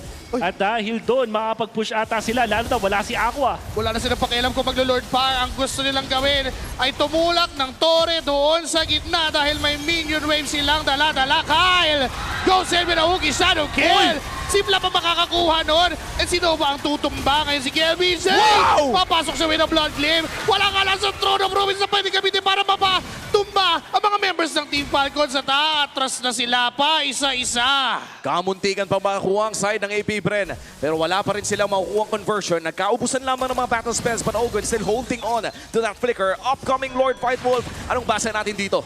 Fortunately para sa AP Bren, yung long lane ay okay pa yung inhibitors nila. Nandito sa top yung kailangan nilang problemahin. Pero hindi sila makalagpas. Ogwen now has the ultimate and the flicker. James Banks papasok! Retribution! Pero kay Kyle, pa rin mapupunta yung Lord. Hahabulin siya ni Ogwen. Oh, wow! Maker sidestep para maabutan. Ngayon si James Banks ay nahihirapan. But KLBJ secure the throne of Ruins there. Doyle Spatoy ay nagamit din. May ipin si Ogwen. Mamamatay mo na ng immortality. Pero si KLBJ si Blab nagkatumbahan. No, masamasan ng mga bala mula kay Super Marco. Pero mabubuhay pa rin siya. Atras ng mga miyembro ng AP Bren. Miraculously, isa lang ang nawala para sa parehas na koponan. Pero once again, Lord secured para sa Team Falcons. A big advantage for Falcons indeed. Pero yung AP Bren at least nakakabawi pa rin sila dito. Courtesy of KLVJ with that initiation. Yung nga lang hindi nila sulit nila as the Winter Crown was available para doon sa ating Claude. Mula kay Super Marco, not having the Purify means na pwede nga siyang i-go ng AP Bren. Pero nung meron na siyang Winter Crown, it means na ang AP Bren pa ay napapasama. Big props na rin kay Shizu. Maganda yung pwestuhan dun sa teamfight na yun. Actually, outputting so much damage para mapatumba si Flap eventually. But now Falcons has a distinct advantage over AP Bren. Ngayon sisimula na naman ang Falcons sa kanilang pasya na magtulak ng Torre doon sa gitna. Hinayaan na lang nila yung Lord doon sa itaas. But Kyle, kamuntikan siyang masaktan na mabubuhay naman siya doon sa Deadly Magic pero siya ay duguan at aatras ang jungler ng Team Falcons. Very successful defense mula dito sa AP Bren. Lumabas man ang Lord sa koponan ng Team Falcons ay hindi sila mawawala ng additional inhibitor turrets. This time ay nag-aabang pa ng magandang timing ng Team Falcons. Hindi nila kaya pa so far na tapusin dahil sa clear wave na meron ng AP Bren. Ibang klase din kasi talaga yung wave clear na nanggagaling sa Iritel at pati na rin dito sa isang Gord. This is, I think, one of the rarer games na nakakakita tayo ng isang Iritel throughout the last few weeks of MPL. This is the debut pick of Iritel this season.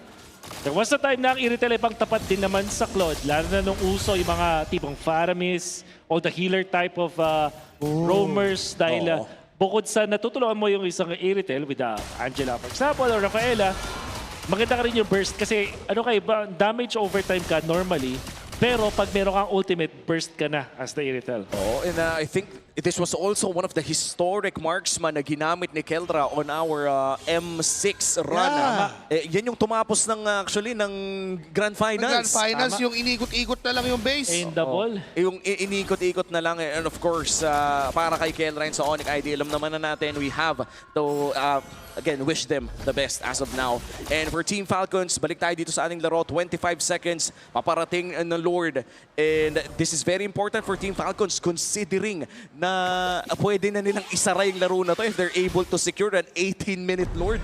Alam din kasi ng Team Falcons na pupunta ng long lane ng AP Bren. May tutulong at tutulong kay Shizu na i-manage yan para dun sa next na Lord. So nakahanda dun si Ogwen and even itong si Kyle.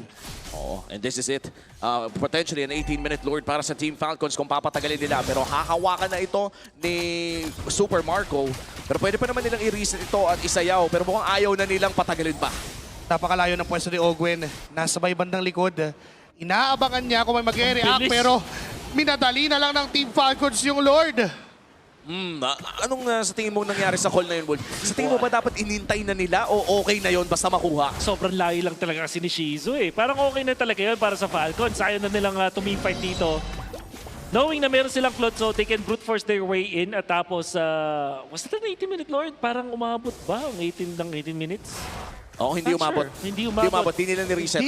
Parang mas magandang ni-reset ata. But, of course, Falcons, alam nila na meron silang 7,000 lead, meron silang Claude, ang Panapos. Nakopir nila ni Haji gamit ang Throne of Ruins. So, teka lang. May conceal play doon sila Ogwen. Ala! Papasok sa base. Kaso dito sa pinagalaw! Raging Sunstorm papaatras at papalayo para makatakas. Ngayon yung 5 miyembro ng APBR tuloy sa pagdepensa sa ng top lane. And now, Flap is there on the front line. Haji hawak niya yung Throne of Ruins. May Lord na dinidepensahan.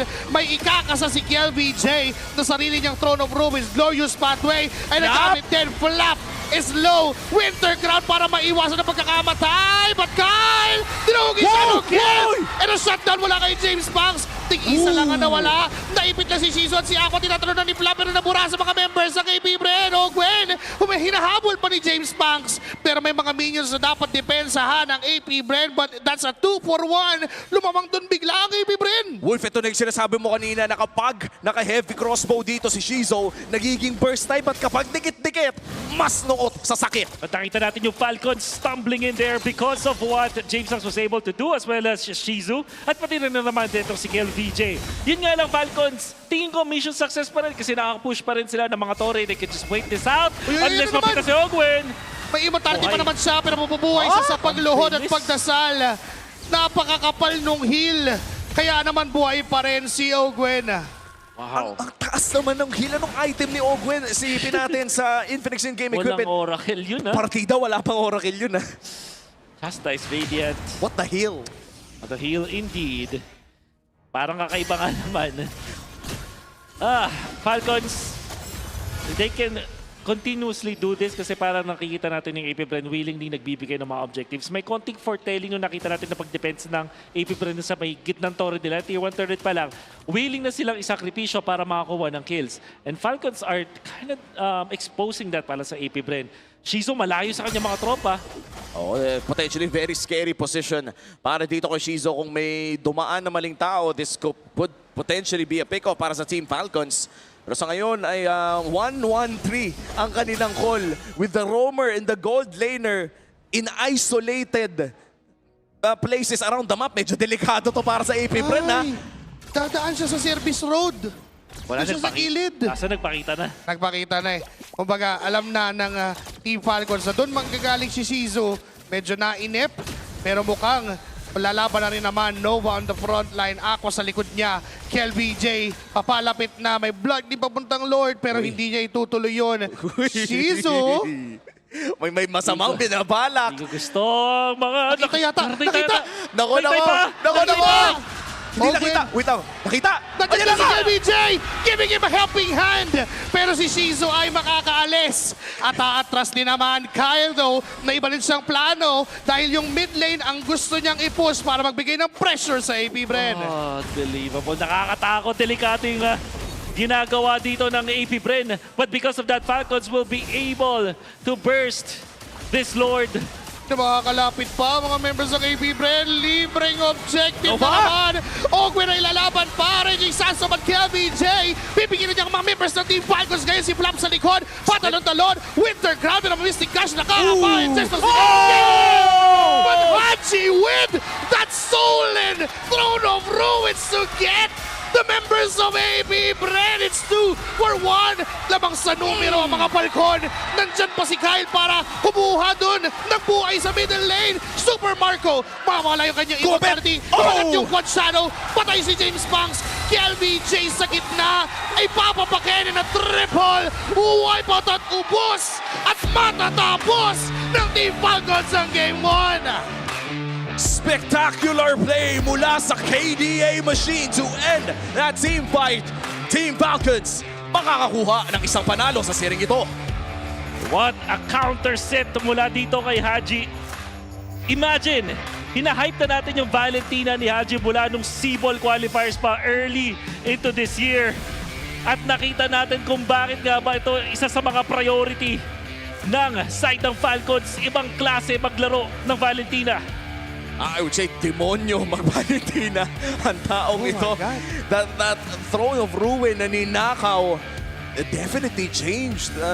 Yung dapat mangyari, hindi na na-burst si si Nova eh. The patience coming out from Haji, waiting for the most opportune moment to pop that throne of ruin na kanyang ninakaw. Unfortunately for APBR, nagulat na ako na bakit pa sila pumalag dun sa moment na yun na sobrang layo sa brace nila.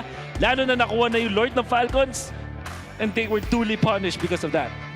And mind you, open yung Jushin sa buong draft na to on the first phase pero walang pumansin. And Team Falcons just proving us why the Valentina is a worthier choice para sa kanilang mid lane na si Haji because of that performance. What a really heart-stopping moment for Team Falcons. Well, ibang klase rin kasi talaga yung pinakita dito ng Team Falcons, and I just have to commend as well for APBR. Naging maganda yung experimentation on this Shizo pick na Irithel. I'd like to believe na nagawa naman nila yung gusto nilang gawin. Sadyang naging mas proactive at effective yung mga plays dito. Of course, our Game 1 MVP, walang iba kundi si Haji on his own copy, Throne of Ruin. Siya ang ating Game 1 MVP. The KDA machine, wala nang iba with a 5-1 and 10 KDA. Kahit 0-1 yan, perfect KDA pa rin para sa ating Game 1 MVP. It's still a 15 KDA. Nagbabalik yan dito si Haji. 94% kill participation. And hindi lang naman yan. Masasabi natin maganda ang pinakita ng APBR sa laban na to. But Haji was so dependable on almost every single second of this game. Masasabi ko nga lang, silang dalawa ni Ogwen, yung mid-duo, naging problema dito para sa APBR. Even up until the latter portions of the match, nakita natin kung ano ka-impactful si Ogwen. Haji, however, sobrang maaasahan. Yung mga kinokopy niya dito talagang nakakamangha panoorin. Minsan yung Glorious Pathway, minsan Mystic Gush, and syempre, yung nakita natin na Throne of Ruin, copied by Haji in the end. And I think that's the only Throne of Ruin, 1 out of 2, na nakita natin na talagang sobrang naging effective na Throne of Ruin kasi ang taas din ng cooldown nito eh. I feel like a lot of Valentina players, tinitipid din nila yung nakaw na Throne of Ruin just because it hits you with a flat 40-second cooldown. And look at this Ogwen with a beautiful flank doon sa likod. And that was a concealed play na wala talagang nakatelegraph. Walang nakaabang, walang nakakita, as it may seem. And yung 94% kill participation ni Haji, yung 6% na nawawala, solo kill ni Kyle o yung beses na namatay siya. Ganun lang yun eh. Ibig sabihin, all throughout, yung rotation ng Team Falcons really gravitated towards that mid-duo. And look at this, that's the play. Double dash throw. Sobrang layo nung kanyang binagtas daw, pero ngayon pa rin, tatlo yung kanya nakita with the lightning truncheon. Ang sakit na rin yung damage niya. Buti nga may mga nakapiglas pa from APBR, but Aqua is too low. Kyle going in for the play. Ayun o, kumapit pa. Kumapit pa siya. Sobrang naging solid yung final sequence para sa Team Falcons, and ganun din naman talaga yung nature ng matchup na to. When it comes to close combat, lamang talaga ang Team Falcons dito.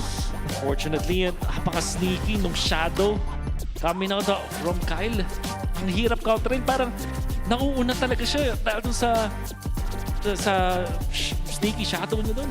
And this was a 22-minute game. Hindi natin masyado na malaya na matagal pala ang larong ito dahil sa aksyon na tuloy-tuloy. I think there were multiple attempts coming in from APBR, proactive plays coming in from Nova and Aqua towards the early to the mid-game. Sadyang nakakaalis lang si Ogwen, and this is an actual question na gusto kong ibato sa inyo. I'd like to think kung sinasadya ba ni Ogwen magpahuli minsan para sa kanya na iba to lahat at nagre-raging sandstorm na lang siya palayo. Sadya ba yun? Hili ko, oo eh. Kasi parang masulit sa kanya. I mean, hindi nasusulit yung damage ng Deadly Magic sa kanya. Sulit para sa Falcons kasi mas nakakaigad sila. Pag kasi nakapag Deadly Magic na parang free nang lumabas si Flap, free nang lumabas itong si Valentina. Parang siyang parang kinukuha niya yung mga damage, pinapasunod niya, pinapafollow niya yung mga members ng APBR para siya yung mapag-soak ng damage. Wag sila, ako na lang. Tama. Ganun yung nangyayari. Ako na lang sasalo ng lahat. And that really became too beneficial para sa Team Falcons. And considering na yung mga average BPM pa nila, 79 pa kay Ogwen, ibig sabihin chill lang siya sige, ako lang, saktan nyo lang ako. Chill lang yun eh. Parang at this point, I would say na sadya talaga yun. And it's a very high IQ play considering na yung cooldown din naman ng Raging Sandstorm is around a respectable 20 to 23. And total cooldown ng ating usapan. Oras na para mag-cooldown with Sip Purified Water dahil filtered through volcanic rocks ito for a crisp, clean taste that quenches like no other. Alisuwaw, sip na tayo. Guys, alam nyo na yan. Kukunin ko na yung bote ko. Kamusta naman kayo dyan, mga pare? Cheers! Cheers! Ayan. At bago tayo minom, syempre nakikita nyo rin ba ang ating Max 5 DJ on the stage? That's clever engineering keeping these teams locked in. No distractions, just pure performance. Brought to you by TT Racing. Philippines, we have your back. Ang sarap umupo at uminom. Kayo na muna. Sige. And going back doon sa nangyari na yun for that game number 1, it really became a seesaw up until that last clash. I mean, may mga times doon na we almost thought APBR got it. Nakabawi sila doon sa ginagawang aggression ng Team Falcons right from the early. Ang ganda lang talaga ng pag-control ng mapa, team. Yung map control na nakita natin na mula sa APBR. Sa Falcons, nauubusan ng pera bigla eh. Hello! We're back! Hello! Ayan. Hey guys. At total, nung nabanggit ang pera dito sa panel namin, biglang dumating. Itong mga tropa nating yayamanin. Kamusta naman tayo dyan? Tatlong panel host. Ayan. I don't know. I'm just here suddenly. I'm good suited in. Welcome back, by the way, sa ating six-man panel. And gusto natin pag-usapan, of course, yung mga successful na tao dito sa loob ng ating regular season sa upcoming Alamat Awards din natin. Dahil sa ngayon ay nakikita na natin ang ating community sentiments from, again, people posting about the upcoming awards. Agree ba kayo sa mga opinion na nababasa natin dito? Yeah, I think we're finally going to get to see a regular season MVP award for Carl TZ. I think a lot of people have been already talking about it just halfway through the season already. TLPH continued their form and it's looking like he's going to get it. Yeah, from Edward Gaming, it feels like, yeah, Carl Tease is just a god here. How many times he died in the last 2 weeks? 3 times? 4 times? Mabibilang sa isang kamay. I think twice. You can count it in one hand. So absolutely, what do you call that? What did the kids say now? Very 6, 7? based. Very based. Very based. You know what? That's true. What I'm interested here is the rookie of the season. I think Mingguin and Teddy are really good candidates for it. I think it's very close. You can't go wrong with either. Oo, parang ito yung kumbaga pag nanood ka ng mga basketball, parang nagtatapat si Con Knuppel, saka si Cooper Flag. Si Cooper Flag. Ganong level kasi, parehas kasing malakas eh. Yes. At masabi ko, itong si Sanford parang unanimous din sa mga XP laners natin. Iba talaga pag inspired. Iba talaga. Pag inspired. Iba talaga. I also just want to say thank you for the people who put nets in their all-star team. Amen. Oh yeah. Deserved. Amen. In this season, we continue a proud tradition of honoring excellence with the MPL Philippines Alamat Awards. And the power is in your hands, superfans. Head over to the official MPL Philippines website starting this May 20th to cast your vote and make your voices heard. Ilang araw na lang pwede nyo lang iboto ang mga napupusuan ninyo. And siguro nga ang ating Rookie of the Season race ang pinakamainit para sa season na to. Three-way tie. Pwede ba yun? Three-way tie? Sino yung pangatlo? Look, for me, I think... Okay, you guys are still on Rookie of the Season, but I just want to say most improved player, I feel like it's the toughest debate. Sino yung most improved? Ano yung debate natin? Ako, James. For you, James, I'm thinking, well, because he finally gets a lot of playtime, Perks. James and Perks. I'm saying Haji. The moment Haji stepped in. Well, even Haji you can consider, yeah. Oo, bago tayo mag-away dito, ay magbabay na muna tayo.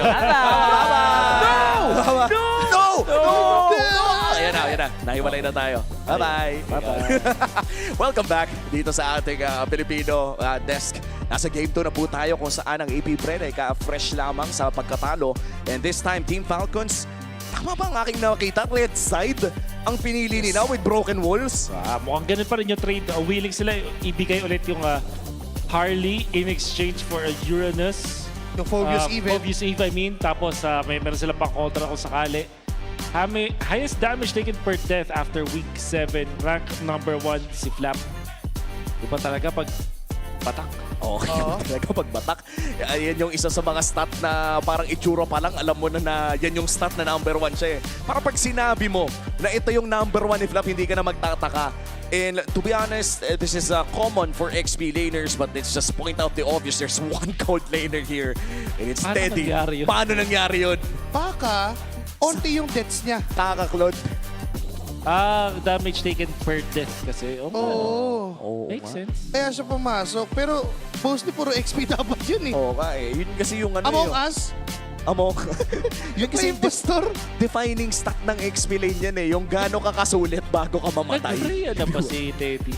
yes. Ay, nag-pray siya. Well, lifesteal, kaya siguro tumatagal siya, pero kakaiba yun pero maganda nun, bihira siya matay. That's true. Alam mo bang hindi lang man lifesteal yan, kundi regen din. Regen yung sampal ng Freya. Sobrang... So, hindi siya depende sa damage. Yes, basta makasampal siya, may regen na pabalik kay Freya. Base value. May base value yung heal pag naka-Valkyrie's Descent. So regardless kung may lifesteal o hindi, bumabalik talaga yung buhay. So maybe, yun yung rason kung bakit nga ba nakapasok sa listahan na yun si Teddy. Yeah, bawat punch mo may nadidrain eh. Oo nga eh. And wow, it's just one of those heroes na talagang pwede rin natin ma-expect na lumabas. Especially this time around, no, na parehas na gold laners ay kayang-kayang laruin yun as we enter into this game number 2 draft. Tatanggalin na ni Coach G. Once again, the blue side for AP Bren. Itong Baksha plus the Guinevere, respecting a lot of the heroes coming in from Kyle. Okay. So I feel like AP Bren, baka sana ay natuto na sila dun sa nangyari kanina. Get the Claude. Wag niyang paabutin na pumunta siya pa sa Falcons. If they will get the Harley first pick, tapos Valentina as well as Povius Oleta para sa Falcons, just get the Claude. Para meron kayong pagtuna, meron kayong reliable split pusher. Harley and Claude, napaka-solidong combo kasi meron ka ng mixture ng physical at magic damage. So, I guess yun yung, kung may lesson man na natutunan dito mula sa game number 1, I feel like yun yung better. Para wag mo pagsabay-sabayin yung tatlong magic, no? Yes. Meron ka. And again, the Suyo ban from Coach Moody. Kalei is still for AP Bren. Povius, bibigay ba o... Kasi kung Team Falcons, most likely, Eve nga yung ban, tapos trade-off ng Sushin po bullet. Just in case. Correct. Pero yung Sushin hindi napansin wala na, balin na yun. Pati Valentina na kasi yung kata... Valentina first pick para kay Aqua. You give Harley and Povius. Ayun lang. Tapos yung patitira. Pero yung Suyo kasi tinanggal na rin eh. Povius bad. So, Harley open, Valentina... Yung may sagot dito ng Falcons, Valentina plus Claude maybe. I cannot recall what it was the Eve. That's the third ban. So willing sila na mag-Valentina. Okay, so Harley, Valentina, Claude. Para Valentina, sa Falcons. Harry. Mas maganda pag Claude. O kasi pag kinuha mo yung Claude ngayon, pag hindi na mag-Harit yung AP Bren, mag-Moskov na sila. Kasi hindi masyadong bagay ang Harley plus sa Harit. Or kung gusto nilang itaas yung level na yun, Moscow Valentina. At pwede rin lang nilang simplihin ng bagay at ulitin yung ginawa nila kanina. Because as of now, medyo nandiyan pa rin yung choices eh. They went in for the Valentina plus the Claude early on. Plus I don't think parang hindi naman nalalayo na maganda pa rin yung first 2 picks nila kung sakali. Valen Claude ang hula ko dito. Tapos may outlier na Valen Moscow. Kung sakaling gusto nilang itaas ulit yung parang yung counter sa parang ka-counter it, kinuha mo na agad. That is your meat shield laban sa isang Harley. So, hindi ka na mag-i-if dito, no? For 80 Oo, mahirap din mag-Faramis. May Valentina. Mag-iwig sana ka, parang pala prinsesa maglakad yun, sabi ni Burrito eh. Tsaka hindi lang yun eh. Easy target ka sa glue even if countered ka. I think glue players have evolved to a certain degree na alam lang nila na hanggat hindi mo nakikita yung second skill ng Valentina, huwag ka mag-split-split. Yun na yun eh. Parang as much as I'd like to think na counter pick pa rin, and of course it still is, alam na kasi ng mga pro player natin eh. Jushin Claude, hopefully para sa AP Bren. Sushin Yura. And we talked about this sa Infinix Keys to Victory na hindi natin masyadong gustong makita si Kel BJ on heroes such as the Uranus. Gusto sana natin yung mga playmaking heroes sana. Pero itong choice ng AP Bren.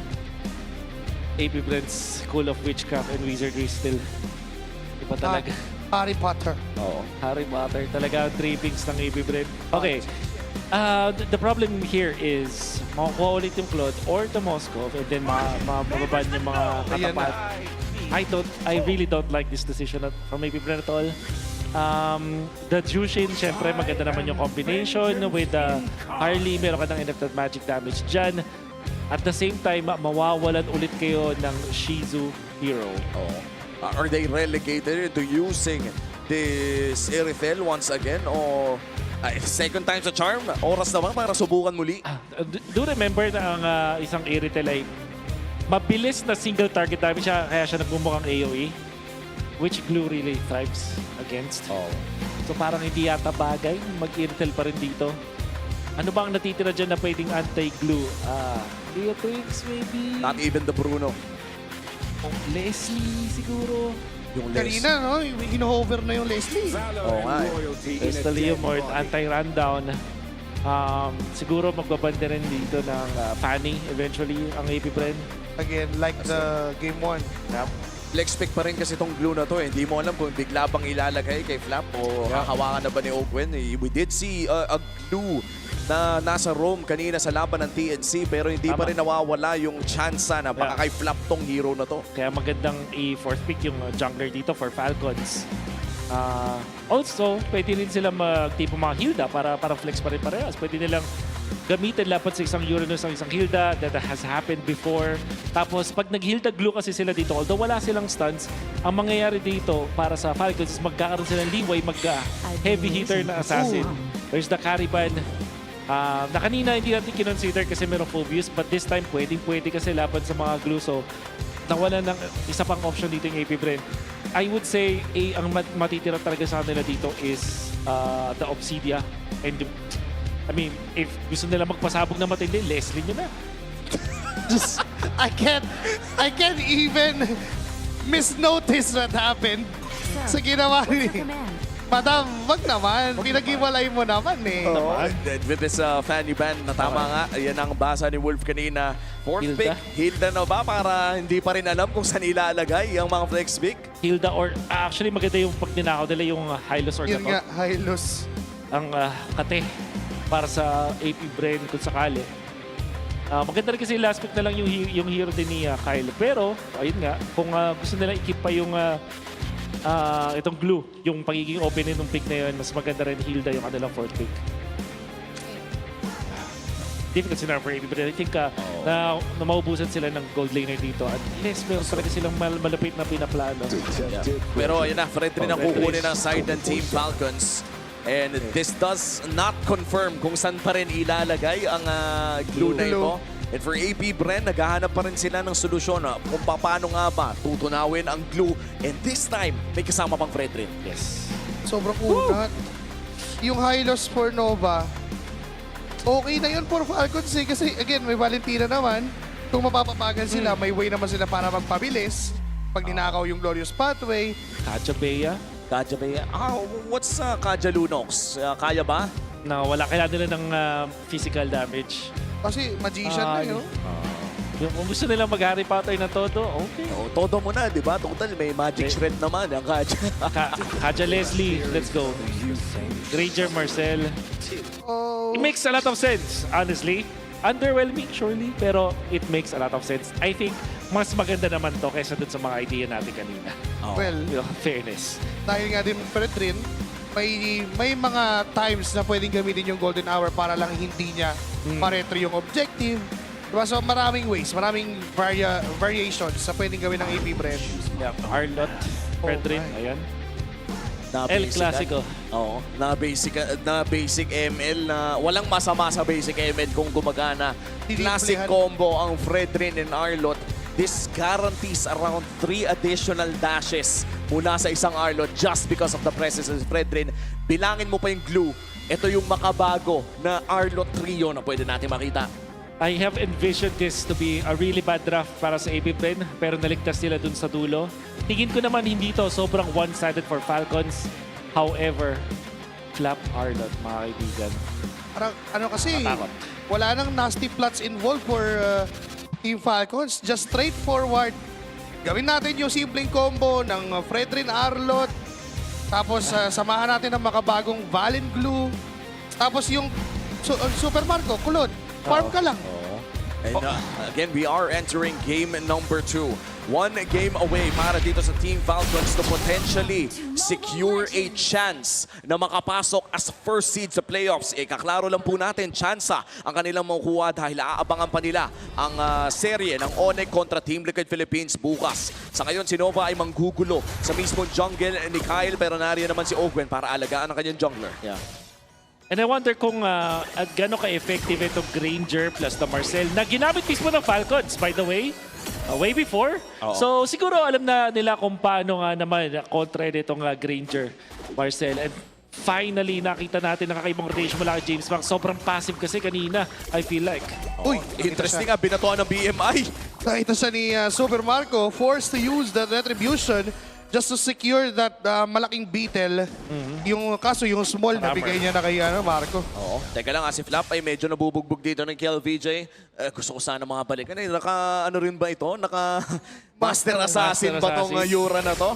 Well, malalaman na natin mamaya. Parang, kasi masakit. Nararamdaman ni Flap, KLVJ is still playing it rough against this Arlot mula kay Flap. At hindi niya pinagpapahinga. Medyo mahirap pa yung ganitong klaseng laning phase para sa isang Arlot. Pero mukhang matutulungan naman sa pag-clear dito in the green camp for the side of Team Falcons. 20 seconds bago lumabas ang pinakaunang pagong natin. At lamang na lamang si KLVJ at gusto itong ibago ni Kyle. Tinawag yung Kuya Bagya eh. Kuya Kyle. Kanina pa ako binabanatan ni KLVJ. Andun din naman si Nova and si James Banks and si Aqua. Daming tao buong tropa. Tinawag ng APBR pero walang mangyayari. Pag-aambahan lang. Ang hirap din kasi parang sobrang kunat ng isang Uranus. Iron-like defense on the bottom lane para dito sa Falcons na kailangan nilang kaharapin. And so far, itong unang pagong ay mukhang makakalamang ang side ng APBR with KLVJ on the lead. Nasa harapan na pero Haji may hawak na golden hour. Mukhang buburahin nila si KLVJ pero makakapag-consecration dash out. At mabubuhay pa Falap. Aqua? Sa gitna ng Ipin. Aqua with a Crimson Beacon. Binuhat niya si Ogwen. Tuloy pa rin ang pagbabas doon sa pagong. Nandiyan na rin si Shizu para tumulong. Golden hour mula dito kay Haji na kinopya niya. And ang first blood at si Kyle pa yun na wala. James Pang sa makakasecure ng turtle. Ngayon nahabol ang mga members ng APBR. But Team Falcons ilalaban. Flap ginagalawan. Nandiyan yung final touch kay Nova pero walang damage na kasama. Kaya hindi nila mapapatay ang APBR. KLVJ still on the front line forcing that invade for the purple buff. Sino nakakuha nun? And that's gonna be still si James Punks. Si James Punks na nakakuha na may nasa lise na isang poker trick. Isang poker trick lang kinailangan na si Ogwen ay babagsak na rin. Team Falcons losing that fight in the early turtle. And kasama ba to sa APBR early game na in-expect natin? Definitely. The APBR did not expect it to be this good para sa APBR pero nakuha nila yung dream scenario. Golden Hour used by Haji. Yun yung ninakaw or kinopya. The Golden Hour up against Nova. But at the same time, si KLVJ kasi wala dun sa mismong Golden Hour na yun. Kaya naman, naging problema pa itong si Kyle. Sa sobrang kunat nga naman itong si KLVJ. And with the Brave Smite, able to keep and stall away his life. Ito na, nandito tayo sa point kung saan lamang na ang APBR. Yes, and that also meant a 3-minute Sky Piercer para kay Shizu. Pero makakatakas naman ng side ng APBR dito. Kyle imposing his presence around the river area. Pero medyo mahirap ata makahanap ng kills if your Team Falcons as of now. Kahit si Aqua ay napakakunat sa larong ito with the elegant gem secured as well. At mukhang papunta pa nga tayo. Uy, iba na build ni James Max yan ha. Parang kumaliwa na. Wala na. James Max, unfortunately, hindi nag-work yung concentrated energy kanina. Although, malakaganda naman yung performance niya. But I guess kasi nakapag-invade siya ngayon tapos ang ganda ng early game niya, giving him that merit to go for the Genius 1. Plus, Uy! Teka lang biglang na-frozen moment si Super Marco. Tinatamaan ng mga Death Sonata bullets. Nandiyan naman si Ogwen para iligtas ang kanyang gold laner. Wala pang mangyayaring casualties. I almost thought na ikakasa na yung golden hour doon. Oo, pero sisimulan na ni James Punks ang pagong na ito. KLVJ ang magbibigay ng zone kontra Team Falcons pero binili yung trip niya. Pinabox out lang siya. Pero napag-dash and consecration out again. May nabuhat pang isa itong si Aqua. Si Kyla magiging target no. Appraisals at retribution. Kanya pa rin yung pagong. At atrasan, kulasan. Parang nag-evaporate bigla ang Team Falcons. Hindi mo talaga kasi malalabanan eh, yung Appraiser's Wrath into the Retribution, pero may laban din sa baba. Fake back lang pala yun. Muli nilang tatargetin si KLVJ, pero mabubuhay pa din naman. Aqua, Crimson Bacon, Golden Hour na bigay ni Haji sa kanyang kinopya para mapigilan sana ang habol na gagawin ng AP Brema. Si KLVJ di napapalampasin, patay sa kamay ng mga Falcon. Wow, Falcons! Nakita niyo yung ginawa doon ni Haji with the Golden Hour. Tapos yung final slash mula kay Flap, papunta doon sa Golden Hour, hindi man tumama. Doon sa ibang mga members ng AP Bren, na-isolate naman. And Aqua, unfortunately, na-punish yung kanya aggressive play going for the Crimson Beacon in at the force spying flicker. Falcons have taken down the deficit noon, 800 na lang para sa AP Bren. And this is a massive flicker to lose bago magsimula yung pangatlo o ang ating actually pangatlong pagong Super Marco getting bursted down. This might just mean na makakatore sa taas ang AP Bren and they will be able to secure that objective. Big rotation however coming in from Ogwen. At least mapoprotektahan ang kanyang marksman but that's already 1/3 na mapupunta sa kamay ng AP Bren. Re-establishing ang kanilang 1,000 kontra Team Falcons. Pero ganito rin ang nakita natin kanina before a disastrous post-third turtle fight na kailangan iwasan ng AP Bren. This time, yung third turtle, kailangan nilang i-activate itong si Shizu na kompleto naman na yung mga items at fight ready na rin. They have to now utilize yung Granger tsaka itong Marcel combo nila. Si Ogwen na pili doon, Golden Hour, kakasaan ng mga bala. Hinihintay lang na tumama pero hindi niya mapaburst down ang mga members dito ng Team Falcons. May mga glulets pa kasi na natira. Oo. So parang meron talagang nag-take ng damage for him and he was able to get out. Unfortunately, hindi nag-work. But now, it's going to be the next turtle. Ang wala lang namang ulti sa kanila is si Nova. Oo, and as of now, I think ito rin yung window na inaabangan ng Team Falcons. Wala pang golden staff si Super Marco. Turtle, sinimulan na. Appraiser's Wrath, may mga bala mula sa Death Sonata. Pero Retribution ni Kyle ang hindi mapupurnada. Ngayon tumutuloy pa rin si Aqua sa kanyang Crimson Beacon. Pero nasampahan at nasa bunutan siya dito ni Ogwen. Mamamatay din naman si Ogwen. Kapalit ng buhay ni Aqua. Pero pwede pang tumuloy ng Team Falcons. But Super Marcos just doing his job. Just pushing turrets away from AP Bren. Oh, Falcons macro. Sobrang nakakamiss. Pag gumamit sila ng utility jungler, akala mo yung laban ay nandun sa turtle fight. For some reason, they survived that. Nakakuha pa sila ng positive trade dahil roamer for a position 4 hero yung nakuha nila. Tapos nakapag-push pa sila dun sa may bottom lane. Biglang nabura ang lamang ng AP Bren. Oh, that's a turtle, may turret. Talagang tatlo yung nakuha nila kung iisipin doon sa buong trade na yun. And Wolf, katulad na lamang nung sinabi mo, hindi lamang nabura yung kay AP Bren lead, kundi nakuha ata ng Team Falcons bagamat napakaliit pa lamang. Still equalizing this game 8 minutes in. Nova, delikado siya dito mga pare ko, ya. Nagamit niyang sarili niyang Golden Hour para sumubok na mabuhay sa ginawa ni Ogwen. Pero sabi ni Ogwen, kahit gamitin mo pa lahat ng oras sa mundo, ay mamamatay ka pa rin. Ngayon may kinopya si Haji na Golden Hour na pwede niyang gamitin mamaya pag nagkalabo-labo na ang Team Falcons. Yan si Kyle ay binuhat, sumasalo ng mga bala, pero makunat pa rin ng Fredrin kaya makaka-atras pa. Dalawang ulti tapos flicker. Parang sulit yun para kay Ogwen kahit nabigyan siya eventually. And nagbigay din ng oras para makasingit. Etong si Super Marco dun sa may top lane, hindi na napapansin at talagang naiilaga na ang mga members ng AP Bren. Parang daming nasasayang kay Ogwen, no?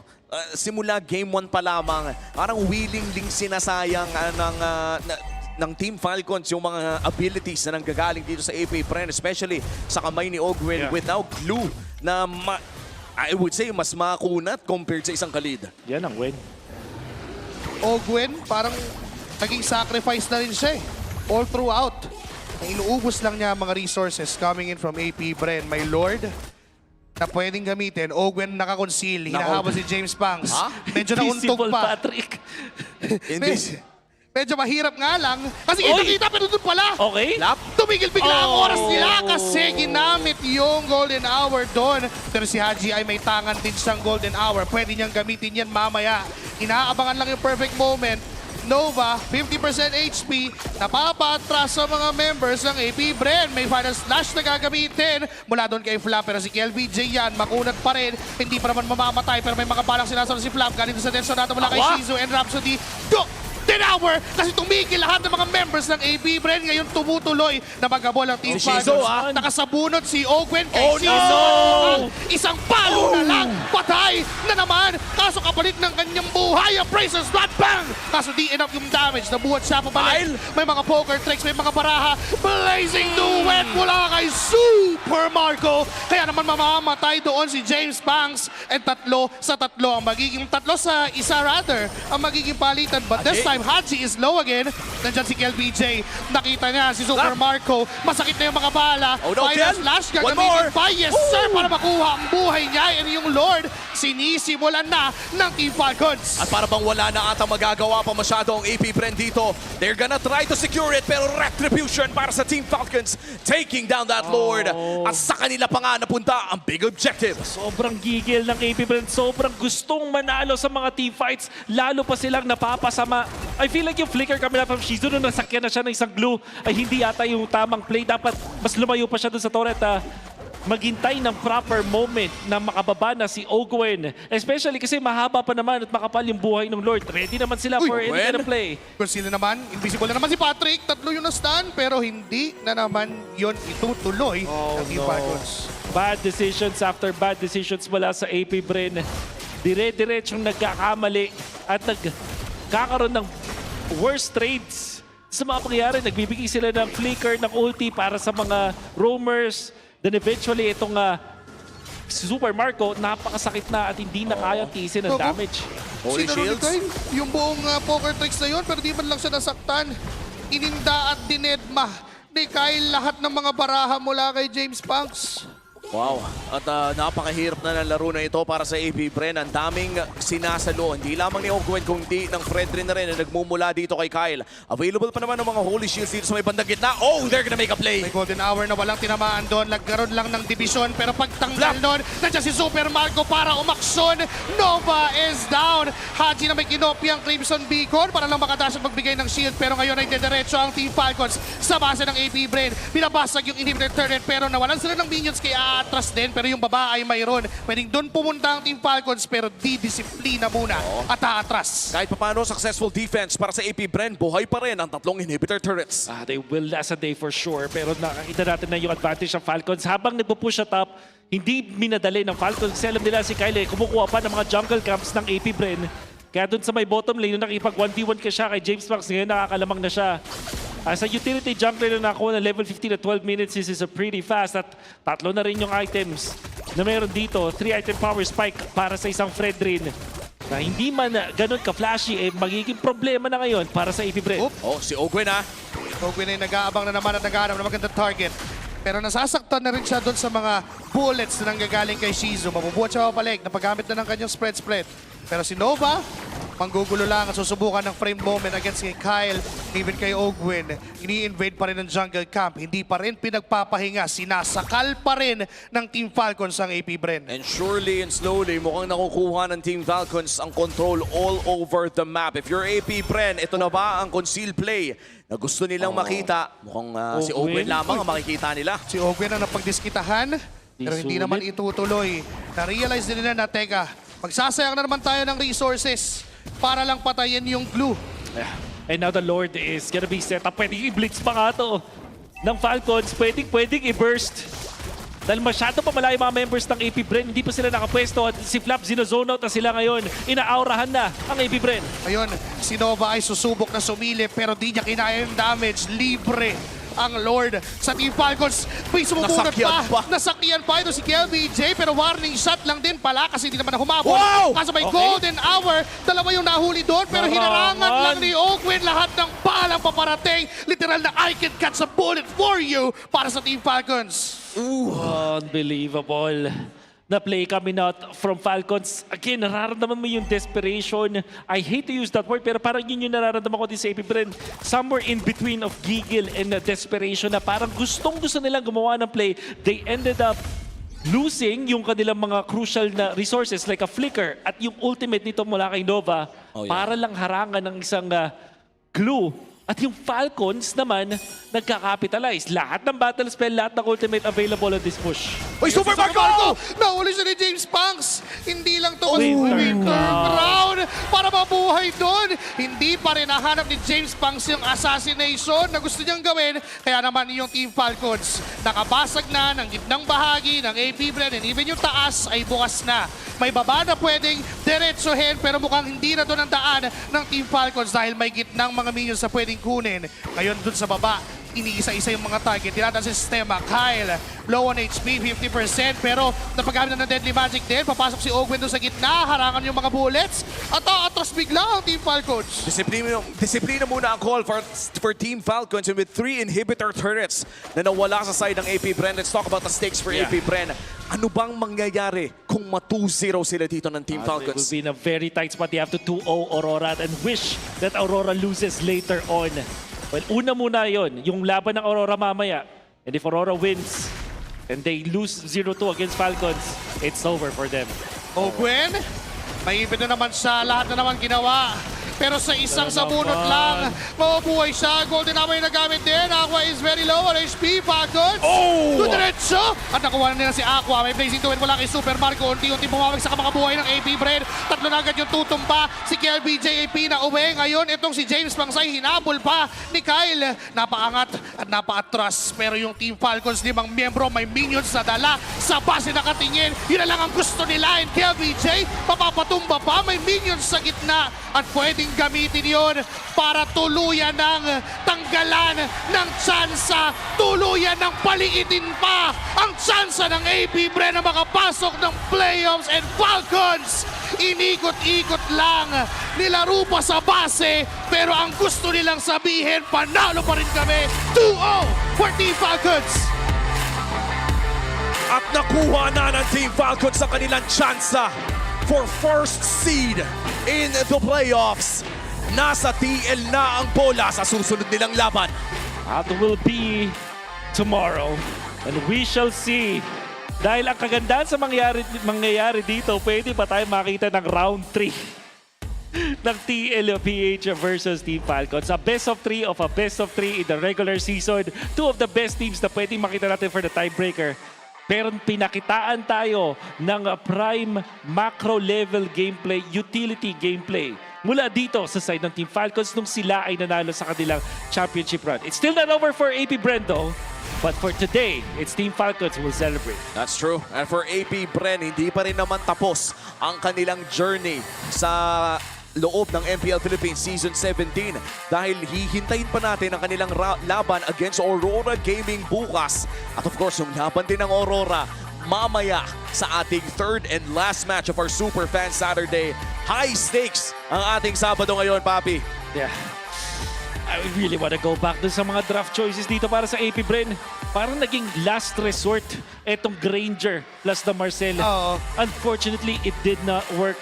And Falcons naman, sobrang komportable. They still got yung kanilang first 3 picks as in the previous game. Well, hindi literal na first 3 picks yung nakuha nila, pero yung nakita natin Valentina Claude, na secure pa rin nila. Tapos may kasamang glue para dun sa isang Harley.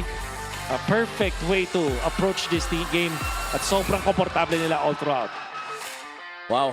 Kasi ngayon kakausapin na natin ang Team Liquid, ang Team Falcons. It's the Green Falcons soaring high with a 2-0 sweep. Give it up for Team Falcons! Congratulations! Another win for you guys. Such a flex flap, diba? Na 2-0 nyo ang AP Bren and this is the last game of the regular season for you guys. Gaano ba kahalaga sa inyo yung panalo this time around? Sobrang halaga niya sa amin kasi may chance pa kaming makapag-top seed. Ayan, para sa kaalaman ng lahat, Flap said it right. Dahil, wow, Coach Moody, kabisado na namin yan. Grabe, Coach Moody, tinalo mo lahat ng mga players mo sa Aura. Pero going back, Flap, sa ating katanungan, pinlexan kayo ni Coach Moody, no? Oo, sobrang flex niyan. At ngayon, Flap, katulad na nabanggit mo, tumaas ang chance nyo na ma-set up ang tiebreaker against TLPH. At kailangan lang naman nilang Masweep sila ng Onyx Philippines bukas. Gaano sa tingin mo kalaki yung tsansa na mangyari to? Para sa akin, 50-50 talaga eh. Tsaka sobrang nakaka-excite kasi first time magkakaroon ng tiebreaker match. Kaya sobrang saya. Nakaka-excite. Mukhang excited. Ito si Super Marco, excited din to, sure ako. Super Marco, predictions-wise, since Golden Rivalry tomorrow, who do you think yung lalamang bukas between Savero and Teddy? Tingin ko si Teddy. Pero pag 1v1 Savero, pero pag sino lumamang pa rin eh. Kung sino lumamang sa nakampi niya eh. Tingin ko yun yung lalamang. Okay. So, tomorrow, high stakes tayo, but heading to the playoffs. Ikaw, sino ang pinaka inaabangan mo or gusto mo makalaban? TLPH agad para malakas agad. Ang bilis. TLPH agad. Kaabang-abang. Pero ngayon, palagi kasi natin tinatanong kung sino ba sa tingin ng ating community ang match MVP. Para sa inyo, sino ang match MVP? Ako. Ikaw pa din. Flap, si Flap. Ayaw mo talagang Sana ako, magpata. please. Please, ikaw naman. Ako. Si Haji. Ako. Si Ogben. Please. Ogben. Agree ba kayo sa kanya? Let's see who our match MVP is. Ogben. Si Coach Moody daw. Pero yan ay si Haji! Haji! Alam mo, Haji, sobrang pinag-uusapan yung Valentina mo, especially nung Game 1. Bakit sa tingin mo ganun kakalakas gumamit ng hero na yun? Siguro lang yung gising ko ngayon eh. Maayos lang yung gising ko. Wow. na maayos eh. Kasama talaga yan sa kanilang mga preps. And with that, ano ba ang mensahe mo sa buong Falcons Nest supporting you all the way hanggang season, hanggang Thank you. week 8? Maraming salamat sa pagsuporta sa amin lagi at sa pagpunta sa venue. Saka shoutout dyan sa tropa ko. Okay, may special guest siya today. Coach Moody, Shout halika out nga. kay Coach Moody rin. Coach. Let's go, Coach! Coach! Yes po. Okay, parang tinatalo mo na yung mga players mo sa laki ng fan base. Ano lang Anong yan? masasabi mo dyan? Inutusan ko lang yung mga tropa ko. Thank you for coming. Worth it ang patarpulin mo today. Yes po. Nautusan lang pala. But once again, congratulations, Falcons! You may now bow. And you may now take your walk of victory. It's always a fun time with Team Falcons. That's right. Maganda talaga ang gising ng Team Falcons. They're not giving away any point para sa kalaban. And this makes everything more exciting, lalo na't malapit na tayo sa playoffs. Masters, what do you think?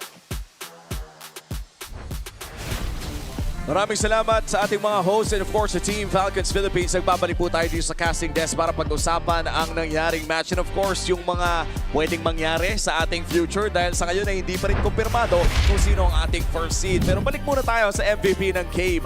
Number 2, walang iba kundi si Ogwen on that blue na ang dami talagang sinasayang ng mga abilities mula sa AP Brand.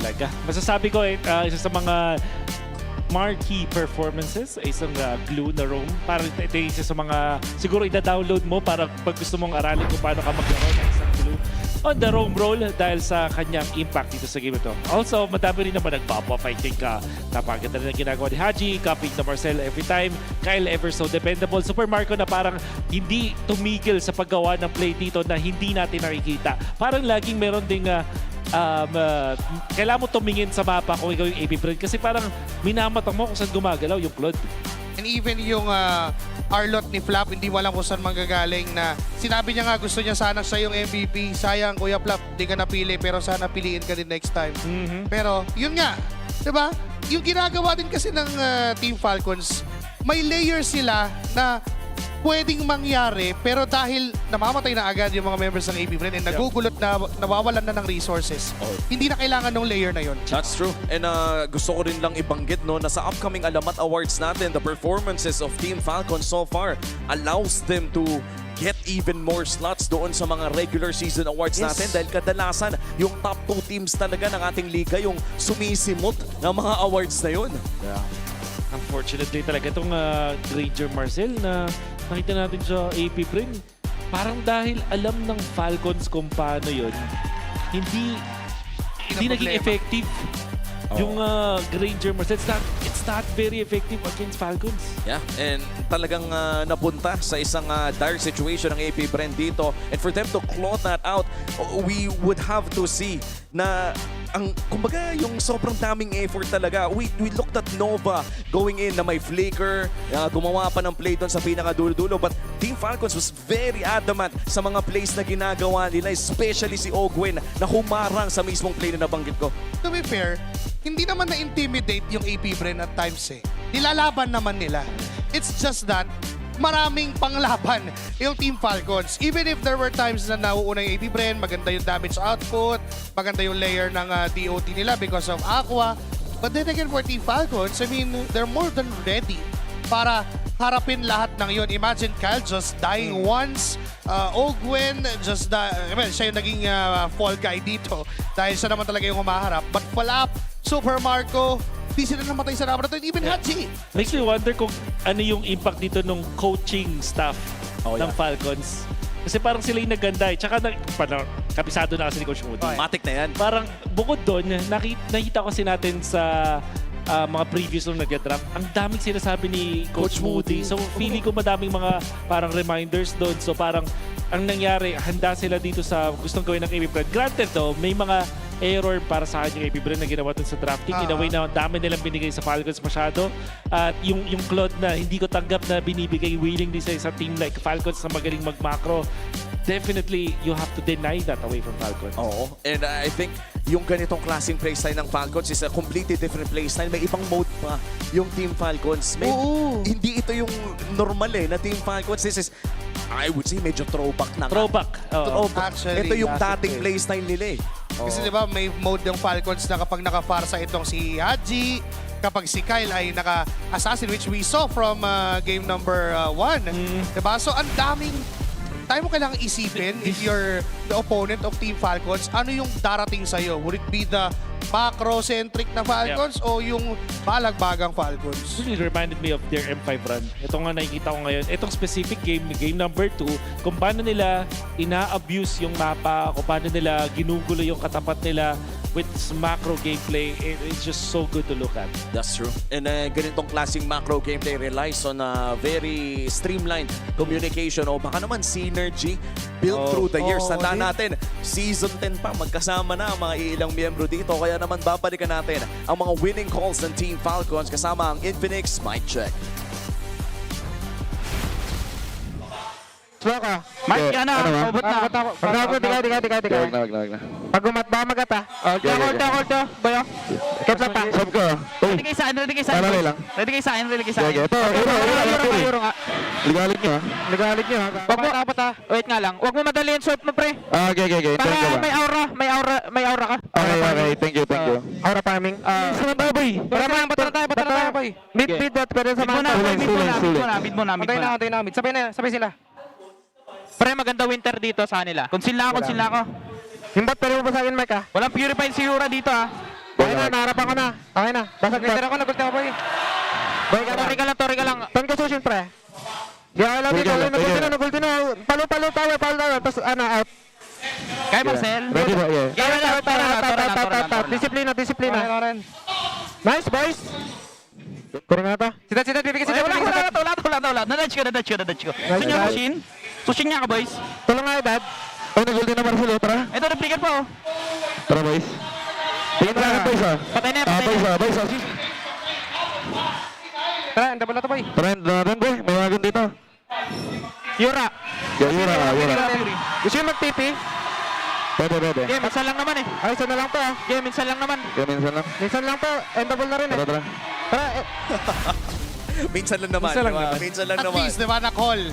Gusto nyo ba? Nagkasundo ang buong team? Minsan lang naman. Parang last time na nakita ko yung ikot-ikot sa base was coming in from Blacklist International way back pa.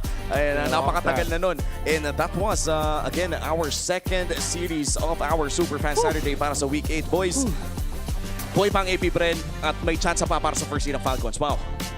And yung mamayang match, isa sa mga instrumental matches sa kanilang kapalaran. Well, mamaya mapapanood natin ang napaka-importanting match 3 na yan. Sa ngayon, kami ang inyong naging casters, Umi, Joshi Cakes, and Wolf. Punta na muna tayo sa ating side reporter.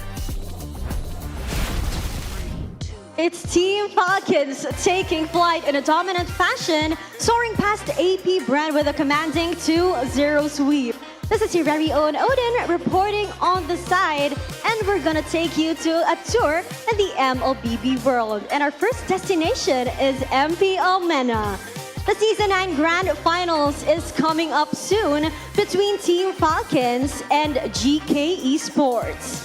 From the upper bracket, it's Team Falcons sweeping both GK Esports and Gamax Esports to reach the finals. Meanwhile, all the way from the lower bracket is GK Esports, where they defeated Axe Okami and Gamax Esports. Their grand finals will take place on May 22 at Dr. Hassan Mustafa Arena. And our next stop is MSL Thailand Season 1.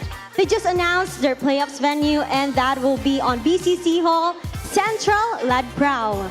This will take place from May 22 to 24.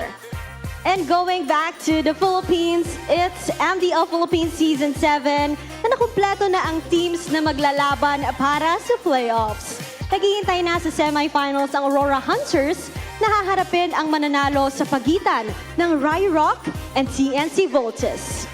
Samantala, naghihintay naman ang Marshall Mayhem sa mananalo sa pagitan ng Twisted Minds RWE at Onyx Uprising.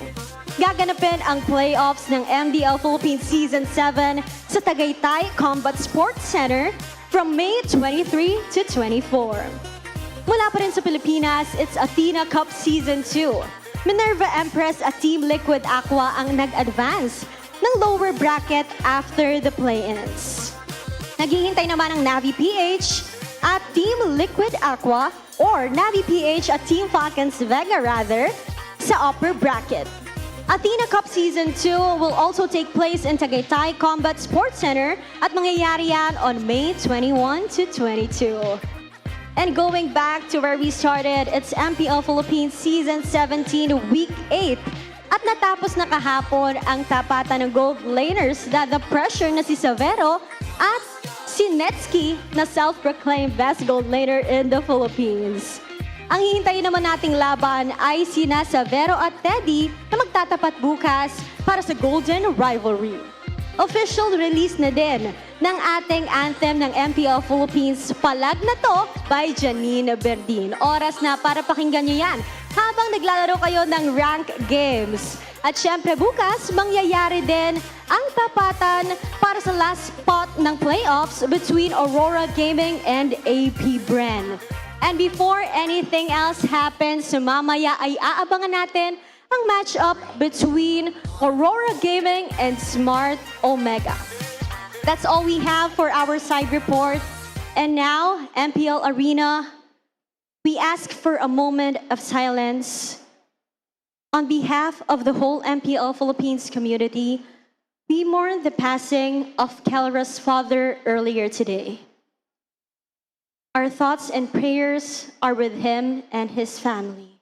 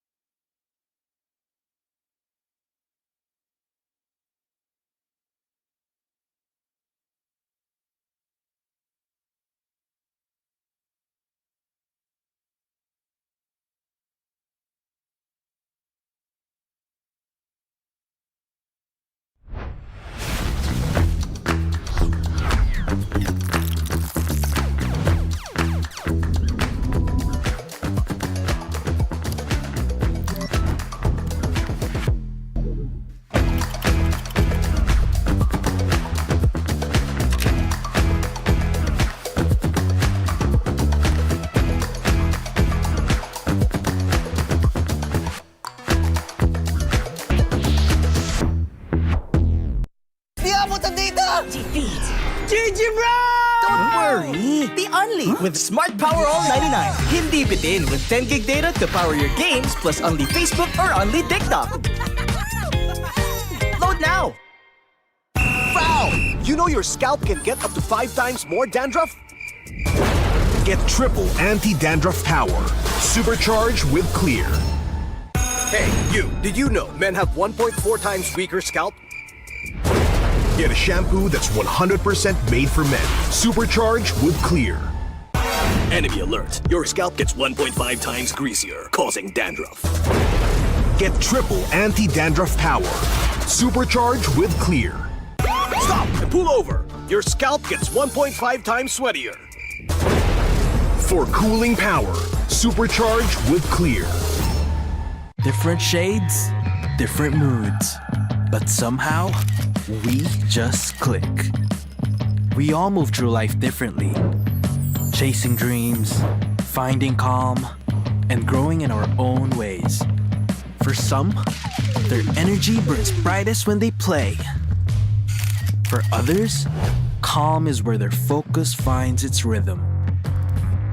And for a few, growth simply happens when the mind is at ease. But even in our differences, we're all connected by the things that hold us steady or have our backs. No matter the hue, there's a color that feels like you. So let me ask you this. What's your color?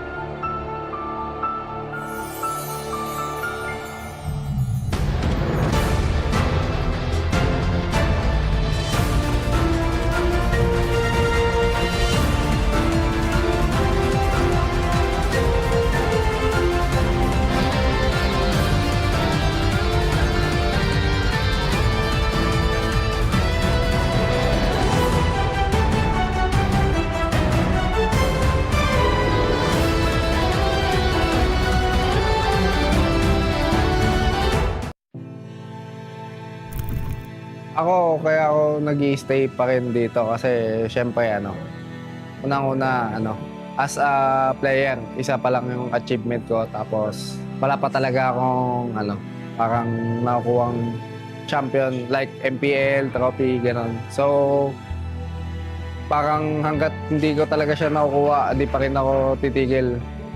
Kasi parang marami rin akong sinakripisyo sa sarili ko para dito. So, parang kung susuko ako, parang sayang naman yung mga sinakripisyo ko. Message ko sa past self ko, huwag kang mag-doubt sa napili mong desisyon yan.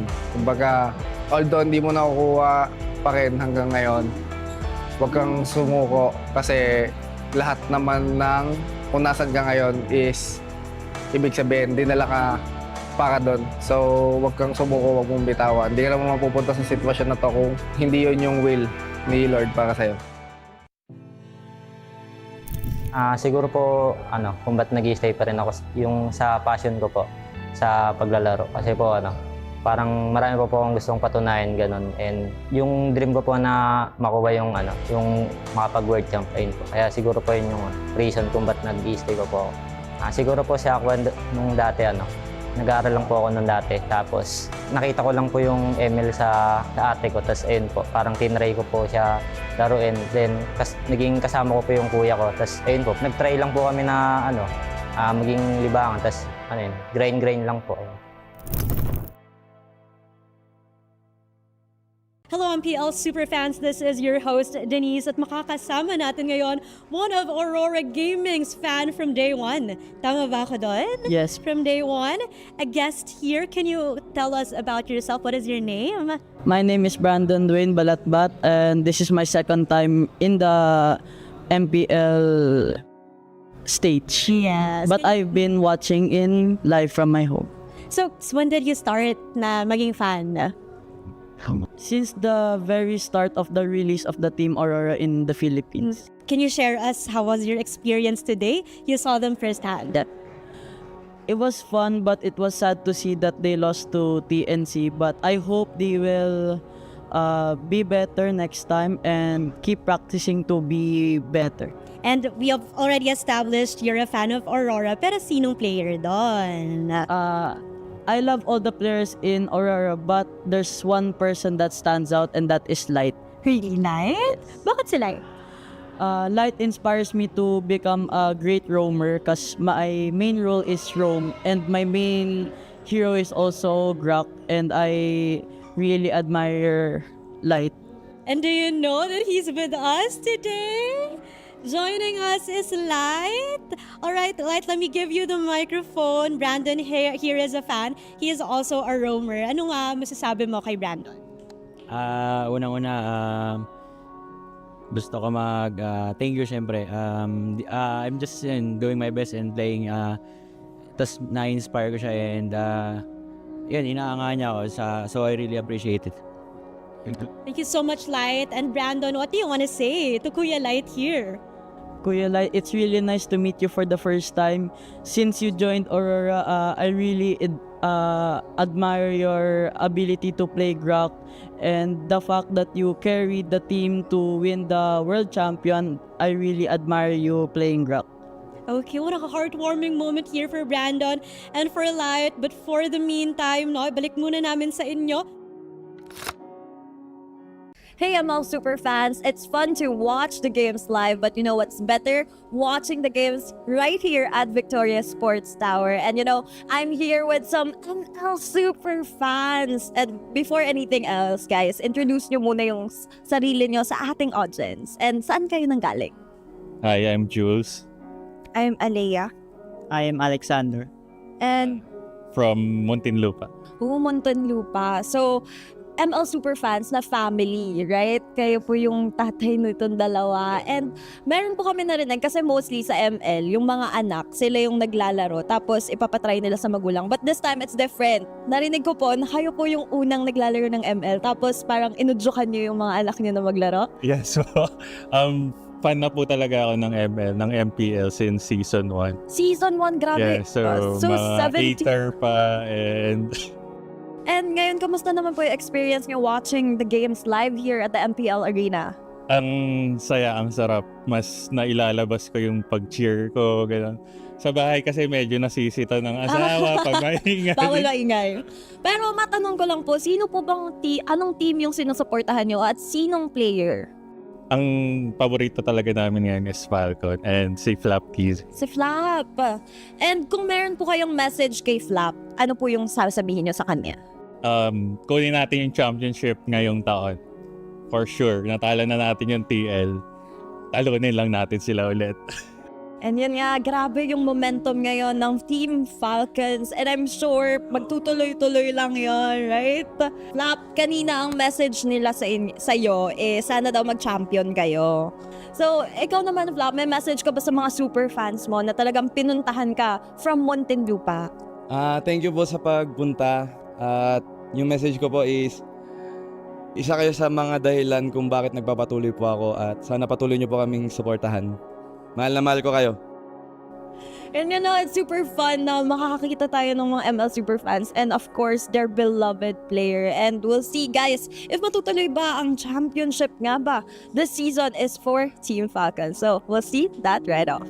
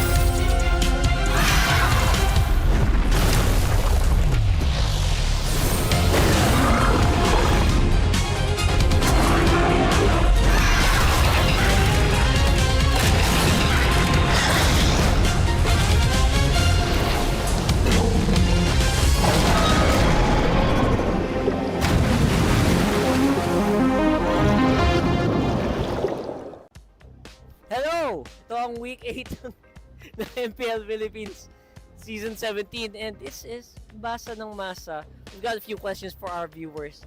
Let's see kung anong basa nila. Okay, so I'm here with... Hi, I'm Jenna. Alright, Jenna, sino tingin mo sa TNC, RORA, and APBR ang makapasok sa MPL Philippines Season 17 playoffs? I guess RORA pa rin kasi for sure mas gigil sila ngayon makabawi, and of course, syempre sila yung last champion ng M7. So for sure, mas pipilitin nila na makapasok sa playoffs, and syempre hindi pa sila nakakapag MPL champion. So most probably talaga na pipilitin nilang makapasok sa playoffs. This is it. Alright, puso ng kampiyon. Kasama ko naman dito si...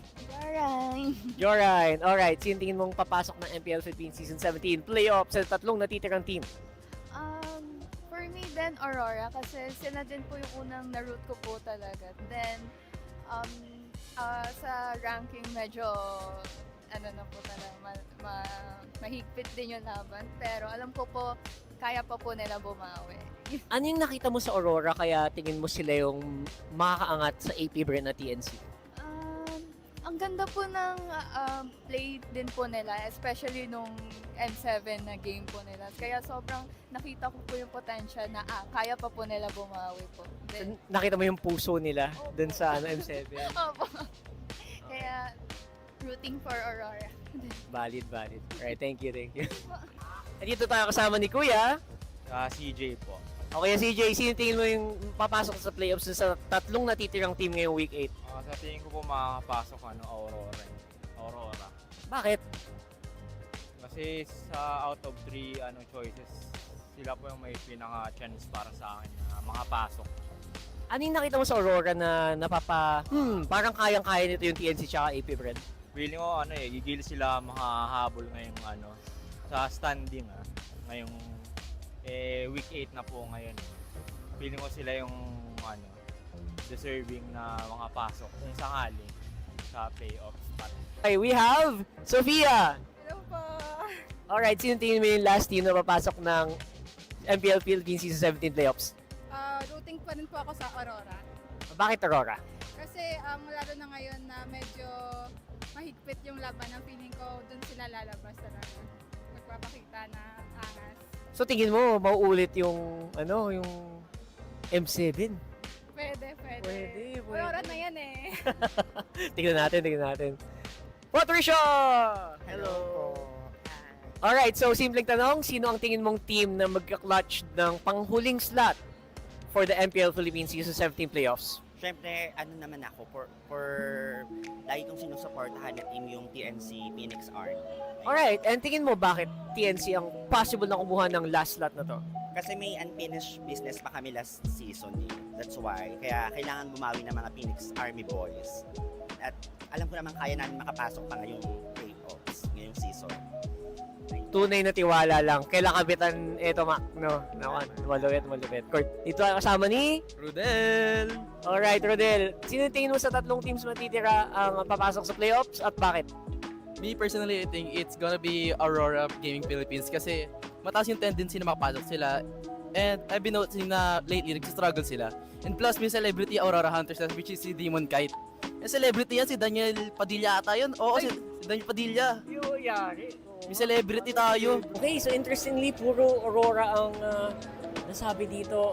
And then we also have like TNC believers in the chat. Where are the AP Brand fans, man? I'm looking for you kasi hindi pa naman tapos ang laban, especially here in Week 8. Siyempre lahat yan dito lang sa Basa ng Masa. See you on the next episode.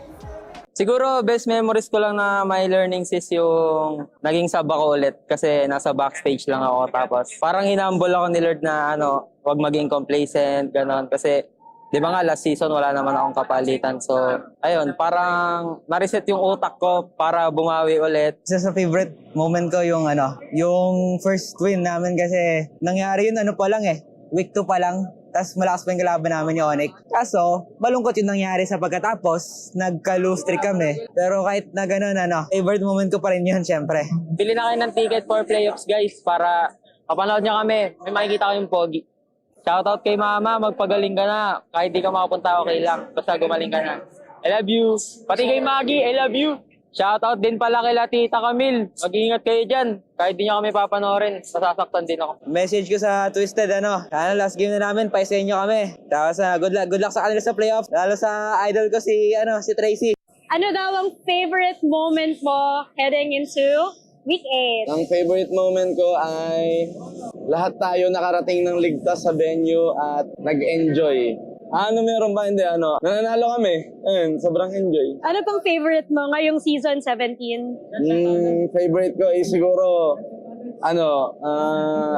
top 2 kami. Tapos may chance kami mag-top seed. Let's go! Bakit 17 ang jersey number mo? Birthday ko lang po. Kailan birthday mo? November po. Uy, isang buwan lang pagitan natin. Grabe mga 17 yung birthday, no? Oo. Mga magagaling na mid lane. Oy. Best moments mo kasama yung team na to? Siguro, yung banding namin. Nagmemerenda lang kami lagi. In the run pa rin kayo para sa playoff spot. Kinakabahan po ba yung team nyo? Hindi na siguro.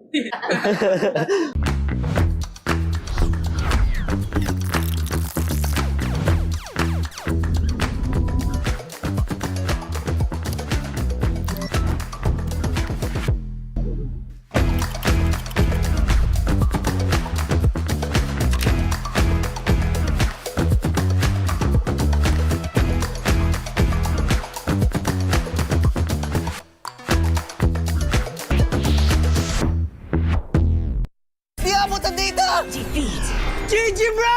Don't worry, the only with Smart Power All 99. Hindi bitin with 10 gig data to power your games plus only Facebook or only TikTok. Load now! Foul! You know your scalp can get up to 5 times more dandruff? Get triple anti-dandruff power. Supercharged with Clear. Hey, you! Did you know men have 1.4 times weaker scalp? Get a shampoo that's 100% made for men. Supercharged with Clear. Enemy alert. Your scalp gets 1.5 times greasier, causing dandruff. Get triple anti-dandruff power. Supercharged with Clear. Stop and pull over. Your scalp gets 1.5 times sweatier. For cooling power, supercharged with Clear. Different shades, different moods, but somehow we just click. We all move through life differently, chasing dreams, finding calm, and growing in our own ways. For some, their energy burns brightest when they play. For others, calm is where their focus finds its rhythm. And for a few, growth simply happens when the mind is at ease. But even in our differences, we're all connected by the things that hold us steady or have our backs. No matter the hue, there's a color that feels like you.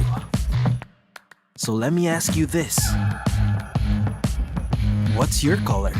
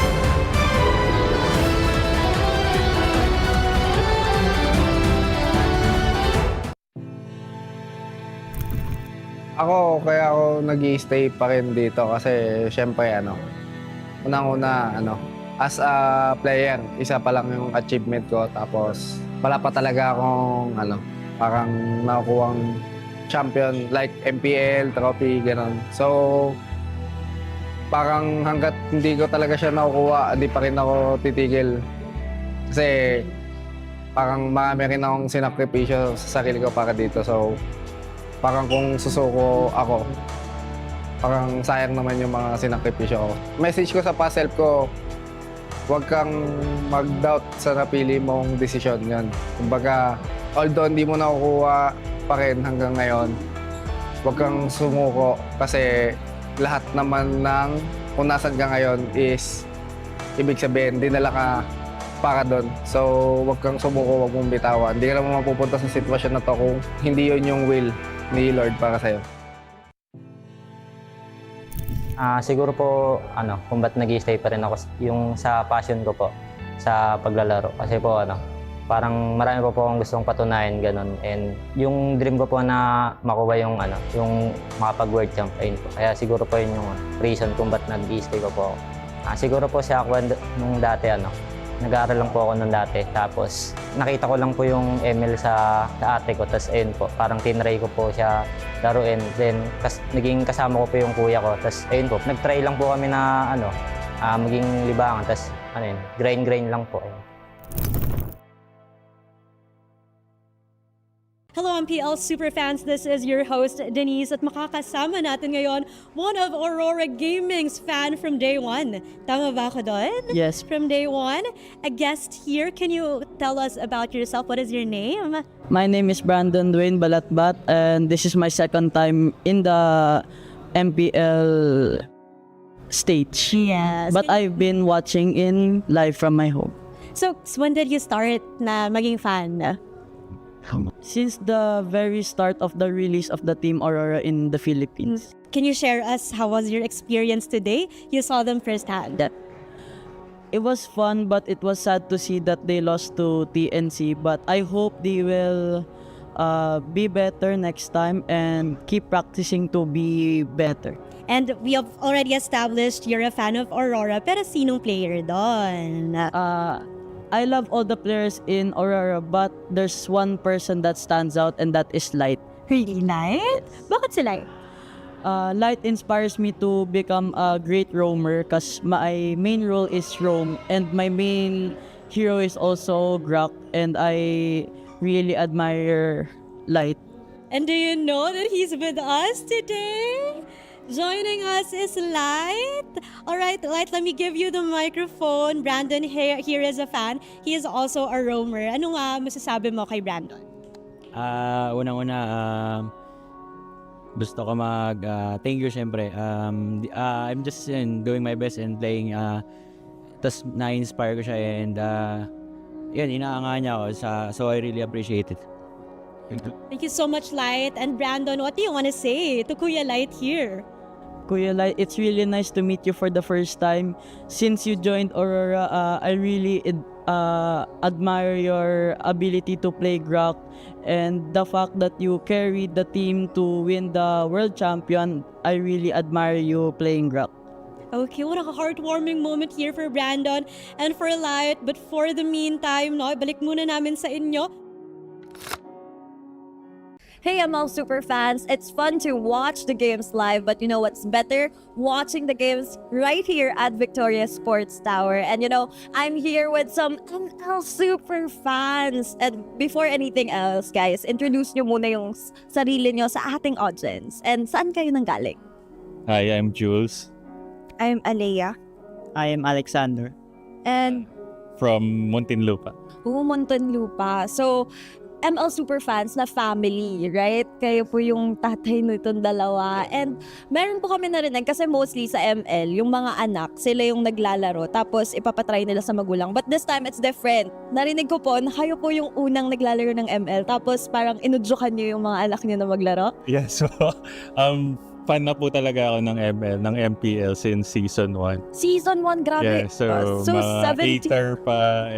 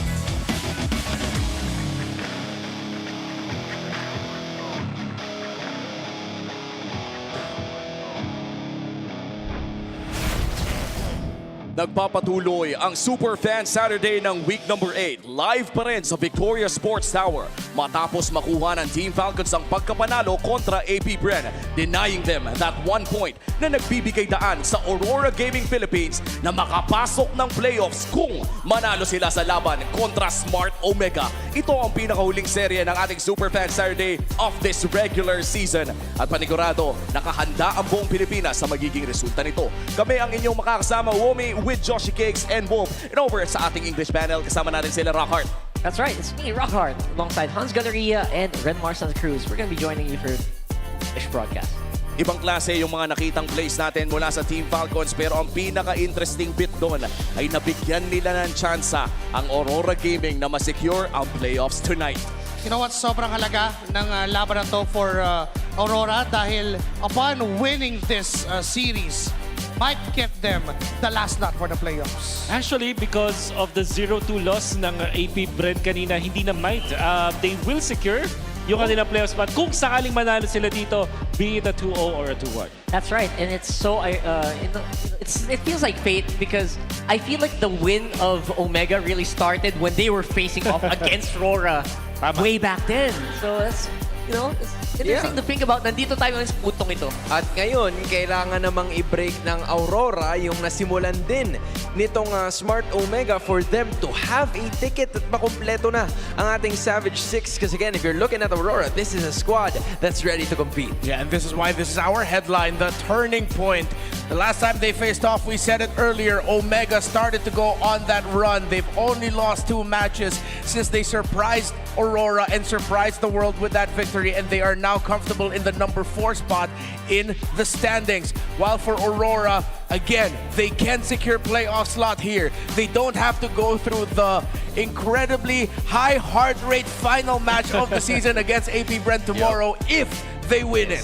Wow, and the question is if mananalo sila kontra Smart Omega ng huling beses na pagkikita ng Omega at Aurora Gaming, para ba nagbago ang tadhana para sa parehas sa koponan na ito? The turning point, ika nga, na para bang Freaky Friday yung itsura nila, yung trajectory ng Omega mula baba ay tumungong pataas. And meanwhile for Aurora, mula taas ay tumungong pababa.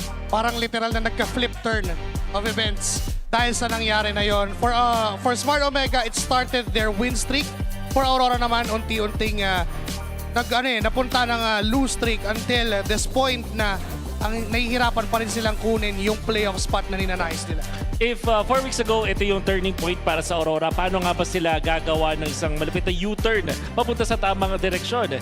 They just have to win versus Omega or APBR actually. To be fair naman sa Aurora, ang dami din nagtatanong kung ano nga ba yung chances nila to get into playoffs. It's pretty simple, guys. Basta manalo sila ngayon or bukas. Ganun na lang kasimple.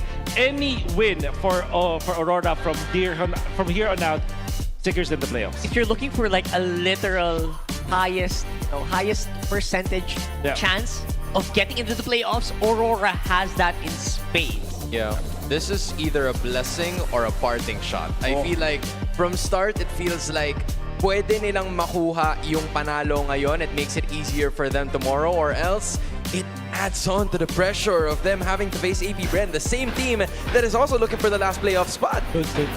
Parang kung pumunta ka sa confession, tapos tinanong mo, ano kailangan ko gawin para ibahin yung buhay ko? Ano po? Putihin mo lang. Galingan mo lang. Ano kailangan namin gawin para umabot ng playoffs? Manalo kayo. Manalo ka. Tama naman. As easy as that. At ito na ang sagot.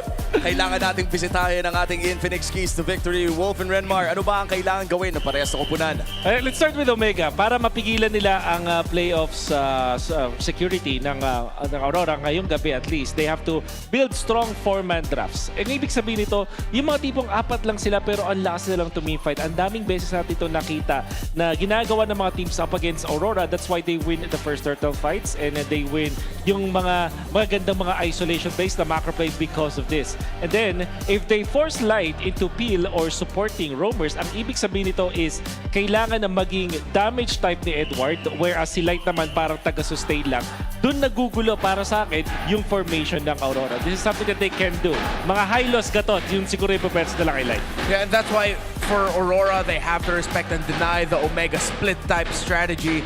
one hero to rule them all, it's the Fanny. But you also cannot turn off the potential of Omega suddenly showing up and feeling like they want to play chip for Prexiva today. Or you get a Loyi, the center of the map for Captain Menguin as well. So deny the heroes that allow them to open the map, or just be ready to deal with it.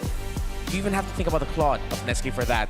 Positive trading in skirmishes is key versus Omega. Omega, they are not afraid to hunt for that win. They will dig and crawl through a team fight for a win. If ever it gets to the point where the Omega team fight is a little bit too overwhelming, just see if you can get at least 1 or 2 positive trades. If you can get a kill on the gold laner, if you can get a kill on the jungler, that's it. If it's too dangerous to continue the fight, then back off. Oh, I love how majority of this Infinix keys to victory ay just preparing from what happened the last time na nakita itong dalawang to. I'd like to think na na-expose yung strategy ng Aurora with the split push na ginawa ng Omega before. Tapos, again, it's like, pinanganak naman yung strategy ng Omega na only split push. Sobrang yun yung perfect na description sa nangyari. Kaya siya talaga turning point. Kasi parang naisip bigla ng Omega, kaya pala natin to. So, lagi nilang ginagawa at effective siya. Biglang kahit yung teams like Onyx, napapatumba nila with that kind of playstyle. Falcons, natatalo nila with that. And then Aurora, exposed din yung mga weaknesses nila. The moment na tinalo sila ng Omega na ganun, yung mga teams na diretsong nakatapat ng Aurora, ganun din yung ginagawa sa Aurora.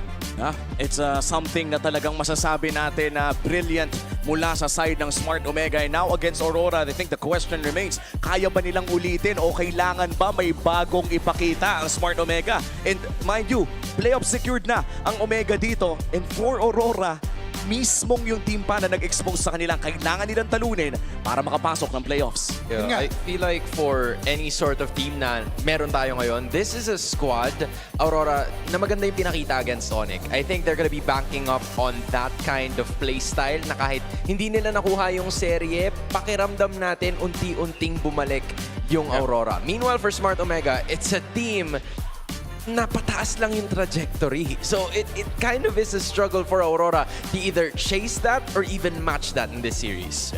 I think one of the themes for today, though, has been the importance of a surprising EXP pick and a surprising roam pick. And of course, who gets the Valentina.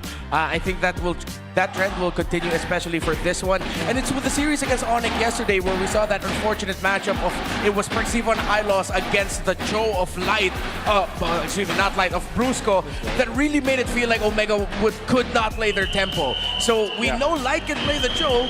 You have to watch out for that. And sa tingin ko at this point for Omega and Aurora, dito na natin makikita yung preview or prelude, kumbaga, papasok ng playoffs natin. Makakapasok nga ba ang Aurora Gaming sa ating playoffs ngayong gabi? And kahit pa sabihin natin hindi pa na rin ang Aurora, may chance pa rin sila bukas dahil sa nangyari kanina. But you will also have to take note yung performance kayo ng Aurora kung gaano kaganda yung kanilang mental capacity laban sa Omega. Kasi hindi sila pwedeng magpa-intimidate dito sa Omega. They have to be very sturdy in this scenario because if not, madali sila maka-counter. At parang simula pa lang nung laban, parang pwede na sila matalo agad kung sakali magpapa-intimidate sila. Well, with some of the Aurora fans, actually, grabe yung helping hand ngayon ng Northern Lights na kompletos, recados pa rin papasok dito sa laban nila against Omega. This is perhaps one of the most important matches na mayroon ng Aurora to date. Although may chance pa nga naman bukas, but they really have to end the drought. Kasi entering tomorrow, if matalo sila ngayon, ang hirap mag-reset ng momentum, di ba? Yun yung isa sa mga bagay na outside of the game na kailangan and it needs to be addressed every single time na may match ang isang team. Unless Omega is a prankster na nanloloko lang pala, may mga kunwari pang ginagawa. Tsaka meron na rin mga tanod ang Omega ngayon. Hindi lang ang Northern Lights ang may suporta. Even the Barangay is out here to play as well. Well, malalaman na natin kung ano nga ba ang magiging kwento. Maraming salamat ulit sa ating English broadcast. Mag-uusap ulit tayo mamaya. This is one of the most important matches. I-welcome na natin ang mga players. Our marshals for this match, Luis, Chico, JD, and Joshua G. Kahit anong liwanag ang iharap, di sila mabubulag. Subok na sa bakbakan ang puwersang hindi matitinag. Sino sila? Sila ang Smart Omega!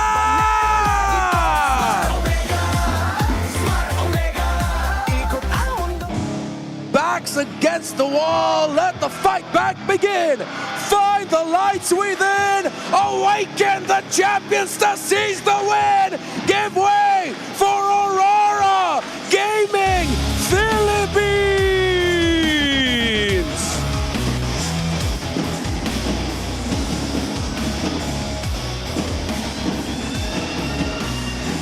Our chop master and head referee is sent with the coaches, Coach Wura and Coach Master the Basics. It's a fight for momentum versus a fight for survival. MPL Superfans, ito na ang huling laban sa inyong Superfan Saturday Magingay!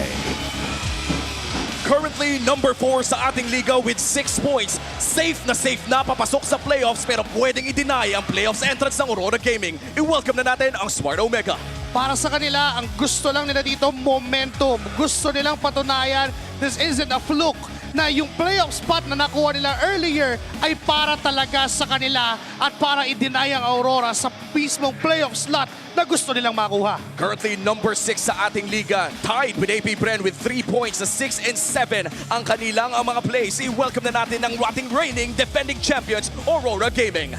It is clear para dito sa Aurora na kailangan nilang mangyari at gawin ay manalo sa laban na to. At kung sakali mang hindi sila palaro ngayon, meron pa silang chance sa bukas. Pero mas maganda na ang kanilang simula na talagang tuldukan na nila yung time na nagsimula ang kanilang mga losing streak up against Omega.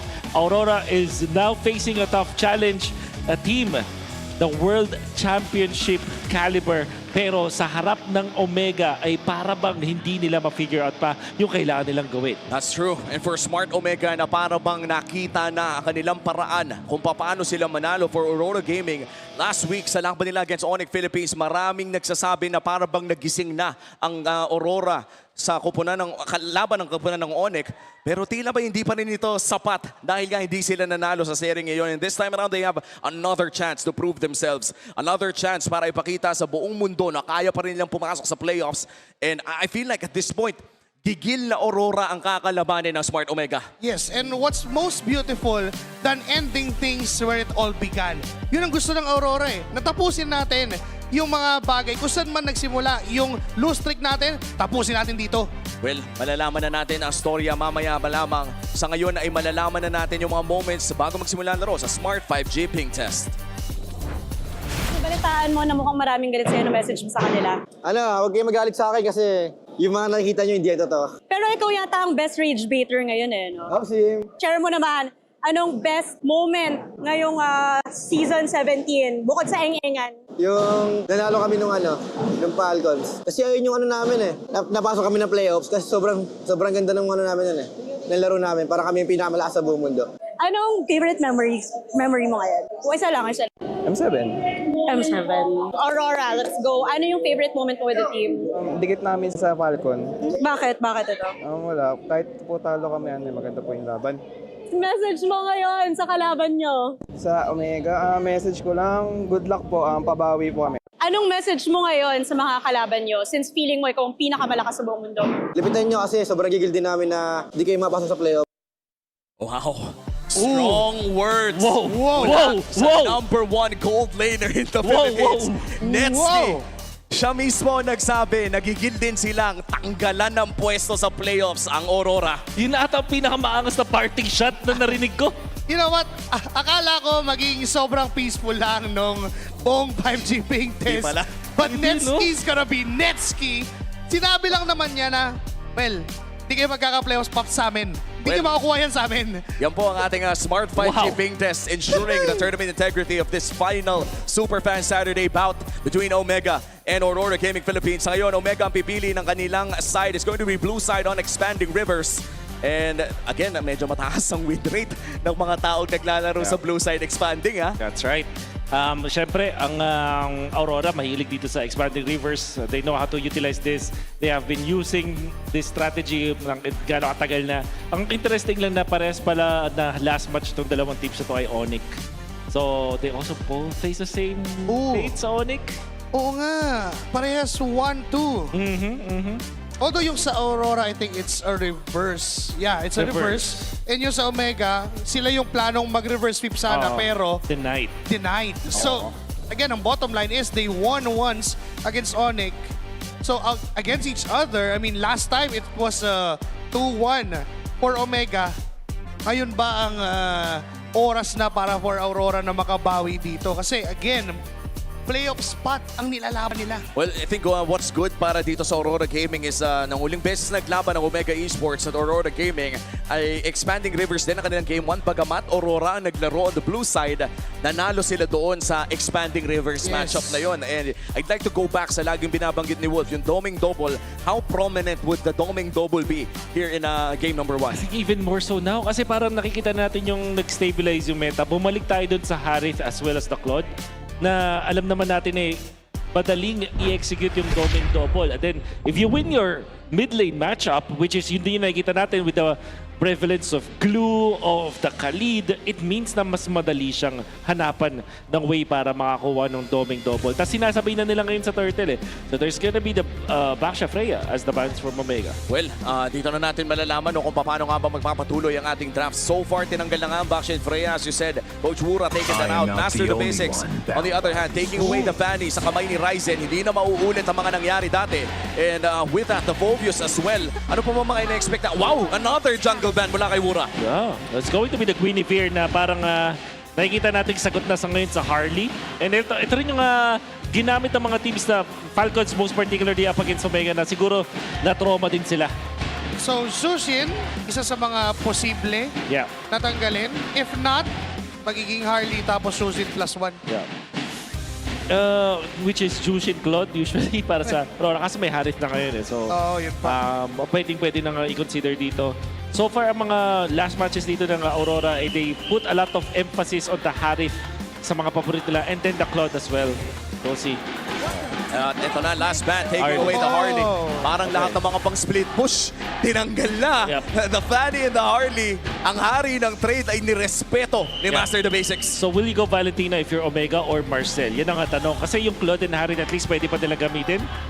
Hindi ko nakikita na ipa-priority nila dito yung Claude ng first pick since meron pa naman mga kapalit. May Moskov pa na ginagamit din naman ng Omega for split pushing.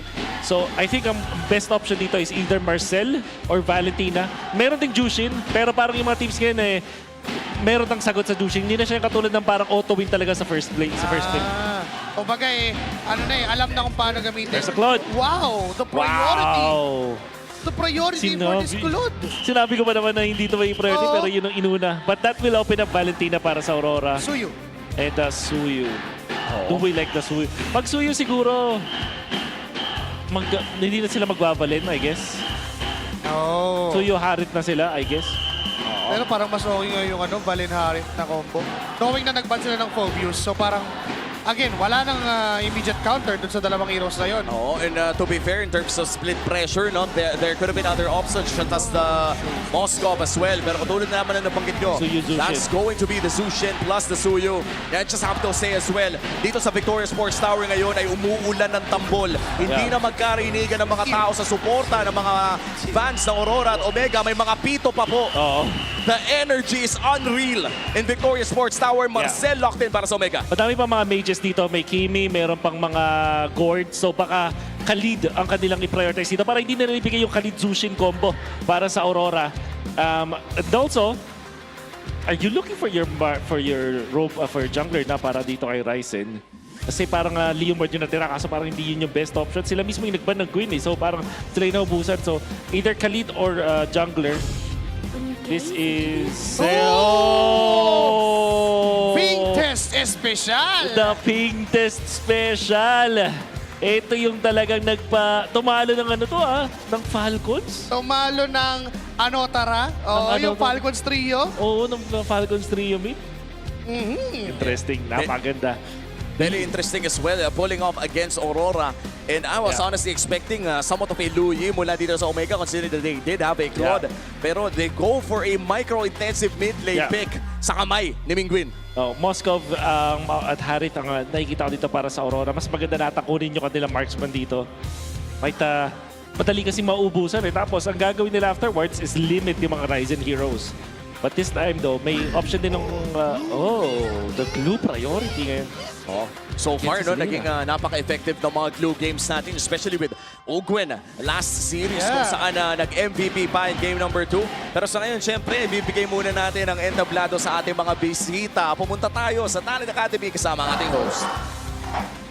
Right now, we are gonna know some insights from our students of Talent Academy. Sony, sino ba sa tingin mo ang lamang sa first draft natin in just a few words? Well, for me, I think lamang yung Aurora kasi nakuha ni Yue yung Sushin. Demon Kite yung special niyang suyo, tapos Light. Very bago para dun sa glue, pero excited ako makita yon. How about for you, Sokpi? Sino sa tingin mo lamang?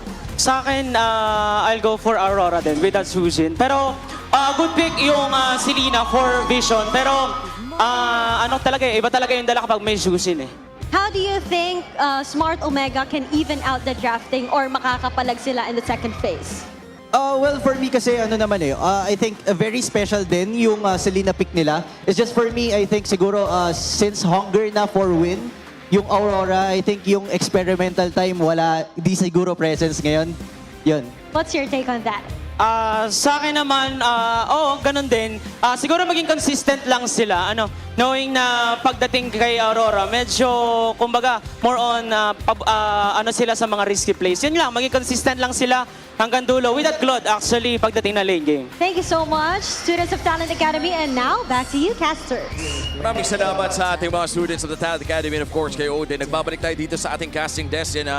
Ayon sa insights ng ating mga Talent Academy aspirants ay mukhang naniniwala sila na yung vision na ibibigay dito ni Mingwin on the side of Omega ay magiging crucial against this lineup coming in from Aurora Gaming.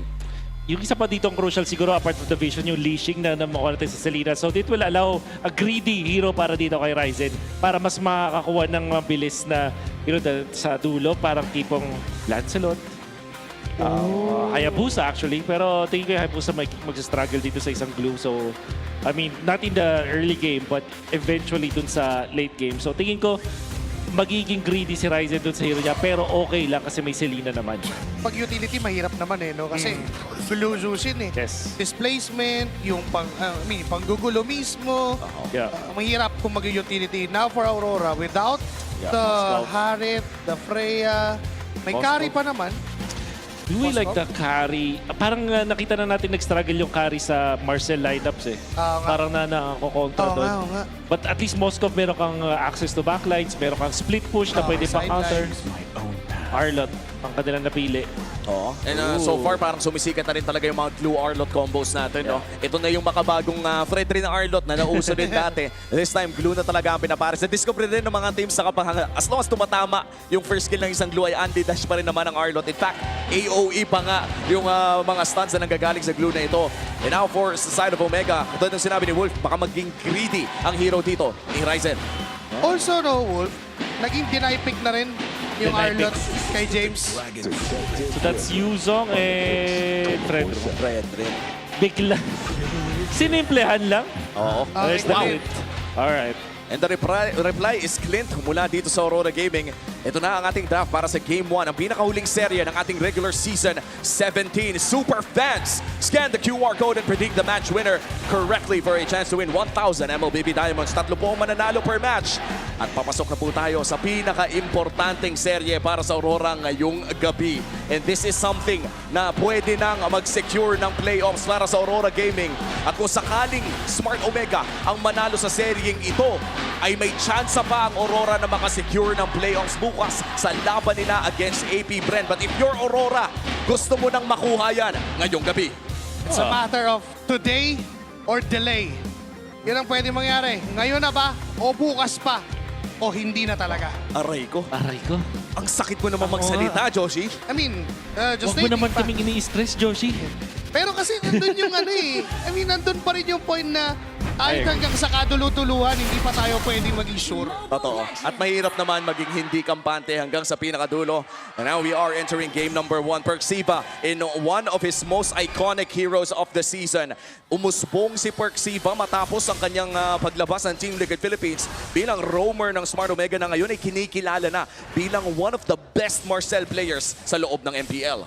I half expected na ang magiging damage dealer dito is Ryzen, pero shinif nila going in for the Yuzhong up against the Arlot. Siguro kasi din na fourth pick ng Aurora yung Arlot, so nagkaroon ng leeway itong Omega na mag-prioritize na isang greedy hero pero sa XP. So the Yuzhong right now, hindi na siya tulad yung season 16 na talagang masasabi kong OP na mananalo every single time. This lineup para sa Omega, nagme-make sense ng sobra dahil ang pinili nila na maging frontliner for them is Ryzen. Tapos meron kang James na magtutulong sa kanila makuha ng first turtle. At kahit yung glue, feeling ko dito, kakayanin nilang tunawin mamaya. And my worry here, honestly, is doming Kite later on, the moment na may available ng Black Dragon form. Considering the take lint, parang kailangan mo talagang tipirin yung second skill mo. Oo. Bukod kasi doon sa second skill mo, flicker lang ang meron ka para makaiwas doon sa Yuzhong. But then again, it would really matter if siya yung magiging target ng Yuzhong. Kasi baka maging ang target ay yung frontline lang. Pwede nga pwede nga harapan Kasi parang pag nahuli si DK, for example, o kaya si Edward, parang worth it na rin. Buhusan with this Yuzhong. Kasi para mangyari na nun, hindi na makakapwesto itong si Doming Kite. Ay, kung tutusin nga, napakadaming crowd control ng side ng Omega dito. No? I think babalik tayo doon sa napaka-basic MOBA knowledge. The more stuns, the more chances of victory. Isolated per skill, pare. Napakasakit talaga niyan. Sinolo mo. Ngayon si Light ay tinamaan ng pana mula dito kay Mingwin. Si Silip ang Aurora doon sa pagong na sinisimulan na ni Ryzen. Black Dragon form mula kay James. Dire-diretso. Hahanapin lang si Demon Kite. Hindi papalampasin. Ryzen will get that objective. Yumi nakabuhat ng isa si James na ipit sa apatina. Nabuhay pa in the first blood. Kapalit ng turtle para sa Aurora. And how good is that? Sino ba yung nakalamang sa ganong klaseng trade? Teka lang Edward going in. Potentially going in for the kill. Perceive ay di tatama yung final slash. Makakatakas ang Omega. Now looking at that trade, Wolf. Sino nga ba ang nakakalamang? 100% Aurora dahil napigilan pa nila yung pag-double lane nitong si Claude. Tapos makakuha pa sila ng outer turtle shield sa bottom lane. They've also forced the flicker kay Perks and then nag-level 4 din itong si Light. Uy, teka lang. Ayun lang. Hindi pwedeng tumama yung mga pana kasi ganun ang pwedeng mangyari. Wow. Walking win condition kasi yung Abyssal Arrow and just like that, makaka-invade ang Omega. Tuloy-tuloy pa rin si Ryzen. Sino makakakuha ng purple na yun? And that's gonna be Ryzen securing that one perfect invade. And ngayon, sa bottom lane, Arrow won't even connect. Yung flicker ay nagamit din, pero sa dami ng taong tumalaw, hindi niya na napigilan pang mamatay.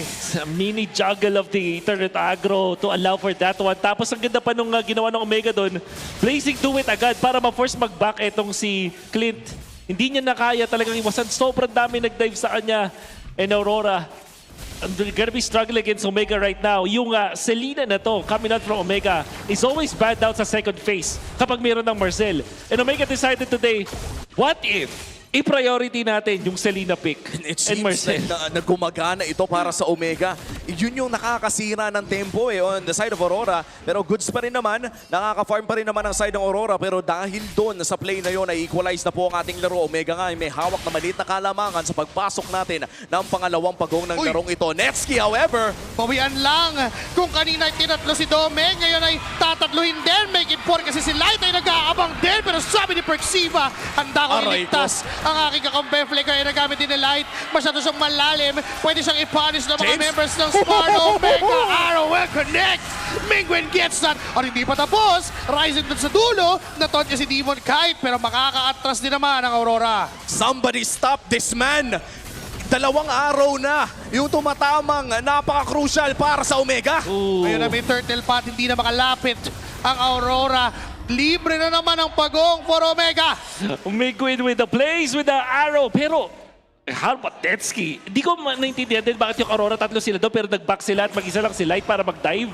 Doon kay Netski, I think if nag-spread sila doon, mas makakakuha sila ng punish. But this what it is, napana na sila ni Mingwin afterwards. At natutot pa itong si DK. Sa ngayon, lamang na ang Omega. Not a big one. No way, no way! Okay. Kahit kapiso ang buhay. Pana! Ay parang di tatama. May Dragon Tail nga lang si James. And they will secure the kill. How did that happen? Yun yung mga pana na intentional kasi parang kung magbabak ka, tatamaan ka ng pana. Pag hindi, tatamaan ka ng isang skill! Bakit naman ganun kaganda yung layer? doon, May isa tas pa. pana, hindi ka na talaga gigisingin. May isa pang iteration sana, pero hindi na tumama yun kay Yue. Makakatakas siya, pero Perxiva, naharangan lang muli yung panggagalingan ni Light. May tore pa na nakuha si James. Tapos may araw pa doon. Natitingnan for the purple buff, pero makukuha naman yun ni Demon Kite. Ako lang ba o parang mukhang Team Liquid yung Omega ngayon? Okay. This rotation, this composition, it feels like Omega is playing as Team Liquid. Parang may Mala perfect Exodia, no? copy. Alam mo, hindi ito yung first time. Ang una sa lahat, sabi ko sa'yo, hindi lang ikaw. Kasi madaming beses ko nang sinabi na yung Omega, yung level of synchronization at yung pagiging connected nila at one page sa isa't isa, sobrang reminiscent of the prime Team Liquid. Yung Season 16 Team Liquid na parang tinatapos yung sentences ng bawat isa. And yung aggression nandun din. So, I am not surprised that you said that kasi talaga nakita ko yun sa kanila. Hindi lang ganun kalinis as Team Liquid from before, but there are moments like this specific game na talagang makikita natin carbon copy. Tatandaan natin na si Perxiva ay nanggaling doon at sinaamin niyang marami siyang natutunan kay Daddy JP. Now Light is on to the far back. Naghahanap ng isang magandang target. Nandyan yung Black Dragon form. James na petrify. Anong target niya? Ito si Edward. Ryzen will get that turtle down in the dawn. And that blazing duet. Dumediretso lang. Binuhat nila si Ryzen Golden Hour para iligtas ang kanilang isang kapitan. Buhay! Si Light nakakasabunot. Appraiser Strat ay nagamit din. Pero si Yue na ang tatapos ng misyon. May glimpse of Bigo na binibit pa si James. There you go. Patay. This is the retaliation of the Northern Lights. May pana na hindi tatama pero hindi aatras ang liwanag ng Aurora. At mukhang sa extended teamfight na hanap ng Aurora ang kalamangan na gusto nilang makuha at yung mid-lane turret naman ang kanilang punteriya. Oh, Yue and Light combining together for this one. At ang maganda pa nakapag-push sila. So sobrang taas ng value na nakuha nila dun sa trade na yun. Na-protectan nila si Doming Kite all this time. At na-punish nila si Ryzen. Ryzen looked like makakatakas na siya. But because of Yue and Light clutching it in that scenario, makakabawi ngayon ng Aurora. At mukhang nabura na rin ang lead na mayroon ng Omega. Nagiging season na ang laban. Lumalamang ang Aurora, babawiin ng Omega, babawiin ulit ng Aurora. At ngayon ay tila pantay lang halos ang nangyayari. 6-3 ang score. Pero kung titignan mo yung map control, halos 50-50 din. Oo, 50-50 talaga eh. Pero may maliit na talagang kalamangan ng Aurora in terms of overall utility around the map. Katulad ng sinabi ni Wolf, high value turret ang nawala sa side ng Omega. Open na para sa mga flank yung center stage dito para sa side ng Omega dahil alam natin, no, si Light, signature din niya yun, yung mga ginagawa din ni Tracy kanila. Napakalayo ba ng ikot? Ngayon may frozen moment against dito kay Light. Edward ay umaamba. Yung mga stutter step na ganyan, biglang pumiplicker file ang slash. Oo. Yan yung mga stutter step na may mensahe. Sige, subukan mo magpakita at pag naabot kita ay pwede naman. And they have the abilities to do so. Demon Kite though, nandun siya sa may bandang itaas. Si James ay nag-aabang din ng reaction. Ngayon may 3 miyembro, pwedeng pagplanuhan. Pero merong 6 sense si Demon Kite. Oo, bumalik siya. Alam niyang may paparating na pana. Tapos nag-boost check. Demon Kite proving to everyone na hindi rin siya basta-basta tatalon sa patibong ng Omega. Pero sisimulan na ng Smart Omega. Ang Lord na ito, ang pinakaunang Lord ng game number 1. At napakalakas na kanilang team fighting sa Lord area. Yeah. Sumusubok yata silang i-blitz to. May slow push din sila sa top lane. Nice reset coming from Omega. This favors them actually. Perxiva, magpaparamdam ng bahagya doon sa possible golden hour arrow connection. Hawak muli yung Lord. Sinasayaw pa rin. Soft reset. Every reset favors Aurora. Favors Omega. And RORA, lalo na pag may nagpakita dun sa may taas. Pwede nang isimulan. At madaliin ngayon si Demon Kite ay naatasan. Na-clear muna yung minion waves doon. Pero nireset muli. Power spike na rin ha. Power spike na rin para dito kay Netsky. Trinity secured.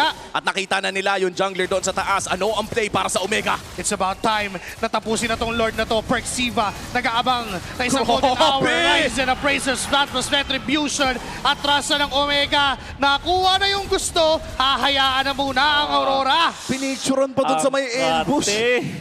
Ang kate naman ng Strat na yon na nakita natin isa sa mga classic na Lord dances. Set up mo yung long, slow push dun sa may long lane. Tapos pag may nagpakita, burst Yun agad. lang! Yun lang ang problema kasi even Aurora, kaya nilang gawin yon. Kapag namataan ang isang miyembro ng Omega, pwede namang i-burst ng ganun-ganun lang. But going back doon sa classic Lord dance na sinasabi ni Wolf kanina, na-setup nila, nakuha nila yung Lord, but now, -1. Anong mangyayari sa side ng Omega? They will be able to get a push at least dito sa may top lane. Yung mid lane, ito yung maganda sa ginawa ng Aurora. Yung play na ginawa nila was to stop the push dun sa may mid lane. This time, ay mukhang i-burst down naman yung Lord dun sa bottom lane. Makakakuha nga ng turret ang Omega sa top Wait lane. lang! Dominic Wait lang! Migwin gets the flicker. Mabubuhay pa siya. No sir, it is a shutdown mula kay Edward. But the thing is, that arrow connected tapos yung flicker commit mula kay Migwin. Somebody Sulit! stop this man! Sulit yun! Unbelievable. Threading the needle. Ang daming tao dun, ha? And it is Demon Dominic kahit na nahanap niya. Plus yung flicker pala ni Edward yun. So ganun kahalaga. Yung nagawa ni Kapitan Migwin. Even the retribution ay nagamit na rin ni Demon Kite just to secure that orange buff. Middle lane is still not destroyed by Smart Omega dahil nga doon sa pick-off nila kanina. Sino bang mag-aakala na nasa GC pala ni Laborito? Si Mingwin. Itong si Mingwin. Tahimik lang pero admin pala. Oo, hindi niya nakitang may Edriel Gallantes pala na miyembro ng GC. And Mingwin is 3-1-3 right now. Oh, at saka napaka-update ito. I'd like to go back doon sa sinabi ni Wolf. I think a few matches ago na ang Selena kapag kahit hindi tumama yung mapa, ay hindi tumama yung arrow, ay napaka-update talaga. So, traps pa lang. Traps pa lang. Nakikita natin din what a target to have as well. That's Dominic Kite. No Purify as if he's not a typical Purify hero. Flicker naman talaga, kadalasan. But the fact that it hits the right target, tapos na-dive pa nga dyan, kalkulado yung damage output of the Selena. This time, 5 miyembro mula sa Omega. Middle lane. Level 15 na si Ryzen. And I mean, like, yung effect pa nito, hindi lang this game eh. Parang, next game, what are you gonna do? Banta Selena first phase? Oo nga eh. May ganun factor na. May mental damage din kasi pagka mainit yung player sa isang Selena or Fanny. And for Aurora Gaming, no, maliit lang naman ang kalamangan ng Omega. One big team fight, one winning team fight for the side of Aurora Gaming ay pwedeng magbago ang kanilang kapalaran at pwede natin makita yan sa upcoming Lord this 13 minutes. And wait lang, may nahuli na naman. Si Doming na naman. Teka lang. Flicker first. Na-force na rin yung flicker and na-force din naman yung Blazing Duet mula kay Netsky. Ayun na naman, makapag-set up ulit sila ng slow push dun sa may top lane. Oh, yun na naman. Mag-iiwan ka ng cart. Tapos, every single reset na gagawin dito ng side ng Omega ay papabor sa kanila. Gusto ng Aurora mag-burst at mag-contest dito. 15 versus 15. Ayun ay tinitingnan natin ang nangyayari sa Lord Pit. Tatama yung araw kay Demon Kite. Ryzen, 75-50% HP. Retribution! Kay Ryzen pa rin mapupunta yung objective. Dominic Kite will fall down to the heads of Nitsky. Ngayon yung tatlong miyembro na lang ng Aurora ang natitira. Naiwan pa si Edward na dumadash doon sa yung tatlong miyembro ng barangay. Mamamatay. Ngayon dalawa na lang ang dedepensang buhay. And my middle lane, minions, may isang bit-bit. Sinalo yung damage mula sa turret pero na-clear naman na mabilis. Pero meron pa paparating. Round number 2 dahil gusto nang tapusin ng barangay ang laban na to dahil yung 5 miyembro ay diretso pa rin. Mamamatay si Light, patay din si Yue. 1, 2, 3, 4 na segundo na lang para makuha yung game 1. 14 minutes ang kinailangan ng Omega para isara ang larong iyon. A version of the Stampede na hawak ng barangay, a perfect copy. Wow! Wow! I can't believe what I just saw. Migwin landing yung arrow. 2 beses kay Demon kahit dun sa last clash na yon. Walang ibang way ang members ng Aurora para dun sa Lord Turret kundi makipagsabayan sa Blitz dahil may slow push na ginawa yung Omega dun sa may top lane. At ang ginawa ni Ryzen dun sa unang arrow na tumama kay DK, may taunt na kasama. Nung nakataka si DK, para bang alam ni Mingwin kung saan padash si DK at dun niya tinutok yung pana. Kakaiba. Mingwin, Selena, kailangan na bang iban ang hero na to? And if you think about it, Wolf, kung kailangan tanggalin ang Selena kay Mingwin, 2 bans agad yung mawawala Oh my dahil God. kailangan mo rin tanggalin yung Fanny ni Ryzen. And Wow. we are entering a new era for the barangay. May Marcel pa nga ni Percibe. Kailangan ko na, I'm requesting a slow-mo dun sa last Lord Clash. Please, direct. We have to see that in 4K. Wow, tingnan natin kung mababalikan natin yan maya-maya lamang ating MVP. Walang iba, Game 1, Captain Mingwin. Para sa ating Game 1 MVP on his spectacular performance sa Selena na iyon. Walang warning shot. Lahat ay shoot to kill. Oh my goodness. In terms of a barangay, wala naman na sigurong barangay na pumapana ngayon. Siguro sinumpit ni Kapitan Mingwin lahat ng mga target. Unbelievable. 316, 75% kill participation. We have to see it. It all started DK ulit. Yung nahuli nyo dun. That's Demon Kite, the jungler, and then ito. Ito yung pana na either iiwasan mo or fiflikeran mo at the same time na nakatrap ka pa rin. I will not forget dun sa top lane din. Yung ginawa nila play. And this one, of course, landing onto light. Punishing yung pag-dive doon ng mga members ng RORA. This one, itatry, tumakas si Demon Kite. Pag nag-straight body siya, tatamaan siya ng pana. Pag nag-dodge siya, tatamaan siya ng Dragon Tail. The trap was set. Ganun. So, walang ibang way para Walang mabuhay. ibang way. Guaranteed kill doon.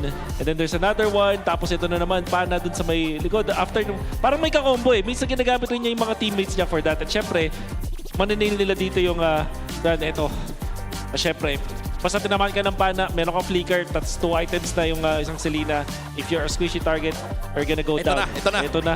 We need a slow-mo. Ay, natatama kay Demon Kite. May Petri pa kasabay. May Petri, tapos Tan. Oh, wala na, hindi na nabuhay. Oh, wow. What a play. And then si Netsky nandun sa likuran, talagang sinozone at si Uwe para di makatulong. Parang ang ganda ng pagkaka-play out dito ng Omega. May something pare, something changed within Omega internally. The turning point in week number 4 has built to this.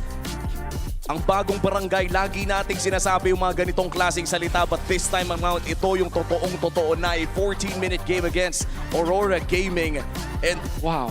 And I feel like at some point in the early game, pare lamang na yung Aurora eh. Yes. Nakakuha sila ng, I think, trade gate ng winning team fight only for it to be taken away nung tumama sa river ng early on yung abyssal araw ni Mingwin. Not just that, even Kite is winning against Netsky dun sa laning. Light has been spectacular, finding ways on how to reach the backlines. Yue also, zoning. Demon Kite, nakakuha siya ng mga farm kahit pa sabi mo may threat of that Marcel Selena na laging manggugulo. Nakakahanap siya ng way para makapag-farm, and even Edward, malaking bagay yung ginagawa niya sa Clash. But because of Mingwin, those arrows, man, somebody gotta stop this, man. Pigilan nyo nang magsilina to, pre. At this point, kailangan na, it demands respect. It's not an easy task to do. And we're talking about Aurora. Yung performance ng Aurora Gaming against Onyx Philippines last week ay nagpakita talaga ng malalaking senyales na nagbabalik yung form ng Aurora during their M7 run. Again, we're talking about defending world champions here. At napakaganda na naging performance nila against Onyx bagamat natalo sila. And this time against Omega, is Omega shutting them down again? Seems so. Kasi alam mo yung isang play na hindi ko makalimutan yung Lord Dance number 1 nila. Oo. Na pinakita tayo ng Lord Dance 101 na mismo. Na kung susumahin natin, alam ng Aurora, baka kayo lang members sila yung nauna pa doon. I still remember Edward setting up the slow push itong bandang MSC 2023. Pioneers, one of the pioneers, pero ginawa sa kanila. At like a deer in the headlights, ang nagawa lang nila dito ay tumulala dito sa Omega. Kasi pag nga naman si Demon Kite pumunta dun sa may top lane, makakontra sila, mabuburst yung Lord. Tapos, ang nangyari, may effect yung first Lord Dance sa second Lord Dance kasi sumabay sa blitz ng Aurora only to be shot down by Mingwin na may 73 average BPM. Sobrang chill lang.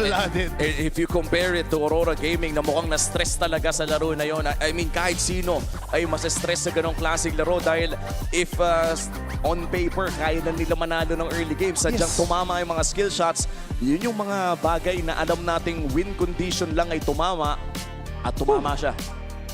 Ang hirap, yung hirap sabihin na clear yung win condition kasi literal na condition kapag tumama eh. Well, mapag-uusapan yan ang ating mga fans dahil pwede na natin tawagin ang ating mga super fans to stay updated on all things MPL PH and connect with the most passionate community in esports. Join the MPL Philippines official Facebook group, the Superfan channel, and the MLBB official Discord. Get your all-access pass to exclusive content, the latest news, and community discussions. Lead the conversation and have a chance to be featured as our super fan of the month. Be part of the MPL PH family. Scan the QR code on your screen right now and join the conversation. See you there. At dami na nag-uusap tungkol sa mga nangyari kanina at mukhang madadagdagan pa dahil explosive ang ating game number 1. At kung sa tingin nyo you have what it takes to run the show, narito ang eProject Esports for Everyone. We're giving you the power to bring the MPL energy to your own local community. That's right. Participants get exclusive access to tournament modes, free in-game items, and even diamonds. Just head over to ph-mpl.com/e-project to start your application. It's time to turn that passion into action. Visit our website for more information. Wow. And as of now, as we speak, Aurora Gaming is at the brink of being denied a playoff slot this day. Tandaan Tonight lang. Kung sakali lang namang hindi pala rin ang Aurora Gaming dito ngayong gabi ay may chance pa rin sila kontra APBR bukas. And that will be our final game ng regular season 17 po natin. And again, if Aurora ka, gusto mo nang manalo ngayong gabi para wala ka na, relax ka na lang bukas. Oo, kumbaga isipin mo na lang ay ganun eh. Pangtanggalan na lang. Pantanggal. Kumbaga, ang bukas mo ang nakaset na lang sa utak mo, finish strong na lang tayo. Tama. Tapusin natin ng maganda. Ang kaso, ngayon, isang game na lang ulit ang kailangan ng Omega para muli silang pigilan sa kanilang kagustuhan doon sa playoff spot na yun. I'm actually surprised. Anong gagawin mo? Baban mo yung Selena? 3 yun. Well, malalaman natin mamaya kung ano nga ba ang plano ng Aurora Gaming sa ngayon. Para sa mga fans ng Omega, panoorin natin ang video na ito. Hello, MPL Superfans. This is Denise, and joining us today are 2 very special guests. Pakilala niyo naman po ang inyong sarili. Maricar from Zambales. Michael Altea Maluot from Zambales. Ma'am Maricar and Althea, kumusta naman? I've heard that this is your first time dito. How was the experience, bebe? Masaya po na nakita si Kuya James. Si James. Kayo rin po, mommy, ay fan ng MPL. Dahil kay James din. Dahil kay James, anong kwento nito? Bakit si James yung sinusuportahan? Si mommy ni James ay ka-ano-ano ma? Office mate at saka friend lang. Office mate. So, nasubaybayan nyo? Opo. Si James, mula pagkabata? Opo. Kamusta ba si James nung nakikita nyo siya growing up, ma'am? Mahiyain din. Mahiyain. Ikaw naman, bebe, bakit si Kuya James ang iniidolo, sinusuportahan mo? Magaling po siya. Magaling po siya. If meron kang gustong iparating kay Kuya James, ano yon? Good luck sa laban mo, Kuya James. Good luck sa laban mo. Sa susunod na laban na po. Sa susunod na laban? Nakikita mo ba ang Ay, Kuya James, si Althea and Mama Maricar, big fan of yours. At good luck daw. Anong masasabi mo sa kanila? Thank you so much po sa effort ng pagpunta. Tsaka yun, ingat lagi. What a moment for our super fans. And sabay-sabay tayong 3. Ibalik natin sa kanila. Sabihin natin, palag na to. Okay? In 3, 2, 1. Palag na to! Maraming salamat sa ating super fans and of course sa ating mga hosts and of course kay James na nagbibigay ng oras sa kanyang mga super fans na talaga namang nagbibigay ng pagmamahal sa kanyang mga performances dito sa ating liga. Welcome back sa ating best of 3. Very important game para sa Aurora matapos manalo ng Omega in their Blue Side Expanding Rivers game. Ang choice ng Aurora ngayon ay Blue Side Broken Walls. Very interesting map choice. You know what? Parang nagbago bigla yung yung mga map choices. Before, it was Expanding Rivers and Flying Clouds. Ngayon, yung Broken Walls nagiging priority na napiliin. Uy, by the way, shoutout nga pala sa mga barangay watch party ngayon, ang Barangay Night Watch na mukhang enjoy na enjoy sila ngayon. Kung saan man ang Barangay Night Watch, shoutout sa inyo. Ryzen the Ball, Black by James, May Napindot. Ito yung gatot kacha na ulti niya, di ba? Si Barangay.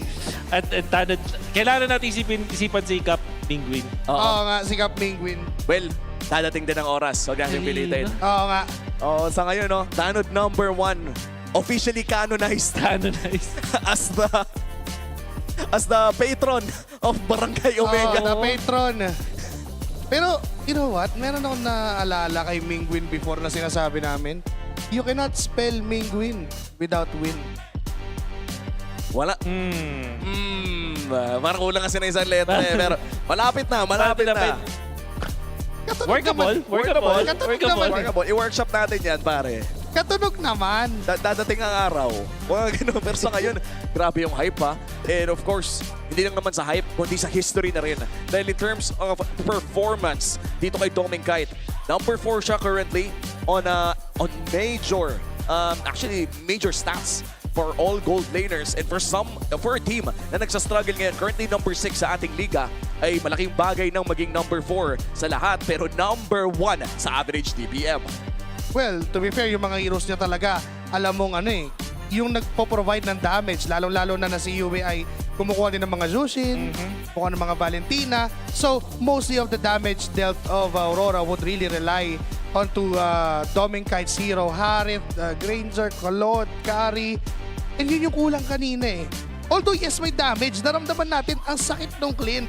Pero there came a time na wala, ininda na lang lahat ng Smart Omega yung damage na yun.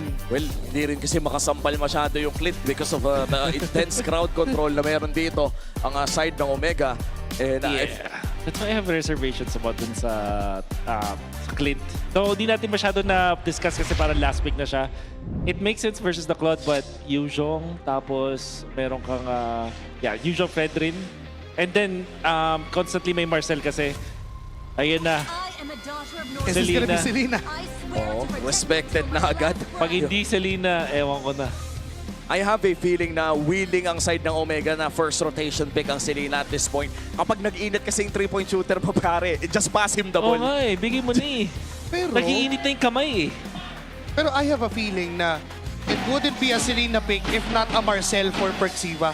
So, yun ang naisip ng Aurora, hindi magsisilina yan. Kasi wala namang Marcel. Alam mo, hindi nga natin nakita yung combo ng Marcel Selena kanina. Actually. Parang Yuzong, Pana, Petri Pana, Todd Pana. As long as there is access to Fredrin, I think. Ganun pa rin. Anyways, Harley. Is this a Harley pick para sa Aurora? Tapos Pop Selena. Pero may Phoebus So baka... Okay. There you go. So that's Harley. Too good to pass up. Harley pa rin talaga ang first pick para sa side ng Aurora Omega. Mabilis.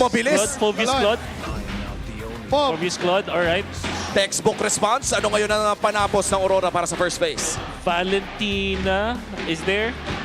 Eve ang kadalasan para sa Aurora. Siguro Eve and Hylos. Or Eve Gatot. Instead na glue, meron anong pangsalo doon sa likod. So i-relegate yung pick ni Doming kahit sa pinakadulo pa? Think so. Kasi hindi ka na makapag-harif basta-basta dito. Moscow is also out of the question. Kari even. Kari is also not. So mali. So medyo kinontra ko pala yung sarili ko. Dapat pala sagot ko, yes, kailangan nila dito yung hero ni Doming kasi maubusan sila. I think, what else is left? Granger, Bruno, Clint again.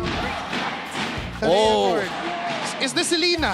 When in doubt, go for the pick of Gord plus Kalea. Selena na to? May Gord eh. Babato. Pag nakita niya nakakami ha. Parain lang niya. Captain Mingwin na nila. Gatot katsa muna. Careful na lang kay Sir Perxiva. Baka may mapindot po ulit tayo. Oo nga. Sir Perks. Sir Perks, mag-pulbo mo muna tayo bago maglaro. Tama, baka may mapindot eh. But again, if you're Aurora, would you ban the Selena dito sa second phase? Well, malalaman na natin. Feeling ko if you're Coach Master the Basics, might as well tanggalin mo na. And I just love this. Kompleto, jam-packed, Victoria Sports Tower ngayon para sa ating Superfan Saturday. Parehas maingay ang crowd, parehas sumusuporta. And now with the next two bands of Aurora, ano kaya tatanggalin ni Coach Master the Basics? There's still also the Louis na kailangan nilang i-consider dito. Pala. Kasi may positive combo rin yan. And ngayon na may Gatot at Phoebus na, this gives you a little bit of an inkling na baka Pag... Okay, so there's this yan. Baka greedy hero na ngayon itong si Ryzen. Siya na yung makakuha ng damage. Pero meron ding angulo kasi na Kimi, yung kukunin ng Omega to go with the utility jungler. Like, for example, this Fredrin again. Pero would we even suggest that? Kasi Kalea Gord. So may way ang Aurora na punitin yung Fredrin. Para well, a better choice would be a Lancelot. Kaso kahapon ay hindi nanalo nung Lancelot na yun. Ang hirap din kasi talaga sabihin, no? Even if sabihin natin sobrang kunat ng isang Fredrin, wala kasing makunat sa tatlong to eh. Wala eh. Walang nire-respeto tong tatlo to. Pag nabuhat ka, huwag ka nang umasa na makaalis. And with that, ano kaya ang kukunin ni Ryzen? Yun, shoutout sa mga tanods ng Omega dyan, sa mga viewers natin na nanonood. Kila Carla dyan na nagko-comment. Shoutout sa inyo. Tingin ko yung Louis. Eve or Louis ang nakikita ko dito para sa Omega. Or Selena. Doon pa rin talaga Really? May pahabol. I want to go back. Suyu pick here before Ryzen. I'd like to go back sa isang Grand Finals ng laro ng Onyx. First championship ni Kelra sa MPL Philippines. Sinabi natin lahat na hindi maganda mag-Selena pero nag-lock-in pa rin si Super Fritz sa Selena. May mga orasan talaga na hindi nagmamatad yung logic sa Selena player. So there's the glue potential dito para sa Aurora. Laban ng mga proto sila. It is the Clint. Clint again. Edith? Oh no. That's Hilda pala yun. So kailangan ng tunaw dito ng Omega. Or maybe just a wave clear. Louis is actually good here. Para sa Omega. Sinabi ni Cap Mingpin, anong Selena. tunaw? Selena. Anong wave clear? Selena. Ang ganda ng Louis dito, Coach. Sige, Selena ako. Ganyan ang galaw eh. Coach, gusto mo Louis, Coach? Oh yeah, pero Sige, I like this composition mula dito sa Aurora Gaming. Sobrang alam natin yung gagawin nila. Pero kahit alam mo kasi yung gagawin ng composition na to, wala kang magagawa kapag sinimulan na. To be fair, mag-agree ako sa'yo. Napakaganda nung pagkakabuo dito ng Aurora in a way na para may synergy lahat ng kanilang mga members. Pero kakalaya ito, Gord. Coach, ang ganda ng Louis, Coach ah. Coach, ganda ng Louis talaga dito. Sige, Selena ako. There you go! Ang ating compositions for game number 2. Puwera biro lamang. And of course, kanina pa tayo nagpapakasaya sa seryeng napapanood natin ngayon. Hindi pa rin nagbabagong realidad na isa ito sa pinaka-importanting laro para sa kupunan ng Aurora Gaming. They have to win this game number 2 para umabot ito sa game number 3 and potentially secure playoffs by tonight. Once again, may chance pa rin naman po ang Aurora Gaming na makapasok sa loob ng playoffs kung manalo sila bukas sa APBR, kung sakali lang namang matalo sila dito. But of course, if you want to win, do it tonight. Do it tonight. And guard, baka pakicheck, baka si Burrito po yung pumipindot dun sa drafting ng Omega. Baka siya may taga-pindot. Eto, may tanong kami. Maganda ba yung Selena pick dito? Okay, versus Gord, yes. Nakakailang siya sa Kalea na may mga traps for sure. Maganda ba ang Selena dito? Masasabi ko ay 70% oo. So maganda pa rin. Maganda pa rin. 70% pa rin. Tsaka there is a world na hindi maging masyadong proactive pumasok ang isang Selena to, kundi magiging taga-leash lamang. And of course, bukod sa pag-leash ay vision din against the Kalea na nakakailang naman on the part of Light. And siguro yung nakakalimutan natin dito is parang medyo maganda yung Phobius game bigla. Although it's a first pick Phobius, it's not really much that answers it. Siguro yung early game niya, yung laning because of this, the presence of this Hilda, yun yung medyo magpapasakit. But overall, parang ang dami niya rin good synergy. Meron siyang synergy with Ryzen kung sakali maganda yung dive nila. May synergy siya with Selena in case. At may gatot siya na pang bailout kung sakali. Ang hero na composition ng Omega ngayon, mukha silang long range dahil sa Selena, pero dive talaga to. Ay! Uy, teka lang ha. Tito Mama, yung first kill ni Ryzen. But still! Kinagat nung trap at patay pa rin doon si Light. Nakita niyo yung palitan doon? Talon muna ni Suyo, hindi tumama. So may taunt mula doon sa kabilang side. Parang nag-criss-cross sila doon. And then syempre yung Selena na yung kumonekta afterwards. Parang hinanda na, if ever man di ako tumama, dapat ready ka sa ganito ha. Dapat tatlo sila na ganun. And that was such a good start para dito kay Kapitan Mingguin na agad-agad na nakabili ng Magic Shoes na magpapasakit mas lalo ng kanyang mga combo. Come the first turtle. Pero para sa Omega, equalize lamang. Ang laro pa rin. Yan lamang nilang sila ng 300 gold kontra Aurora. Nandito na ang power spike ni Demon Kite. And may chance ang Aurora na mabaliktad naman ito. Ang kapitan ng barangay ngayon ay walang iba kundi si Mingwin. Not only in-game, pero mukhang nakikita na natin na siya na rin nag-rally para sa buong team. Ayan na! Uy, siya ang napiling bigyan. Pero dahil doon sa stun ng Abyssal Araw ay hindi makukumpleto. Nagpiplicking pa siya. Datasan niya. Sir? Sir? Hello? Totoo ba ang nakita natin and Ryzen pa din ang makakasecure ng turtle na yon? Sir Mingwin! Masyado na po tayong mainit. Sir, kumalma po tayo, sir. Sir, kumalma po tayo. Guard. Guard pa, control muna si Cap Mingwin. Sir, your mission, should you choose to accept? Oh my God. Ay, grabe ka na pare.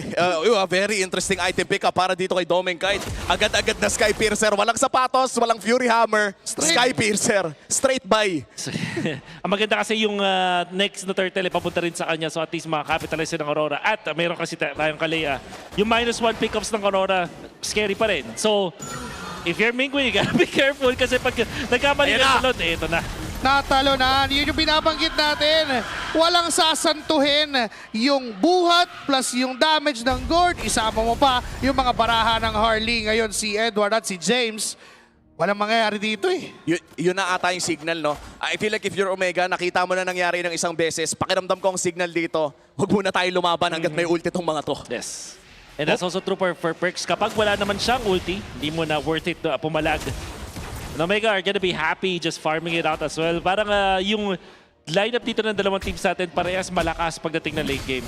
Opya, si James magiging target. Dark Wave, o-connecta, flickering out. Buhay naman siya doon sa Deadly Magic. Pero kakarampot yung buhay. Makakapag-clear naman, may arrow. Pero hindi natatama, malayo na. Ano na yun eh, trick shot na yun. Kung sakaling kumabit, may something na talaga. Pero again, Omega, not in the driver's seat as of now. Lamang ang Aurora na napakaliit at kayang-kaya nilang lumaban para sa turtle na ito. Ang taas ng threat ni Light ngayon. Potentially, pwede nilang i-burst kahit sino sa koponan ng Omega. Netsky, gusto niyang kunin at tagawin yung gold crab pero di niya pa rin nakuha. It's gonna be Dominican securing that now for the turtle. Nakita naman ni Light kung nasaan ito si Perxiva. Nandiyan na rin si Edward para tumulong for a 5-man turtle for Aurora. Meanwhile for Omega, handa din naman ang 5 miyembro. May flicker dito si Light ha. Anytime pwede nilang i-call. Pero mukhang tatalon lang ng basic si Light. Saktong pana lamang sa pixel pero si Edward ang nauna. Mukhang iba-burst pero mukhang may bubuhatin din naman. Nakatupon Grabe, nabuhay! Pero nabuhay. May AOG na bitaw si Perxiva. Light will go No out. way! Perxiva is alive. Ngayon lamang nasa bilang ang barangay kasi 5 pa rin ang buhay ngayon yung turtle. Agawan, Ryzen mapupunta. At hindi pa. Okay, tapos na. Akala ko hindi pa tapos ang barangay pero aatas na rin. Yeah. So nakita natin yung idea dito mula sa Omega. Punishing the Gord Pig kapag gumamit ng Mystic Gush, automatic target ka na agad with the AOG. At dahil merong isang Kalea na typically nakaka-counter din naman ng isang Gatot Kacha. Not a hard counter but a fix with his Revitalize. Tapos meron kang Taunt. Yun din yung nagbigay dito ng advantage para sa Omega na manalo dun sa teamfight na yun. Big plus na rin na tumatama yung pana. Edward na tinamaan din ng pana doon para hindi ma-zone out etong si Ryzen. Pero parang yun na yung one of the best scenarios para sa Aurora na walang high value target na natamaan ng pana. It was Edward na sumalo ng Abyssal Arrow. Sadyang katulad lamang nung sinabi ni Wolf, yung ultimate ng isang Gatot Kacha was more than enough to cancel it. And of course, yung Revitalize na nagbay ng time. Big rotation, however, nagbumula dito sa Aurora. Hindi nila itutuloy ang laban doon sa may bandang itaas. Alma muna para sa parehas na teams. These are the windows para sa Aurora. You would expect it to be aggressive now knowing na walang AOG to bail Omega out. Ito yung mga maliliit na bagay na kailangan mag-matter. At abangan natin sa dalawang teams ito. Small windows of openings for both teams that will allow them to gain advantage over the opponents. Parang matimeran kumbaga yung mga skills na yon. Kapag wala nga yung AOG, pwedeng magmalalim. James, nakita niya itong si Demon Kite pero because of that space escape na malayo ay hindi naman siya maaabot. But then andyan na naman si Mingwin. Araw, tatama ba? May available na space escape dito si Demon Kite. Makikita pa niya. Saktong sidestep lamang at hindi niya kinailangan pang gumamit ng abilidad. 20 seconds bago lumabas ang ating panghhuling pagong. And a big item pickup here para sa side ng Aurora Gaming. Fleeting time secured para dito kay Light. Pwede na silang maghanap ng tuloy-tuloy na play if you are Aurora. Yeah, we can see the switch para sa Aurora. Binigyan ng dalawang lanes itong si Demon Kite sa may bottom lane. Habang si Edward only having the mid lane tapos napascout na rin. This will allow the Phobius to gain a little bit more farm over their competition. Pero nakapwesto na nauna ang Omega. Dito na sa gitna. Itong Phobius ni James. Oh, potentially, Edward might just be a target here. Si Ryzen na kanyang uunahin. Ang sakit Medyo masakit talaga yung damage. Pero layer of stuns. Mapapa-flicker out ito si Edward. Hawak ng barangay yung posisyon doon sa turtle. Tatalon si Light. Ang target James! ba ito si James. Binuhat papuntang Mystic Gush. Patay. Doming Kite. Siya nakakuha nun. Mingwin will secure the turtle. Aatras ang barangay. Pero for Aurora, okay nang may nakukuhang pag ganon-ganon. Pagong para sa kill. Lamang ba ang Omega sa trade na yon? Yeah, para sa akin ng mga Aurora doon dahil makapag-push sila sa may bottom lane. But also, they took out si James, which is a valuable target sa mga moments na yun. Nabigyan din sila ng konting measurement doon sa damage output ngayon ng Aurora. Makita natin si Kalea kapag nabuhat niya kahit itong si James, there is enough damage. And if Aurora gets another turret, nako po, mapapasama ang Omega dito. Oo, dalawang tore na agad pero mukhang lalaban sila sa ilalim. Uy, teka lang, may binuhat doon. Si Ryzen pala ang napiling punteriyahin. Mabubuhay ba? Isang vertical papalayo. Mingwin din ay tumulong. Nandyan pa rin si James. Lumalaban at tumatalon. Si Doming ka na nagiging target. Flicker out. AOG, tinamaan si Doming Kite. Pero mukhang si Ryzen, hindi. Si Light pala ang tutumba sa kamay ng Omega. Ngayon ay aatrasan na ng tuluyan. Tumatama yung mga bola pero yung mga pana ay hindi at naiiwasan pa ng Aurora. 1 for none ang naging trade. Nakadepensa at nakakill ang Omega.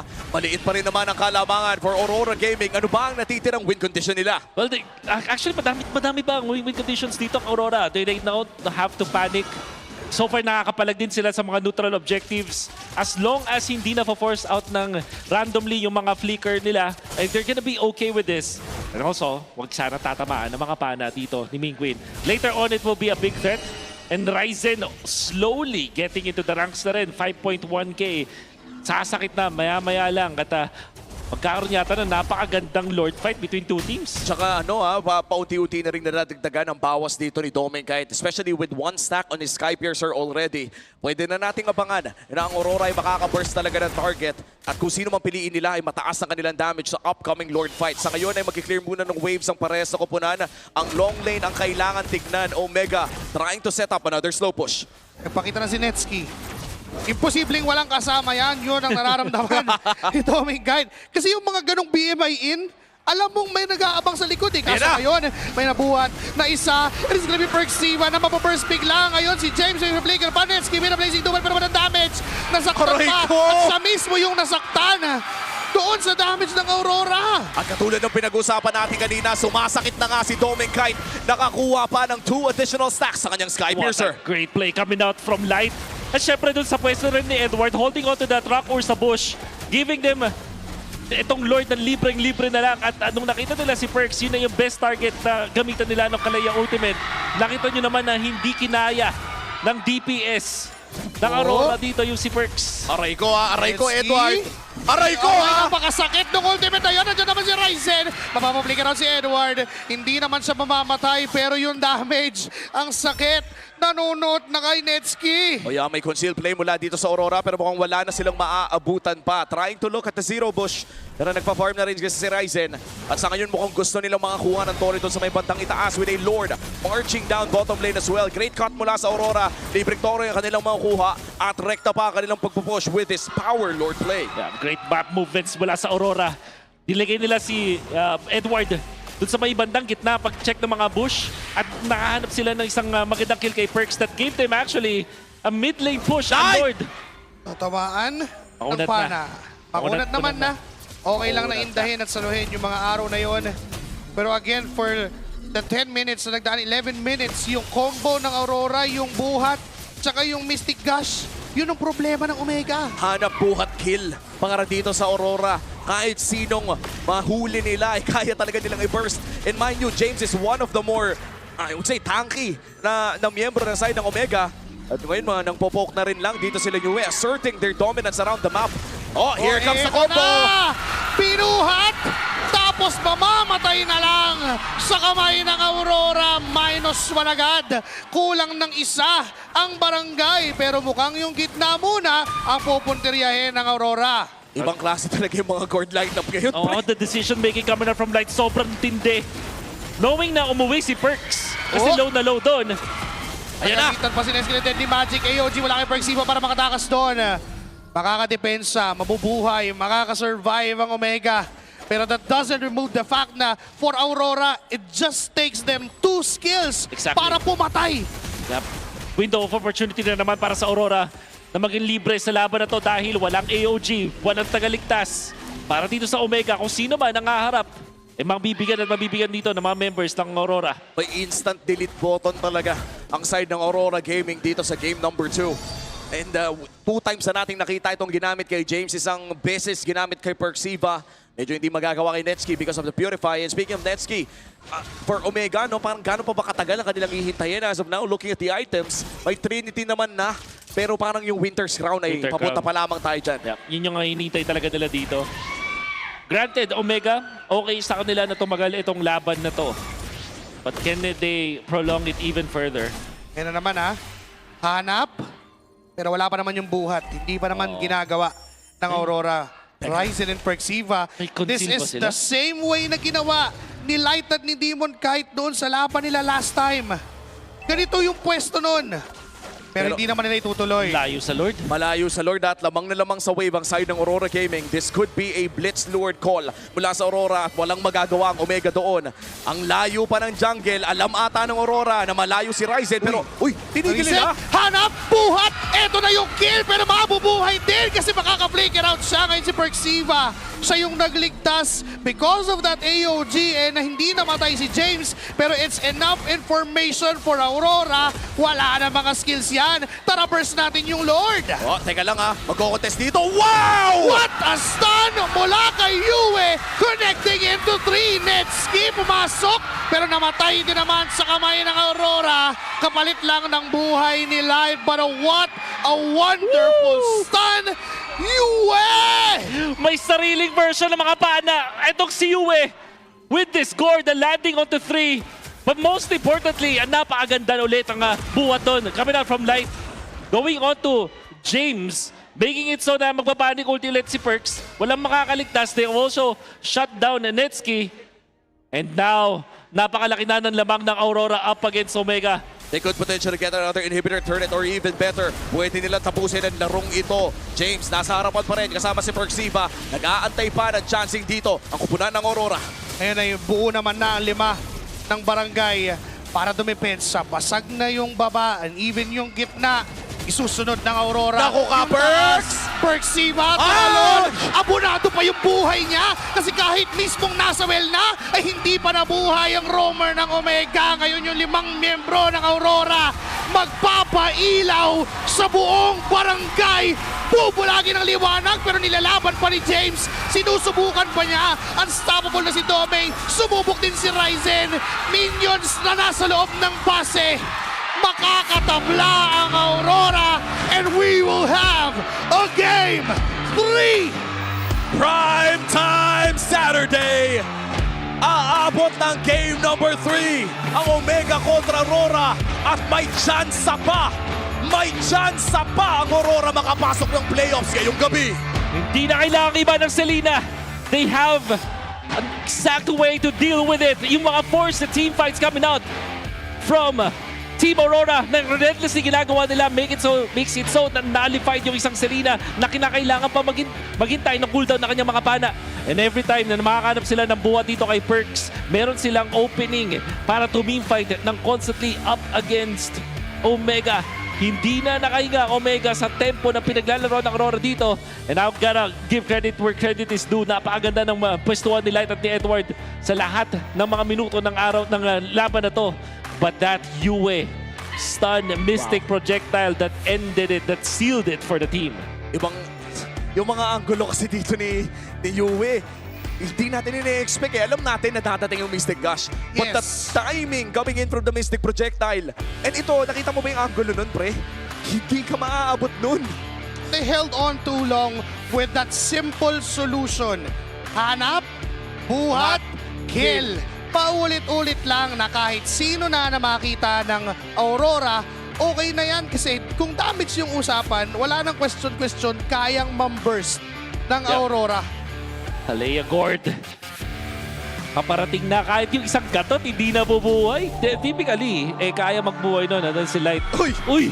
Binuhat tayo ni Kuya Light. Ganun pala. POV, nabuhat ka ng Kalea.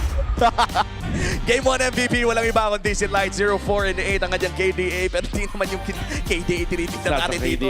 It's the shot calling, it's the playmaking, and of course, it's Light, our MVP. The decision making coming out from Light.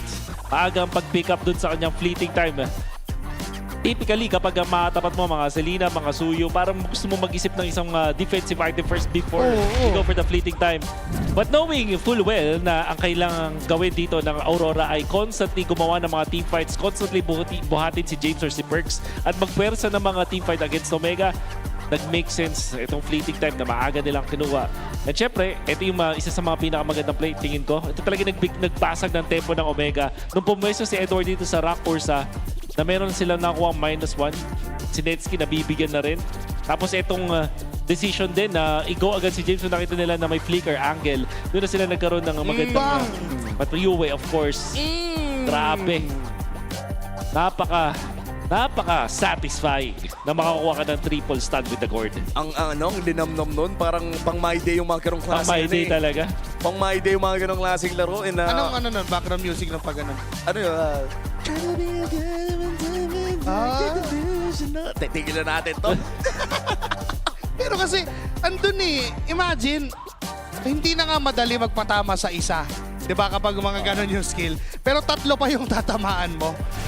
What are the odds of having 3 members from Smart Omega na nasa isang pixel area para tamaan ng stun? Oo, tapos 3 bounce pa yun, pre. Pang check push din naman kasi para dito sa Aurora. Pero yung instant na reaction nila to go for the plays, to be fair, Netsky nag-go pa rin doon and that's the Master Assassin kay Edward.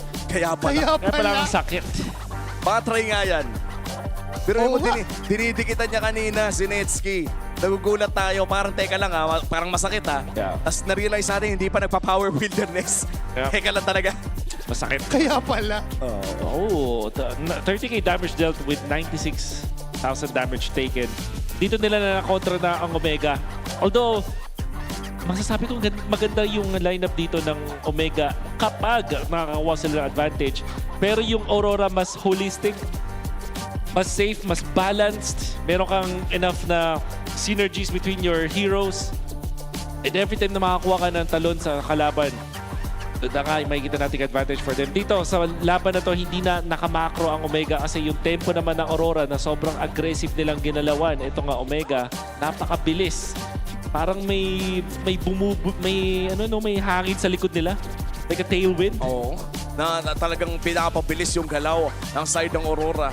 And to be fair, yung ginagawa dito ng Aurora, alam talaga nila na build for snowball ang kanilang ginagawa na may Sky Piercer agad si Doming. 2 minutes in ng larong ito. At again, hindi naman nakapag-stacks ng napakabilis but the threat of the Sky Piercer was there. Dinagdagan mo pa nung mga additional na damage mula sa Harley, mula sa Gord. Ito na nga yung sinasabi natin combo ngayon. Hindi lamang Gord Kalea or Gord plus a stun. It's Gord and Harley on the blue side. Harley. Kasi yung item, pwede ka mag-Divine Glaive, pwede ka mag-Genius. Para magtutulungan kayo. Para kayo tas may yung glowing one magagaling muna dun sa isang Gord. Sobrang ganda ng synergy na parang 2 items kayo agad. Kasi nagtutulungan kayo. Tapos hindi pa kasama si Doming kahit na pwede pang sumama din, di ba? Parang mayroon pang pwedeng variation na this could be a Beatrix also. Diba? Yeah. So ang daming pwedeng mangyari, ang dami ng combo na pwedeng gawin ng Aurora. And for Omega, marami naman silang prerequisite. Kailangan tumama yung pana. Kailangan na makapag-feel itong si Perxiva. Kailangan di siya mamatay doon sa initial engage ng Aurora. So, yung sa Aurora, straight lang. Yung sa side ng Omega, kailangan may ma-reach ka or may ma-attain ka muna. Yeah. And to be fair, they were doing it in the first few minutes. Maganda rin naman talaga yung mga flicker ni Mingwin na nakakatakot. But overall, ganda rin kasi ng map movements, masabi ko kay Edward at kay Light, that allowed them to get those punishes against Omega. At buhay na buhay pa rin ang tsansa para sa side ng Aurora Gaming Philippines to secure a playoffs berth ngayong gabi. Pero syempre, bago tayo bumalik sa napakalupit na laban na ito, ay puntahan muna natin ang MPL Arena. Ano na ba ang kaganapan kasama ang ating mga hosts? Alright, MPL Superfans, I know things are getting heated up, pero pahinga muna tayo sa ating match-up. This is Denise, I'm with Odin, and we are with a very special guest. Sir, pakilala mo naman ang sarili. Hi, good evening. My name is Kevin Sanchez from Zamboanga. Napakalayo ng pinanggalingan mo, Sir Kevin. So, kumusta ba ang iyong biyahe papunta dito? Mabilis lang. Almost 1.5 hours na naman yung biyahe. Pero I've been here for almost 2 months na. Medyo matagal ka na rin dito. And is that for work or just watching MPL? For work, then sideline tong pag-visit or pag-attend ng MPL din. Sideline. Oo, sideline. Oo. Hello po sa work. Nakikita pala. Pero kita naman natin dito sa jacket ni Sir. Sino ba ang sinusuportahan mo? Baka iba pala eh, no? Pero Omega. Omega, napakaganda ng iyong sweater ngayon. At sa Omega, sino ba ang iyong bias na player?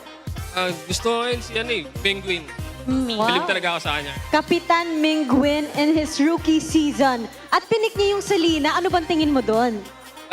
Grabe, hindi kasi madaling gawin yung technical skills ng Selena. So, bilib talaga ako paano siya nag-replacement ng skills niya, paano rin siya pupwesto in terms of team fight. So, magandang mechanics yung nagagawa niya.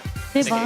Analysis tayo. Game 1 pa lang yun. Nakikinig ako dito. Pinakitaan tayo ni Sir Kevin. At kasi analyst din talaga siya sa work. Yes! Oo, di ba? You got it. Tama. Kaya naman pala magandang mag-explain si Sir Kevin. Pero I wanna ask, kamusta yung experience mo together with the Superfans, Sir? Grabe yung nag-enjoy ako kasi iba yung feeling talaga pag nandito ka sa venue.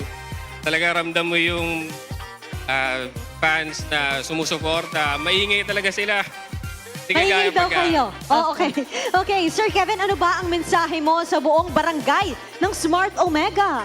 Para sa buong barangay, kapit lang, mananalo pa yan, 2-1.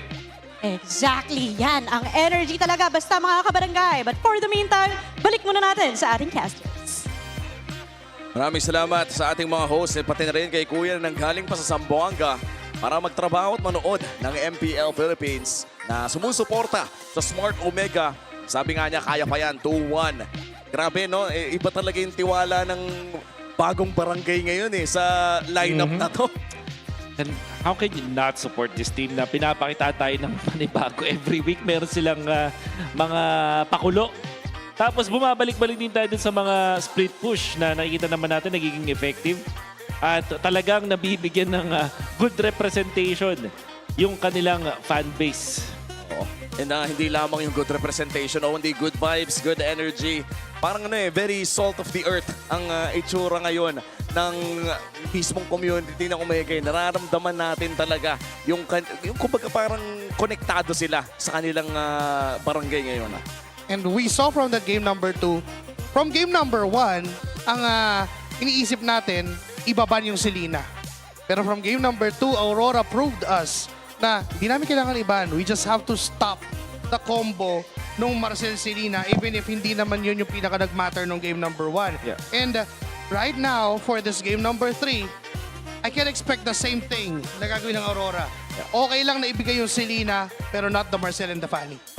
Oo, yun nga din no? And blue side na ngayon ang usapan. By the way, it's gonna be blue side para sa Smart Omega.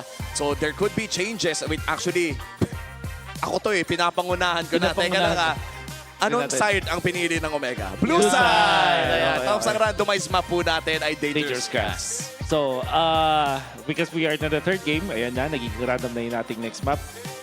Okay, with Dangerous Grass, Hilda is always going to be a factor. Arlots of the world. Tingin ko, safe na atang magban ng Phobius if you are Smart Omega. Parang, imbis na i-first, kasi second pick talaga deadly ng isang Phobius. Oo. And ito teka lang, it's Ryzen versus Demon Kite. Pag-usapan natin yung hero pool nila, may mga talagang ginamit sila na magkakaparehas lang considering the meta as of now. But there are unique picks and mostly, Balmond lang ang nandito kay DK. Oh, look at this. Baxia, 0-3 para kay Ryzen, but 5-0 for DK. However, 5-3 naman ang Harley. Itong si Ryzen, 2-2 para naman dito kay DK. So, ang pinaka-even, actually wala, no? Para talaga magkaiba ang kanilang laruan. Oo, yung I think it's Baxia versus the Fanny if we're looking at best heroes Ganun the na nga. season. And pwede nating maabangan yan kung sakaling ilalabas nga ba ng Aurora dahil napaka-importante ng larong ito. Alam ko, paulit-ulit kong sinasabi na importante ng laro na to pero dahil yun ay totoo. This could be a playoff securing game para sa Aurora Gaming kung manalo sila ng game number 3. Then again, it's the hard part. Kailangan mong manalo against a smart Omega na bumubulusok ngayon sa regular season. But I think na may na-unlock etong Aurora na galawan na masasabi kong very commendable because of how intentional they are every time nagagalaw sila. Tapos yung paggamit nila dito kay Edward na more of a macro hero. Hindi lang basta damage. Obviously may damage naman ng isang Hilda but they're using it in a way na para meron ka macro advantage eventually. So this most likely going to be is the Freya. Ayan, maybe third ban Phobius para sa Omega. Oo. And for the side of Omega, no, mukhang tinatanggal pa rin nila yung backshot plus the Freya. Respect towards Domenkite and the DK brothers actually. Yun ang nire-respeto. At pati na rin siguro si Edward considering flex pick nature of this Freya. At sa tingin mo ba na ipapalusot ni Coach Master the basics ang Marcel this time around? I don't think so. Parang masyadong madami na unlucky sa Marcel at na mababa yung Marcel in this scenario. Jushin, probably the third ban para sa Aurora. Tas Omega, they ban the Gwyn. Phobius, malabong i-first pick ng Omega, baka ibigin nila. I think they will still choose to go for the Harley as their first pick. Oo, wala kasing mas gaganda pa sa Harley. Sa ngayon, it also unlocks yung Gord Harley. Pero mukhang tatanggalin ng Aurora ang chance na ilabas yun. Open ang Phobius. Do you take this as a first pick? Baka Claude pa rin para dito sa Omega, knowing na yung Claude ay hindi naman nakaka-counter ng Phobius, and if ever na may Phobius, nakita natin na willing silang gumamit ng mga Selena. You have still the Eve, Valentina eventually na kunin dito ng Aurora, pati the Claude is just a good starter pick here para sa Omega. Oh, Jushin naman this time. Yun na yung binigay kay Cap. Okay, with the Zushin locked in, mukhang nasa kamay ng Aurora ang bola. Anong kukunin? Do you get the Claude early on plus the Phobius? I think Suyu ang gusto nilang kunin. Tapos Valentina. Suyu Valen. Kasi ang although maganda naman kunin na yung Claude dito, pero nagpapakita Aurora willing sila mag-clit sa isang Claude. So I think they're A-okay to go for the Valentina. Valentina and the Suyu. Alright, it seems na Claude, Suyu pa rin ang kanilang kukunin. Locking in the DK Brothers pick. And dahil dyan, no, maganda na ang kanilang early plus the late game insurance. And this will be the first time na iba ang lalaroin na hero ni Nets that has played a Claude back-to-back ng Game 1 and Game 2. There's a chance na kumuha lang sila ng Harit, or if not, they can go for the Moskov. Moskov or Harit ang nakikita dito para kay Nets. Siguro hindi na nila papatagalin, pero meron ding merit na kumuha ka na ngayon ng Ryzen hero with the Suyu. So that's Phobius. Do we go Bruno kung ikaw si Nets? Moskov, I believe, is the better hero. Lalo na nasa inyo na yung Phobius. We'll see. Oo, makikita natin. At mukhang Leo Mort muna kanilang kukunin. Early pick-up para dito kay Ryzen. Correct me if I'm wrong. This is the first time na lalabas ang Ryzen pick-up ng maaga sa buong serye na to. Sa buong series na to, yes. This is actually a big surprise for me kasi hindi naman talaga nakaka-counter ng Leo Mort ang isang Suyo. And kung babalikan ko yung mga last time na nakita ko si Ryzen and this Leopard, 2 beses na natalo sila sa Team Liquid. Hindi ganun ka-impressive yung nakita ko. Hindi nila magawa yung Ryzen traits with this one. I don't think that the Leopard is the best hero para sa Omega sa ngayon. So this is a really scary spot to be in if you're a fan of Omega. Whereas ang Aurora naman, Valentina open, Eve is gonna be very safe for them to pick up now. And let's see kung Eve nga ba ang kanilang kukunin. Mukhang glue muna. And this will be a flex pick between Edward and Light. Hindi pa natin alam kung ito ay ilalagay sa XP lane or roam. And now we are entering the second banning phase. And this is probably one of the noisiest Victoria Sports Tower Super Fan Saturday Day, mga kaibigan. Woo! Energy is electric.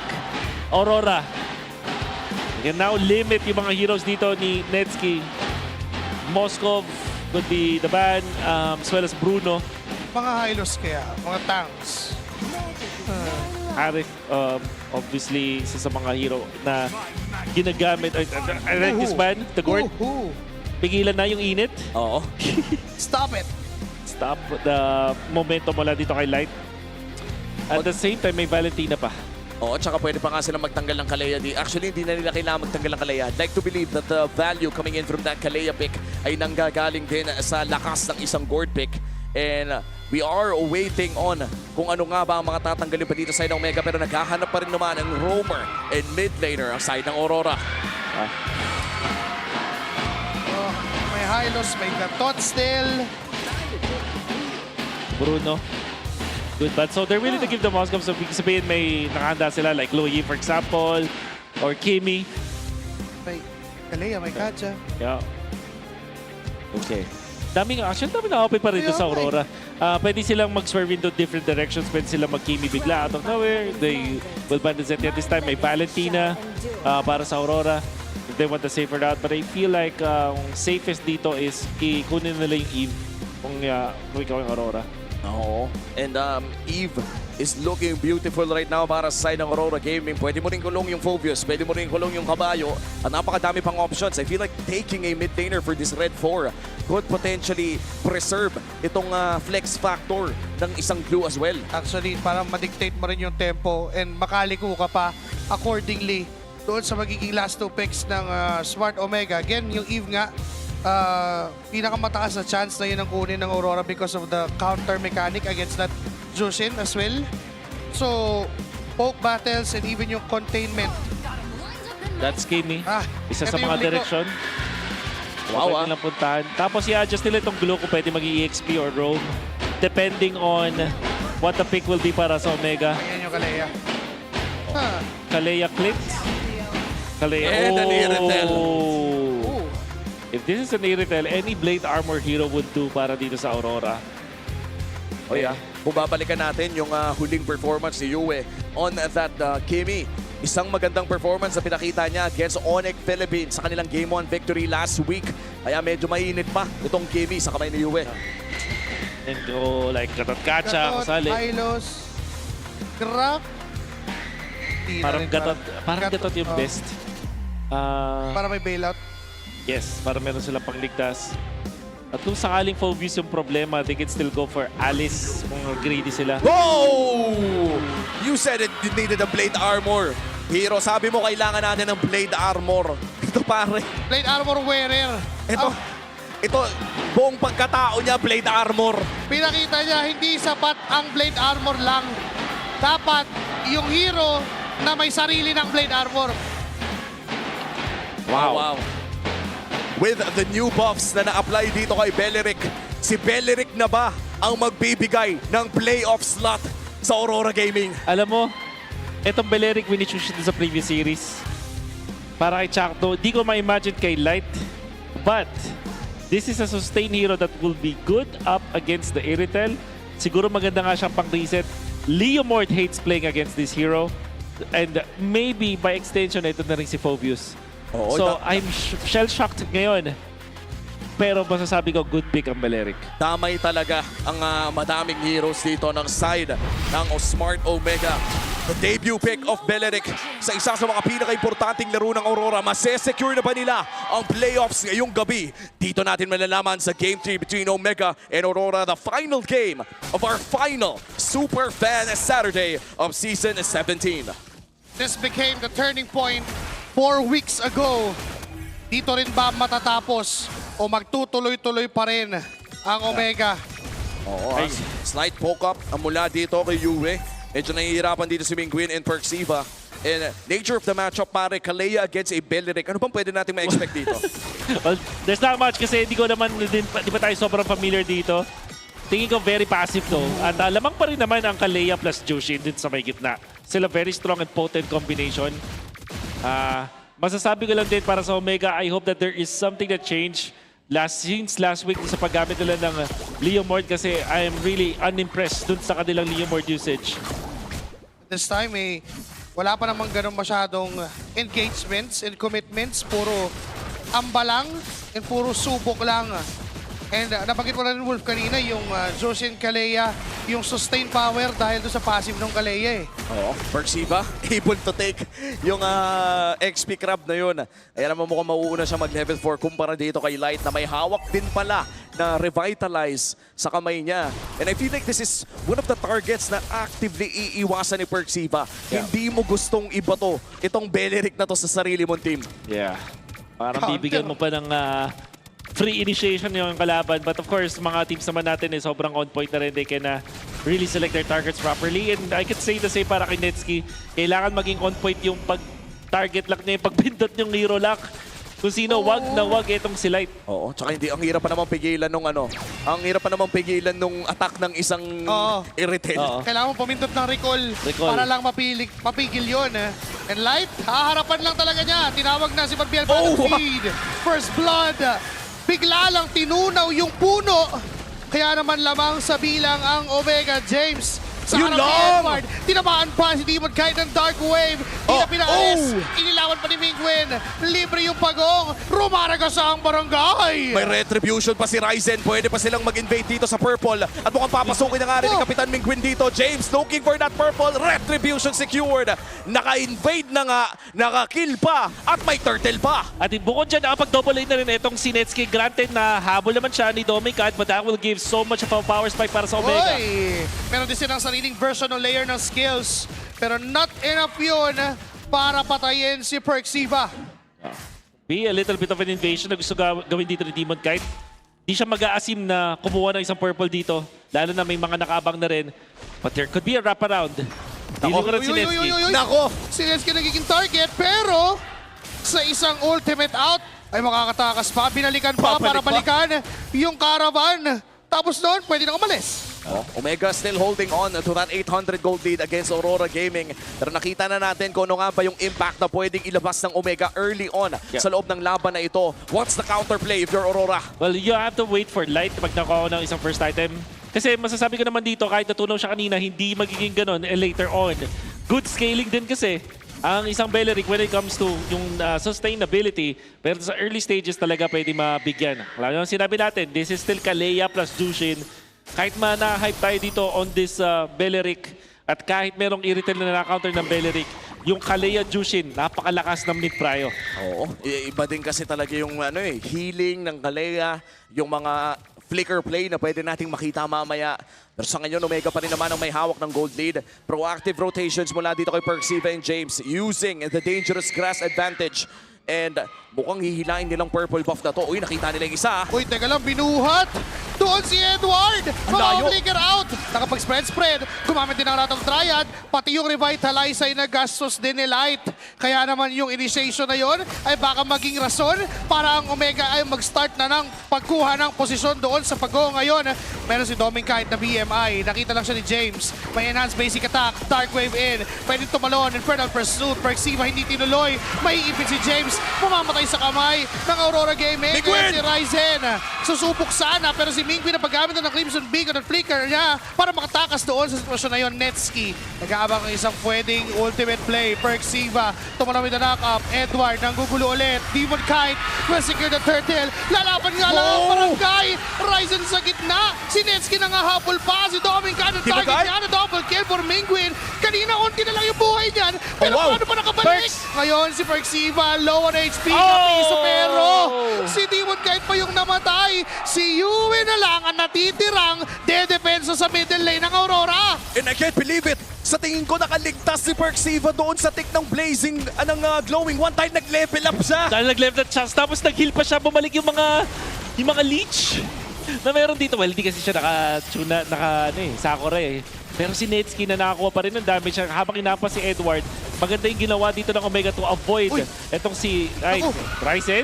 Hindi niya na-respeto yung damage ni Doming Kite. Nandiyan na rin si Light. May mga balang pwedeng gamitin para matuloy yung pagpatay dito kay Ryzen. Wow. I think walang excuse doon. That is a misplay, miscalculation mula sa Omega. At medyo na nabawasan yung gold lead nila dahil doon. Perfect na sana ngayon. May invaded po siya ng purple. Makukuha ng Torres sa top. Imagine if that didn't happen. Makakuha ng free na Torre dito sa may bottom lane, sa may gitna. Tapos madedepensan yung purple at least. Kung sakali mapupushan man sa top, Mag-maintain pa rin nila yung positive scenario dito. And the worst of it all, binigyan ng kill itong si Domingkite. However, di natin pwedeng i-deny na maganda pa rin ang pinapakita dito ng Omega. Uy, last time na nilaro ang Benedict na to ay almost 600 days ago in Season 14. Week 8 din nilabas at RSG pa ang binigyan. And kung sa pagkakaalala ko, si Chakdo din lang ang nag-iisang taong nag-Benedict during that time. Hindi ko pa rin makakalimutan yung Benedict game ni Chakdo na may kalaban siyang Ling na hindi piniglaro.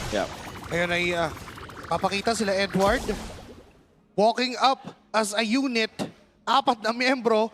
Si Demon Kite lang ang nahihiwalay. Nakapila pa nga at linya-linya.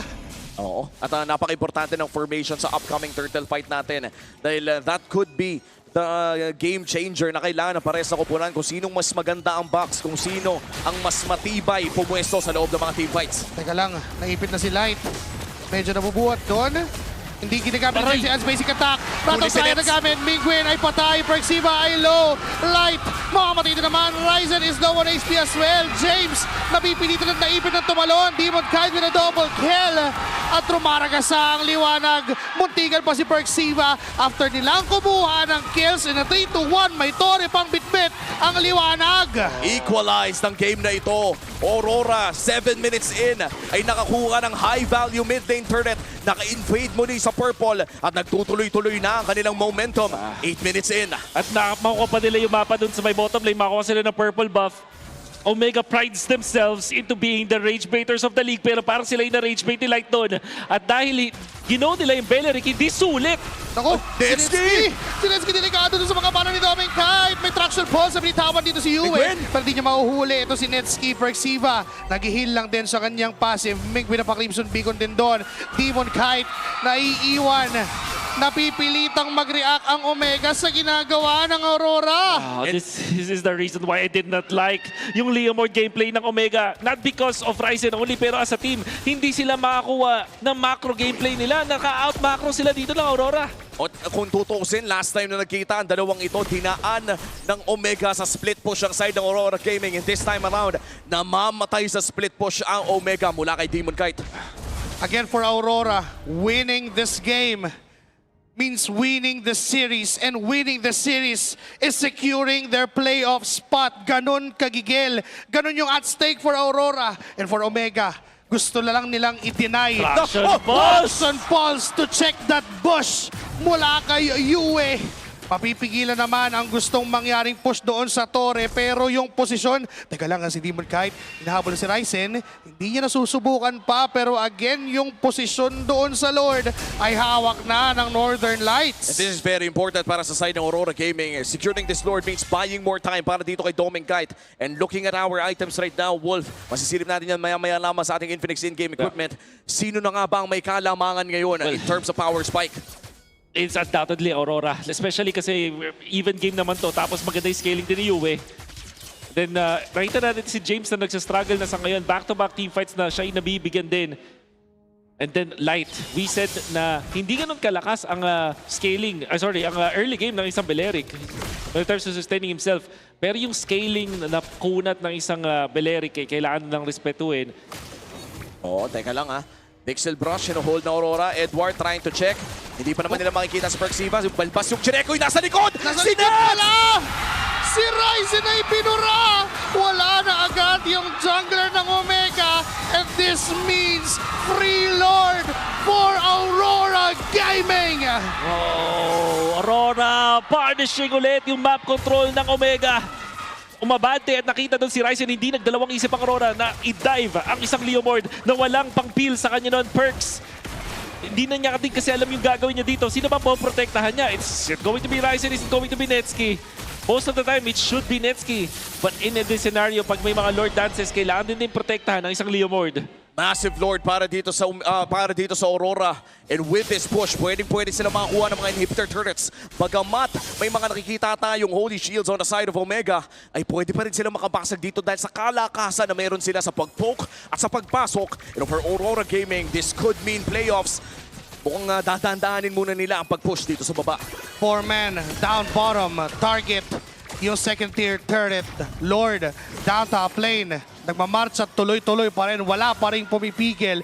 Middle lane, may minions na paparating. At ang target na ng Aurora ay samahan yung Lord na nakuha nila kanina. Light on the front line, Edward on the side, Demon Kite, poking, Yue trying for the traction pulse. Immobilize will connect. Lord will be bursted down. Mababasag yung Holy Shields and even dun sa middle lane, pwede ulit ituloy ng Aurora ang opensa laban sa Omega. Uy, kumonsil na ha. Looking for that play. Triad din tumama na rin. At hindi na nakagalaw pa ang mga members ng barangay.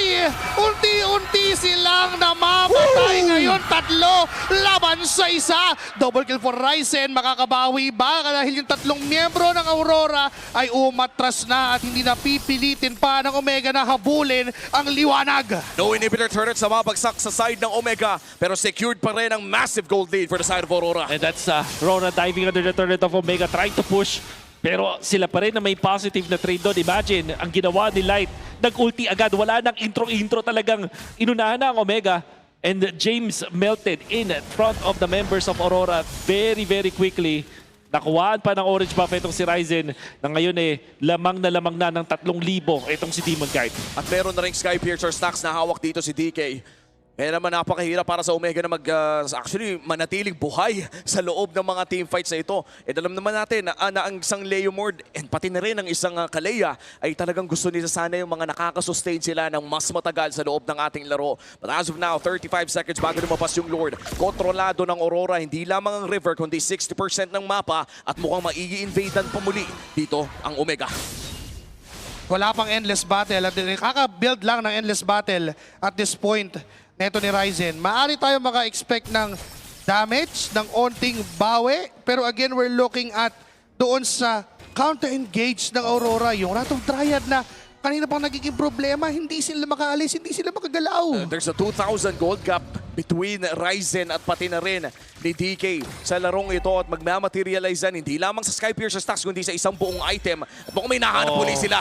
Oh my goodness, si James ang napili ng Aurora. Ngayon si Perxiva at si Netsky sumubok na kumuha ng isa pero wala.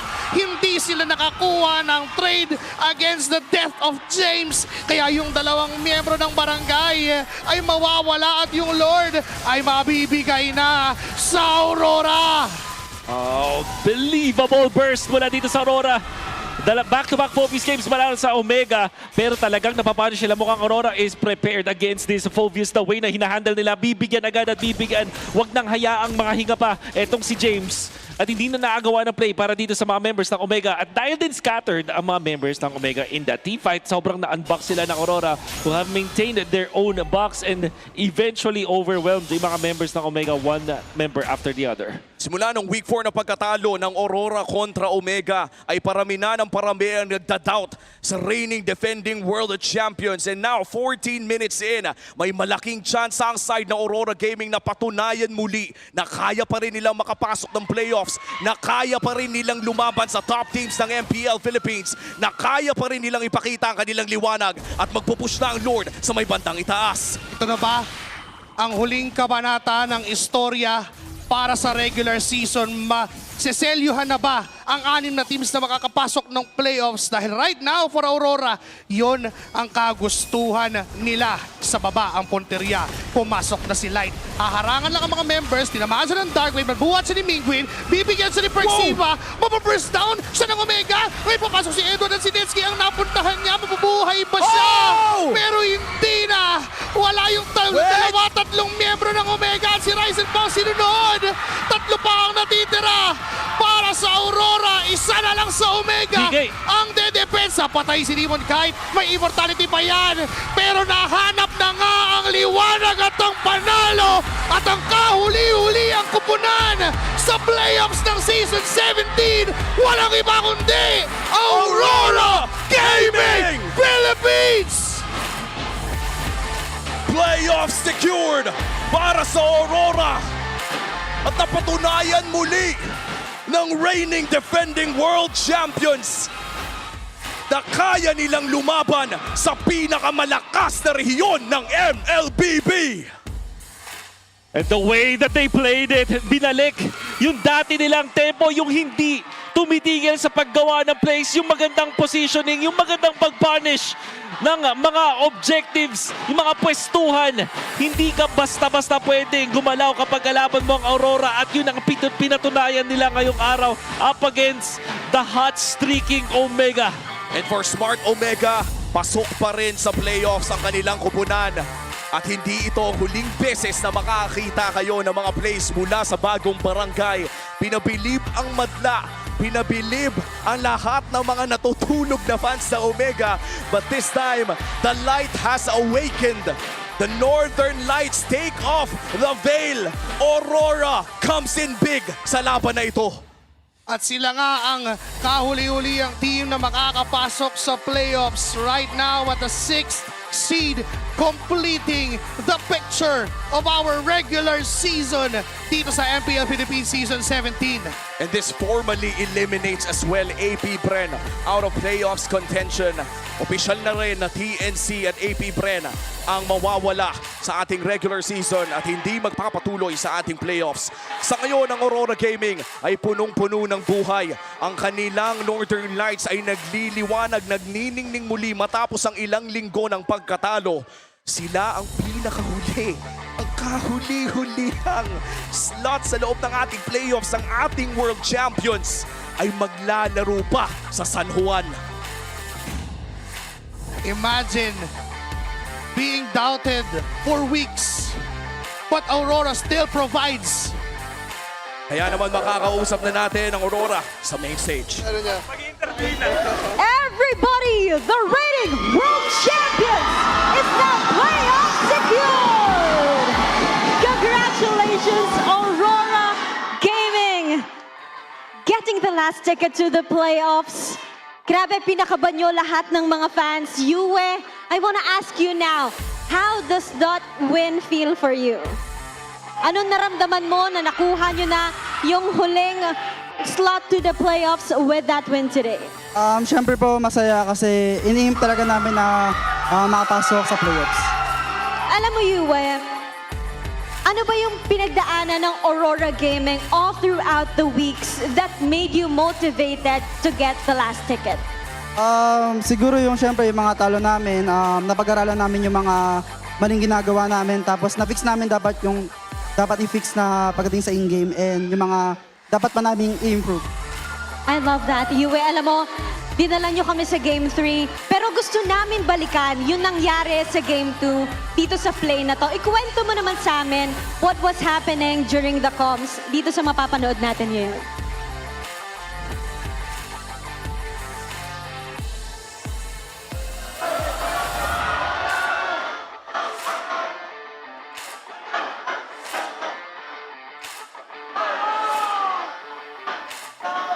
What was happening during those moments? Ano yung pinag-uusapan nyo? Ano yung nagiging call ng team?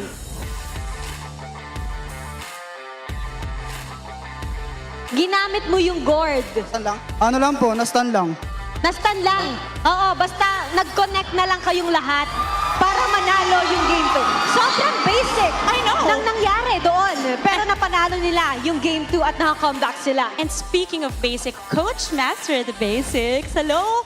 Mataas, kanina po mataas yung heartbeat ni Coach dito. Ito lang pala yung magpapakaba kay Coach. 145. Oo. But Coach, kidding aside, kayo na ang huling makakapasok sa playoffs. It's been a tough ride. But setting aside all the doubts, all the challenges, paano nyo yun nakuha, no? How did you guys stay motivated? How did you guys shake up all those doubts? I think number one yung mindset talaga ng players. Kasi kahit na lose streak kami, yung hard work na doon pa rin, yung dedication na doon pa rin. And I think yung goal pa rin naman iisa. And lahat naman yun, mindset namin magkakaalaman pagdating ng playoffs. So, ang goal lang talaga is, laruin pa rin namin kung ano yung ginagawa. Tuloy lang namin kung ano yung ginagawa namin. Nakikita naman siguro yung improvement ng players, yung improvement namin. So, itutuloy lang talaga namin yun hanggang playoffs. It really paid off for them at nakuha nila ang last lot. Pero ngayon, gusto ko din tanungin si Light. Kasi pinag-uusapan lang kanina sa casting desk. If ito daw yung last match, pipiliin mo ba yung Beleric?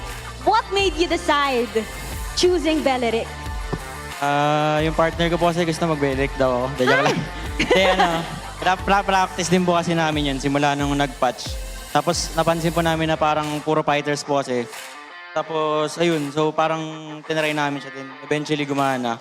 Kaya nilabas na po namin ngayon sa last game para ayun, mukha po kasing Pwede naman palang gamitin ang Beleric at nakakatuwa na gumana yun for them. You know, din hindi talaga nawawala yung trust. Kanina, grabe pa rin talaga yung kulitan ng Aurora, the chemistry.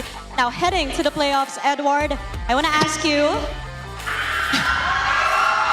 anong dapat naming asahan sa Aurora? Anong dapat naming asahan sa Aurora? Yun. Siguro mas disiplinadong Aurora pagdating sa playoffs kasi may time pa kami para makapag-prepare and yun, mahaba siya. So, We look forward to that. Kung makakita ba tayo ng mas pinalakas na Aurora in the playoffs. But now, who do you think is our match MVP?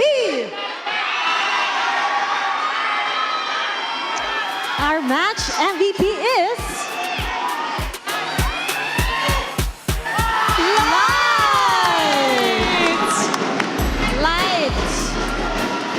What a great performance. Mula Game 2, binuhat mo lahat ng kayang buhatin. Ngayon, binubuhat kayo ng community hanggang Week 8. Anong gusto mong sabihin sa lahat ng Auroras na sumusuporta sa inyo? Sa lahat ng pumupunta kahit na sobrang daming disappointments yun, eventually muntik pa kami malaglag nag-continue pa rin sila mag-show ng support mo. Punta sila sa venue dito, sumisigaw, ganun. Kaya maraming salamat. And sa back-end din namin ganun sa coaches na walang sawa na ayun na nag-guide sa amin, especially sa family namin, sa partner. I love it. Thank you so much. Once again, congratulations to Aurora Gaming! You may now take your bow. And take your rock of victory. Odin, Aurora just keeps on getting better. They tried to dim the Northern Lights, but they can't. Because grabe yung backbone nila, their community. They keep shining at katulad nga ng sinabi mo, hindi nabawasan ang fans ng Aurora in the venue, always full house. And I think it what's keep them motivated dito sa ating round na to. And they will stay motivated dahil pasok na sila sa playoffs. Casters, what do you think? Maraming salamat sa ating mga hosts and congratulations muli sa Aurora Gaming Philippines sa pagpasok sa ating playoffs ng Season 17 and of course ang walang sawang suporta din ng Northern Lights. Once again, I'd like to echo Miss Lee Viloria, you cannot fabricate fandom at manalo man matalo, nariyan ang kanilang Northern Lights. And for Yue, game number 3 MVP, a perfect Kimi game. Ang huling Kimi performance against Onyx Philippines ay panalo din. 3-0 and 10. Parang may trend dito sa Aurora na kapag nakahawakan ni Yue yung Kimi, parang kakaiba talaga yung mga pangyayari. This game though started really good para sa Omega, but the bad trade, bad decision making allowed Aurora to eventually run them over. At meron na akong mga doubts dito sa pag-pick nila ng Leomord, pero parang further pa na bigyan pa ng justification yon kasi mapapansin ko sa Omega, hindi sila makakilos. Parang kailangan talaga malikot yung hero ni Ryzen. Hindi lang dun sa mismong mga skirmishes, pero sa mapa. If Omega cannot play the map, they're easy to target at Aurora blew that wide open. And we're talking about this during the draft and the way we pictured it, parang Eve pa nga yung isa sa mga magagandang pick sana for Yue. But then they went for the schemy route na nabanggit na rin natin during the draft na ibang discipline to bukod doon sa Eve. Mas more of yung continuous damage na bigay ng Kimi and yung paulit-ulit na ikot nila all throughout the map. Kasi lalo na nakagulo din itong si Edward. Tapos madali silang nakakaikot doon sa target places nila. Yeah. I guess kasi dahil Kalea main din itong Aurora, naintindihan nila din yung mga pain points ng isang Kalea. Wherein kapag ang kalaban mo ay constantly merong mga damage sources, yung mga spammable na mga team fighting like Kimi for example, parang nag-thrive yung isang Kalea. Kung sakali Kalea versus Eve, parang may gets mo parang meron kayo naghintay kayo ng timing. If it's Kalea versus Gatot, it's all about the timing. Pero pag Eve yung katapat mo, na constantly meron kang team fighting tool. Ang hirap mapuwesto. Lagi kang nag-iisip, sino yung poprotektahan ko dito sa mga ganito scenario? Do I guard Ryzen? Do I guard Netsky? Do I guard James? Parang na-overwhelm itong Omega with the constant DPS na meron dito yung Aurora. Oh, and I think yung reset button sa Wrath of Dryad dito ni Light ay naging bagay din para dito sa larong ito. Multiple times na nakakita tayo na winning team fight na sana para sa side ng Omega after matawag si Bardiel ay nagkakaroon ng malaking gap sa loob ng team fight kasi hindi agad nakakapasok yung mga kakampi ni Ryzen dito. Isang pindot lang ng skill naharangan yung buong entry point ng Smart Omega and it gave a lot of space para doon sa dalawang marksman na meron ang Aurora, Yue and Doming Kite. Nakapag ubos na yung resources ng Omega, BMI si Doming Kite papaloob and si Yue gagawin lang niya yung paulit-ulit niyang ginagawa na be the constant damage output na kailangan ng Aurora. Yeah. And I'm still credited sa map movements coming out from Aurora. Binalik yung kanilang understanding na mapa na para pag nilagay natin dito si Edward, meron siyang mas scout at meron natin bigyan yung kanilang mga tapat. Granted, of course, yung Omega went in for this Leomord play, which Leomord Irithel, in fact, so parang wala talagang split push na mangyayari at malayo sa playstyle na komportable sila.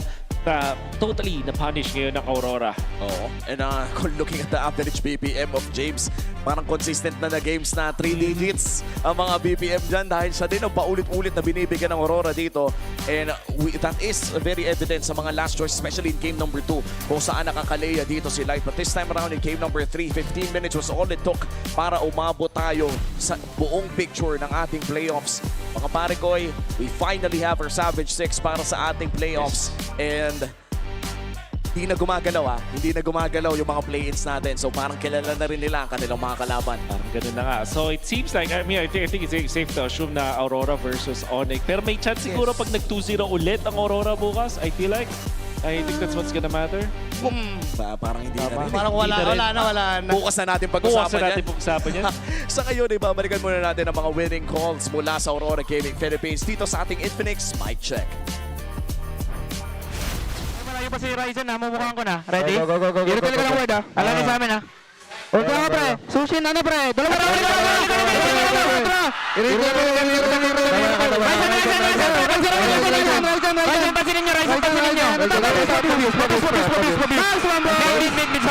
Okay, basta pabigay kayo pre, legit.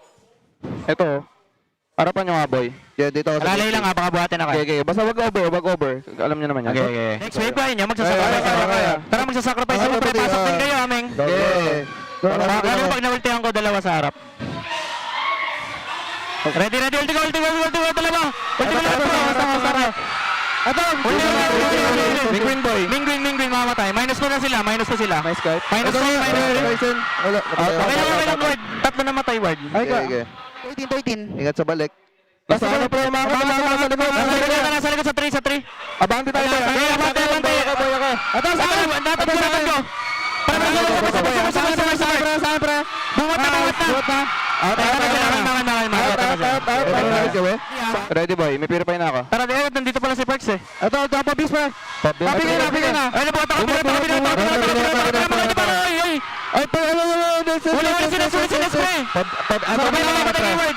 Nice one. Patay.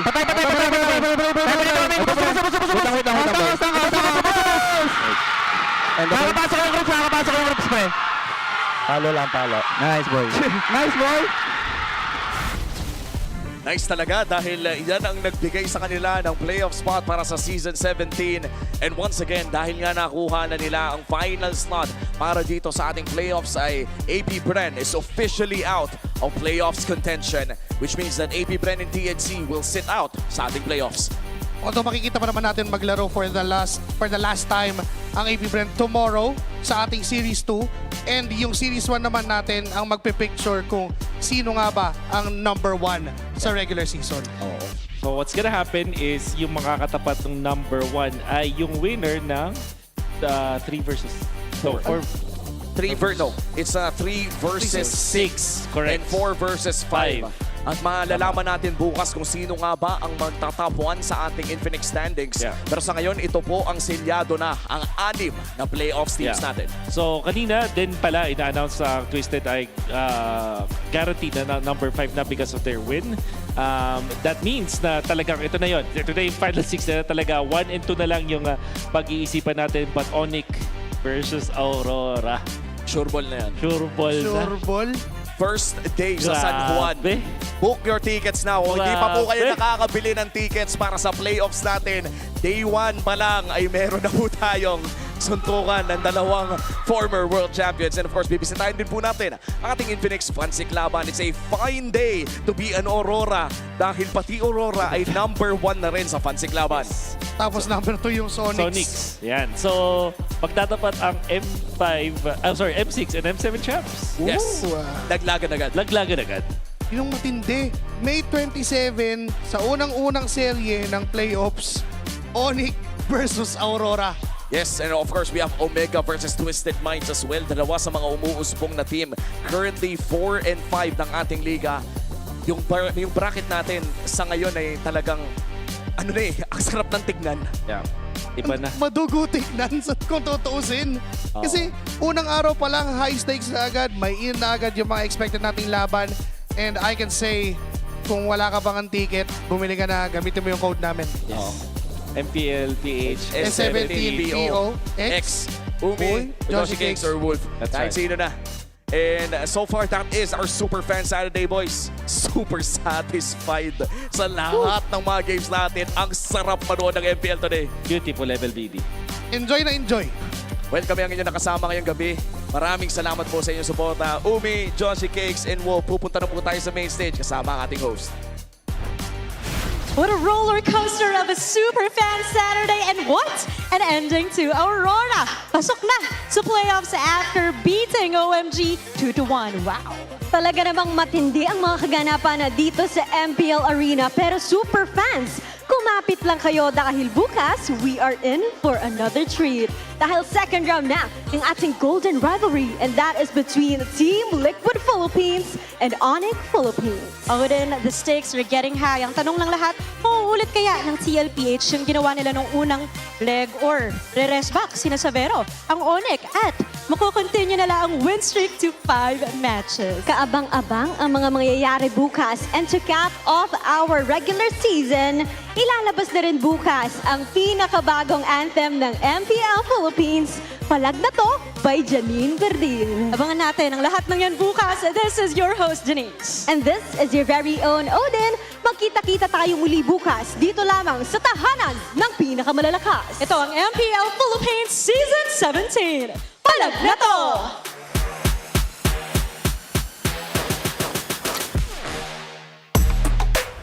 17th season of MPL Philippines is brought to you by the following sponsors. Infinix, the official gaming phone partner, the power behind every Madlang gamer. Smart, the simply reliable connectivity partner of the MPL. Our partner in esports, Clear Men. And our strategic partners, TT Racing, Ferry, and SIP. Don't miss any MPL action by following our official Facebook and subscribing to our YouTube channel. Follow MPLPH on TikTok for more content. Experience the lakas ng Pinas of MPLPH Season 17 live at Victoria Sports Tower. Grab your tickets now via the official MPLPH website. MPL Philippines is monitored and supervised by the Games and Amusement Board.